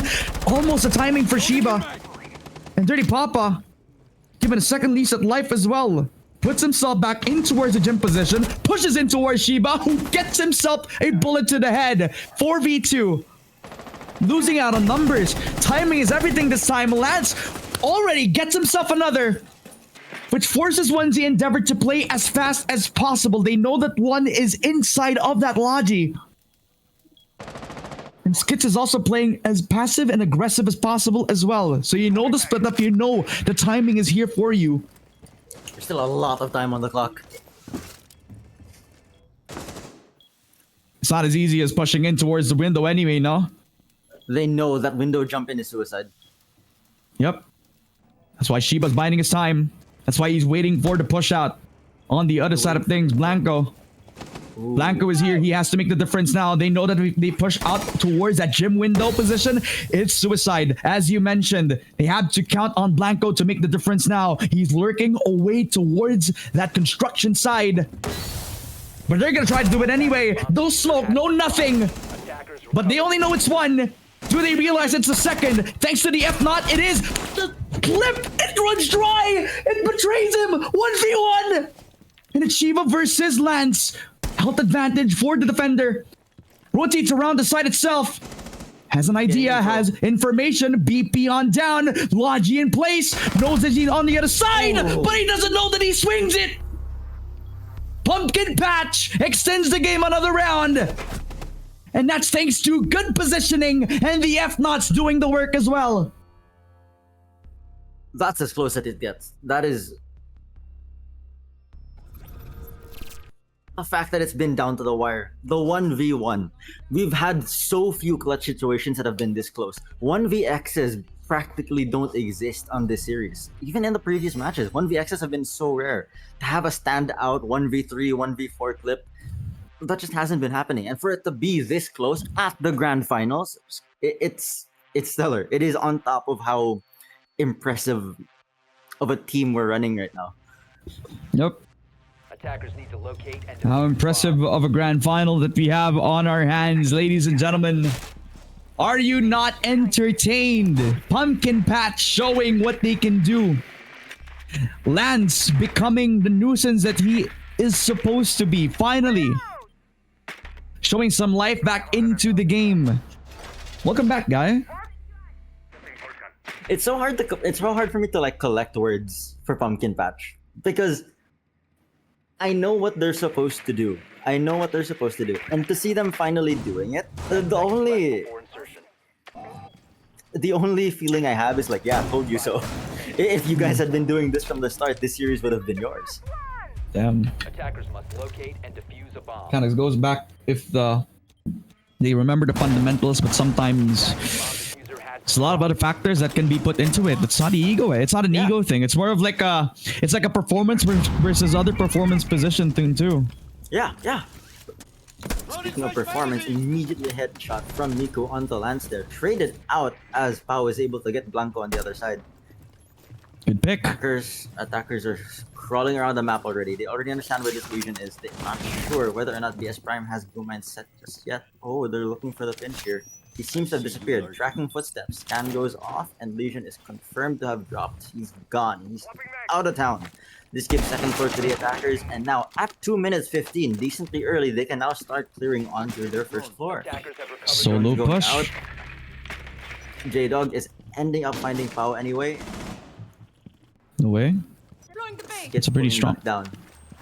Look, that's like I didn't even know that was a solo attempt from Miko, but seemingly just from his scans alone, he has single-handedly been given second floor. But now that I realize it, that's also from J-Dog and his position over from that Logi push as well. So It's really big for them to have like both of these high impact entry fraggers with their guns free, just ready to play off of the immediate information given by the supports. And that much more. If you can coordinate that well, to have 2 supports and 2 entries actually getting things done simultaneously, it's amazing that they were able to get first floor control as early as they did. 2:15 is really early. They already have half the round done, and what most teams would be doing, okay, I would say first floor is a little late, but it doesn't change the fact that they got so much out of it, getting Lance and Pau simultaneously, despite the 4v3, despite the loss of man count via Blanco. yeah, but what are the good things about Pumpkin Patch's defense right now? They still have the footholds. They still have at least like the long control over at that main stairs position. Goyo canisters, thank you so much. 50-second mark. Legion is scaling. That's true. That's one more good He's just gonna keep pooping out these traps. You know Timo from League of Legends? Oh my gosh, he is the Legion shrooms, I see. I know, right? 35 seconds, has to push on down. And they know the pressure is coming to them. They have verticality, but it won't matter if they don't get their foots over at the site itself. So we're back to the 25-second mark. This is a 20-second execute that will mean everything for 1Z Endeavor. And it starts with the Legion mine actually affecting them. They spray on through a double again from the Legion. 1v3 in a blink of an eye. And just as we said it, this guy has been everything for Pumpkin Patch. The positioning from the Legion as well as the adaptation just thanks to that verticality. They were a little too late to the call. And that gives the 4th round win on the side of Pumpkin Patch. They knew what was coming.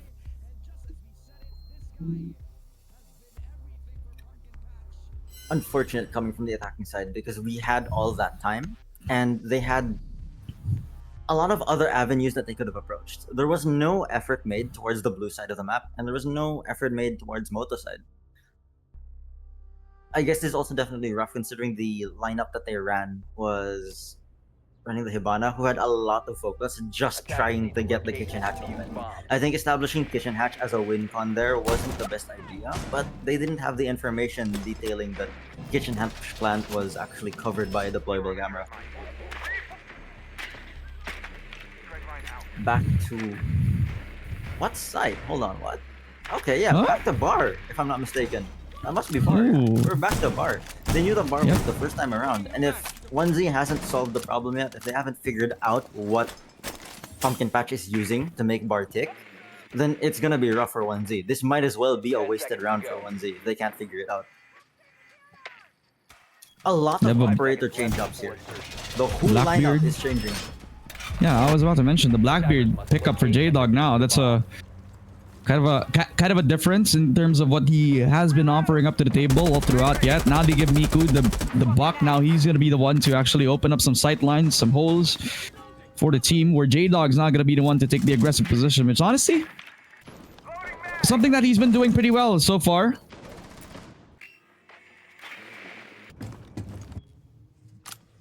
Going on to the clear already, and we'll see exactly whether or not J-Dog does pull off the consistency that we've been looking for him. He's actually at an 8-8 scoreline, so that 1-to-1 KD is pretty entertaining to see. At least he does get the trade outs guaranteed by his teammates. True. With a Blackbeard this time around, we're going to hope that he's actually gonna, live long enough to follow up, get that next kill. The pop-off potential is insane here.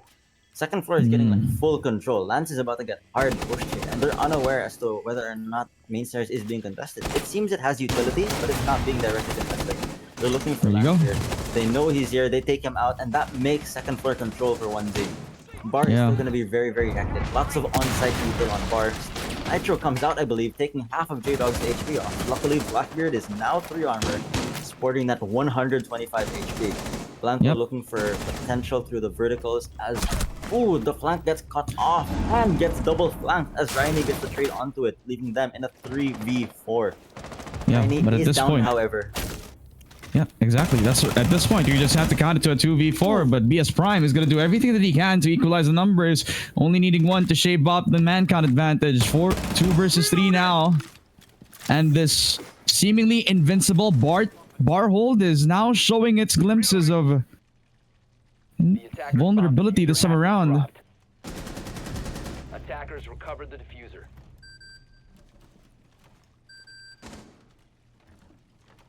Bomb located by attackers.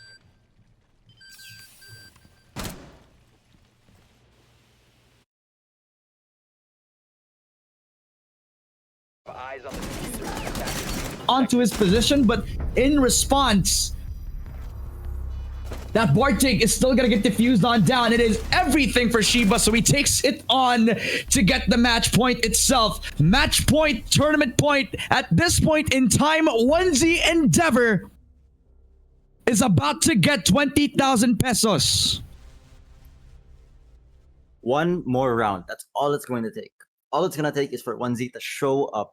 They have been showing up all tournament, but we need full attendance. If they're going to net this 20k, they need full attendance. If they drop an operator, a single player going down, it's that much more of a threat.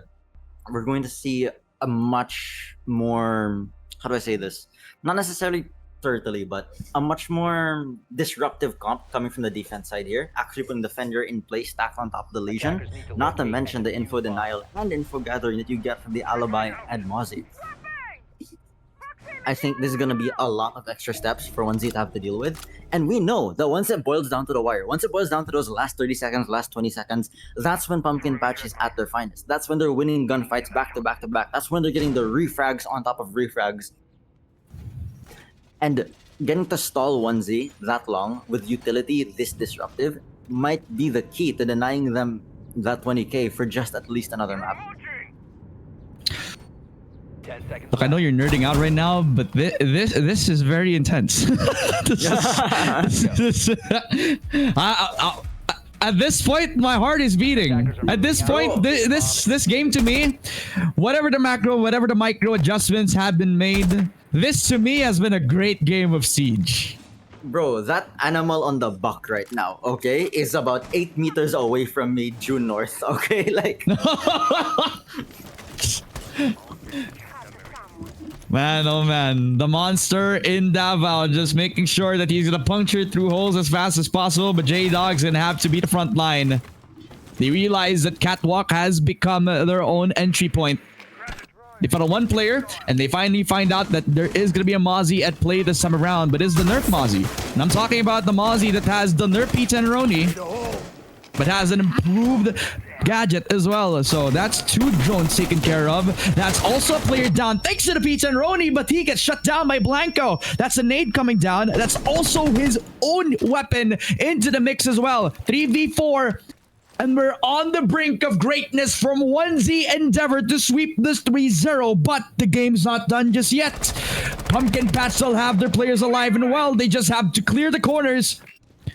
Try to hold as much as possible. Bar and stage has been their bread and butter all throughout the clubhouse map. But it's seemingly losing their grasp as the game progresses. in the 4v3, still lots of utility on the attacker's hands. There's still a lot of potential clear here with a minute and a half remaining. Vertical potential is still really big here. As the Legion's damage is getting ticked down, he's trying to go for the flank there. He understands how important it is to retake that. Oh my, he's trying to go for the slow clear here onto the track stingers. I don't think any of the attackers have noticed him. Oh no, they have. Oh. It's all or nothing. It is on the Legion. Legion is the decider right now. If he can get this flank off successfully, it is enormous for Pumpkin Patch. And it might net them the round. 4v3, they found him out, and no, oh sir, they found the flank, they found the anchor, and at this point, 1 kill away from 20,000 pesos. His lands all the weight on his shoulders. All on the castle to make the difference. 1v4, 40 seconds. The UMP, not the best weapon for the job, but an ACOG nonetheless. Has to make the difference now. Not swarming around his position, not even knowing about where he's going to be coming from. All they're thinking about is planting that bomb down. And thanks to the util, that's actually very successful. They got the kill, they got Blanco, they got the second, but no! 1Z Endeavor kills off everybody one by one. And thanks to everybody's efforts on 1Z Endeavor, they sweep the lower bracket, they get the revenge match, and they win the grand finals. And are your Siege Digmaan Season 2 champions. Blanco from being the moderator of R6 Pinas to cementing himself as one of the greatest players in R6 Pinas history. The young guns coming in as well, stepping up where they need to. Finally, a champion, finally leaving their mark on the local scene. Congratulations.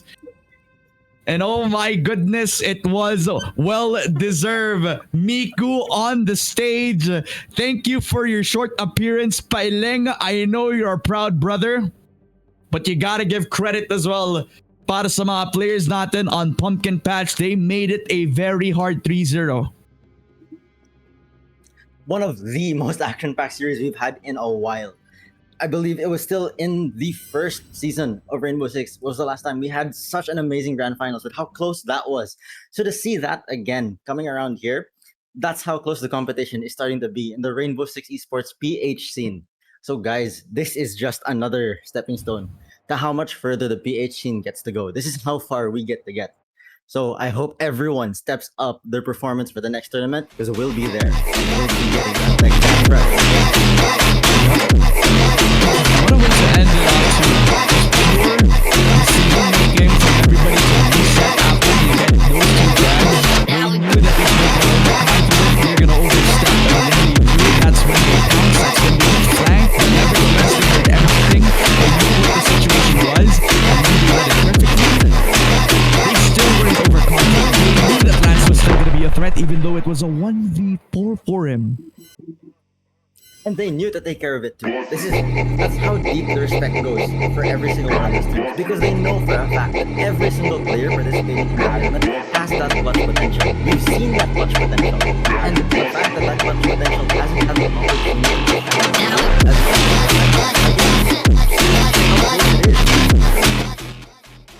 Man, 3-0?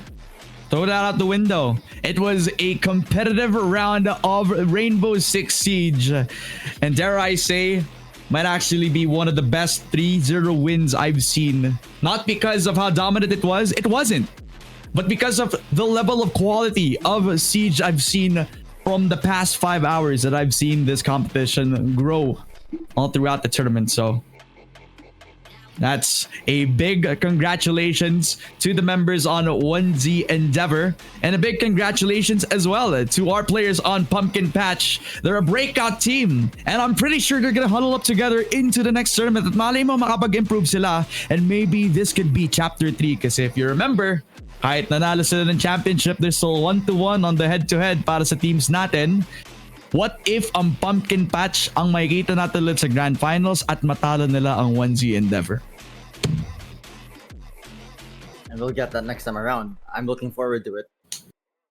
Diba? And not even that though. That's not even the only storyline that we have. A lot of teams have improved nung nagsimula sila dito sa R6 Pinas. You remember Shot Pano, they were not even one of the teams that were regarded as a threat. Pero nag-improve sila from the previous tournament. From a first round exit, sila tuloy yung isa sa mga top 3 teams natin. Huddling up against one of the best teams in the Philippines. At ngayon, they're just gonna keep improving. Tapos, nandito din ang SR. Ang isa sa mga teams na napakalakas in terms of firepower just needs a little bit of polishing left and right here, you know? Ano pa ba? Sino pa ba? Credit where credit is due. Paradexus, one of the most aggressive performances all tournament. I don't know if you noticed, but every single match that Paradexus ends up winning over, I joked about Legion scaling. Paradexus, they scale. Even if you get some early rounds onto them, later in the game, they hammer you. You actually can't get through whatever it is they're pushing on that late game. Jokes aside, like, when you have a full champ stack like Paradexus, and they're able to pull it together that well, that just makes next tournament all the better to watch. Yep.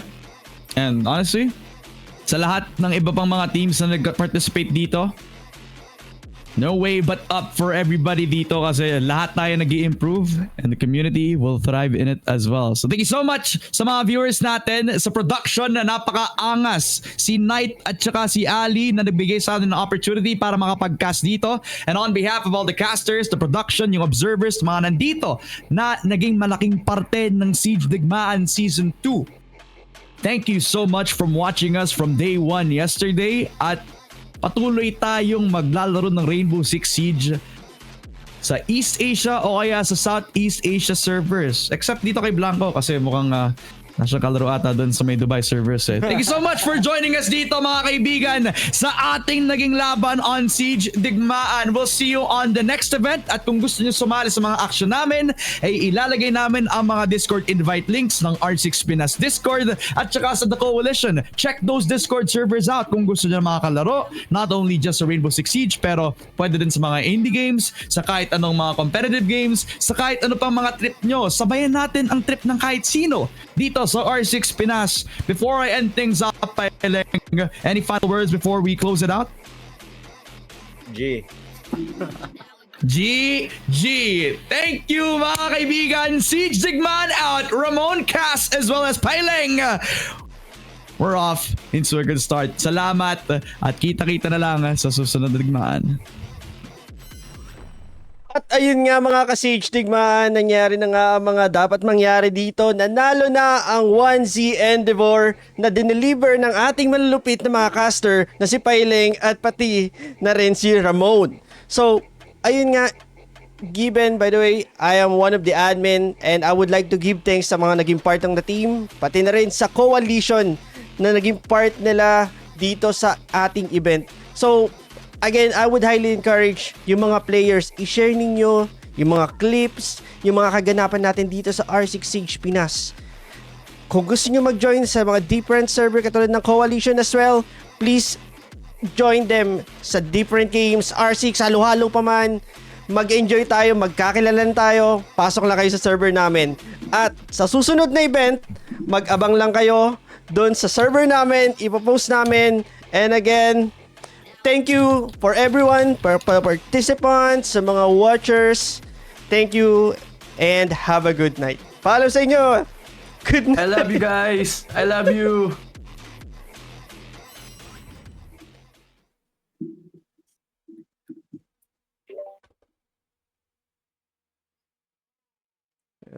Wait, let me fix the cave. Tayo ng Enderman yan.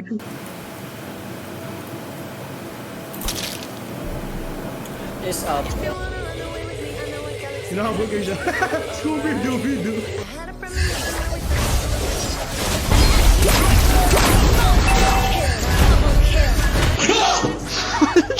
Gago.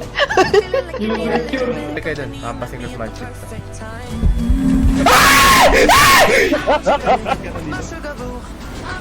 Oy!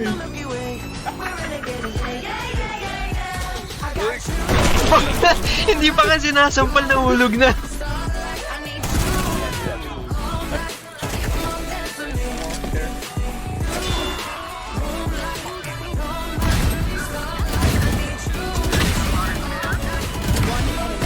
bullets, no bullets, no bullets, no bullets!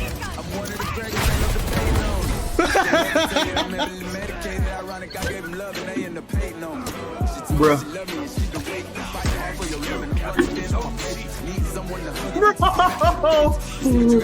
Bro! They can't even.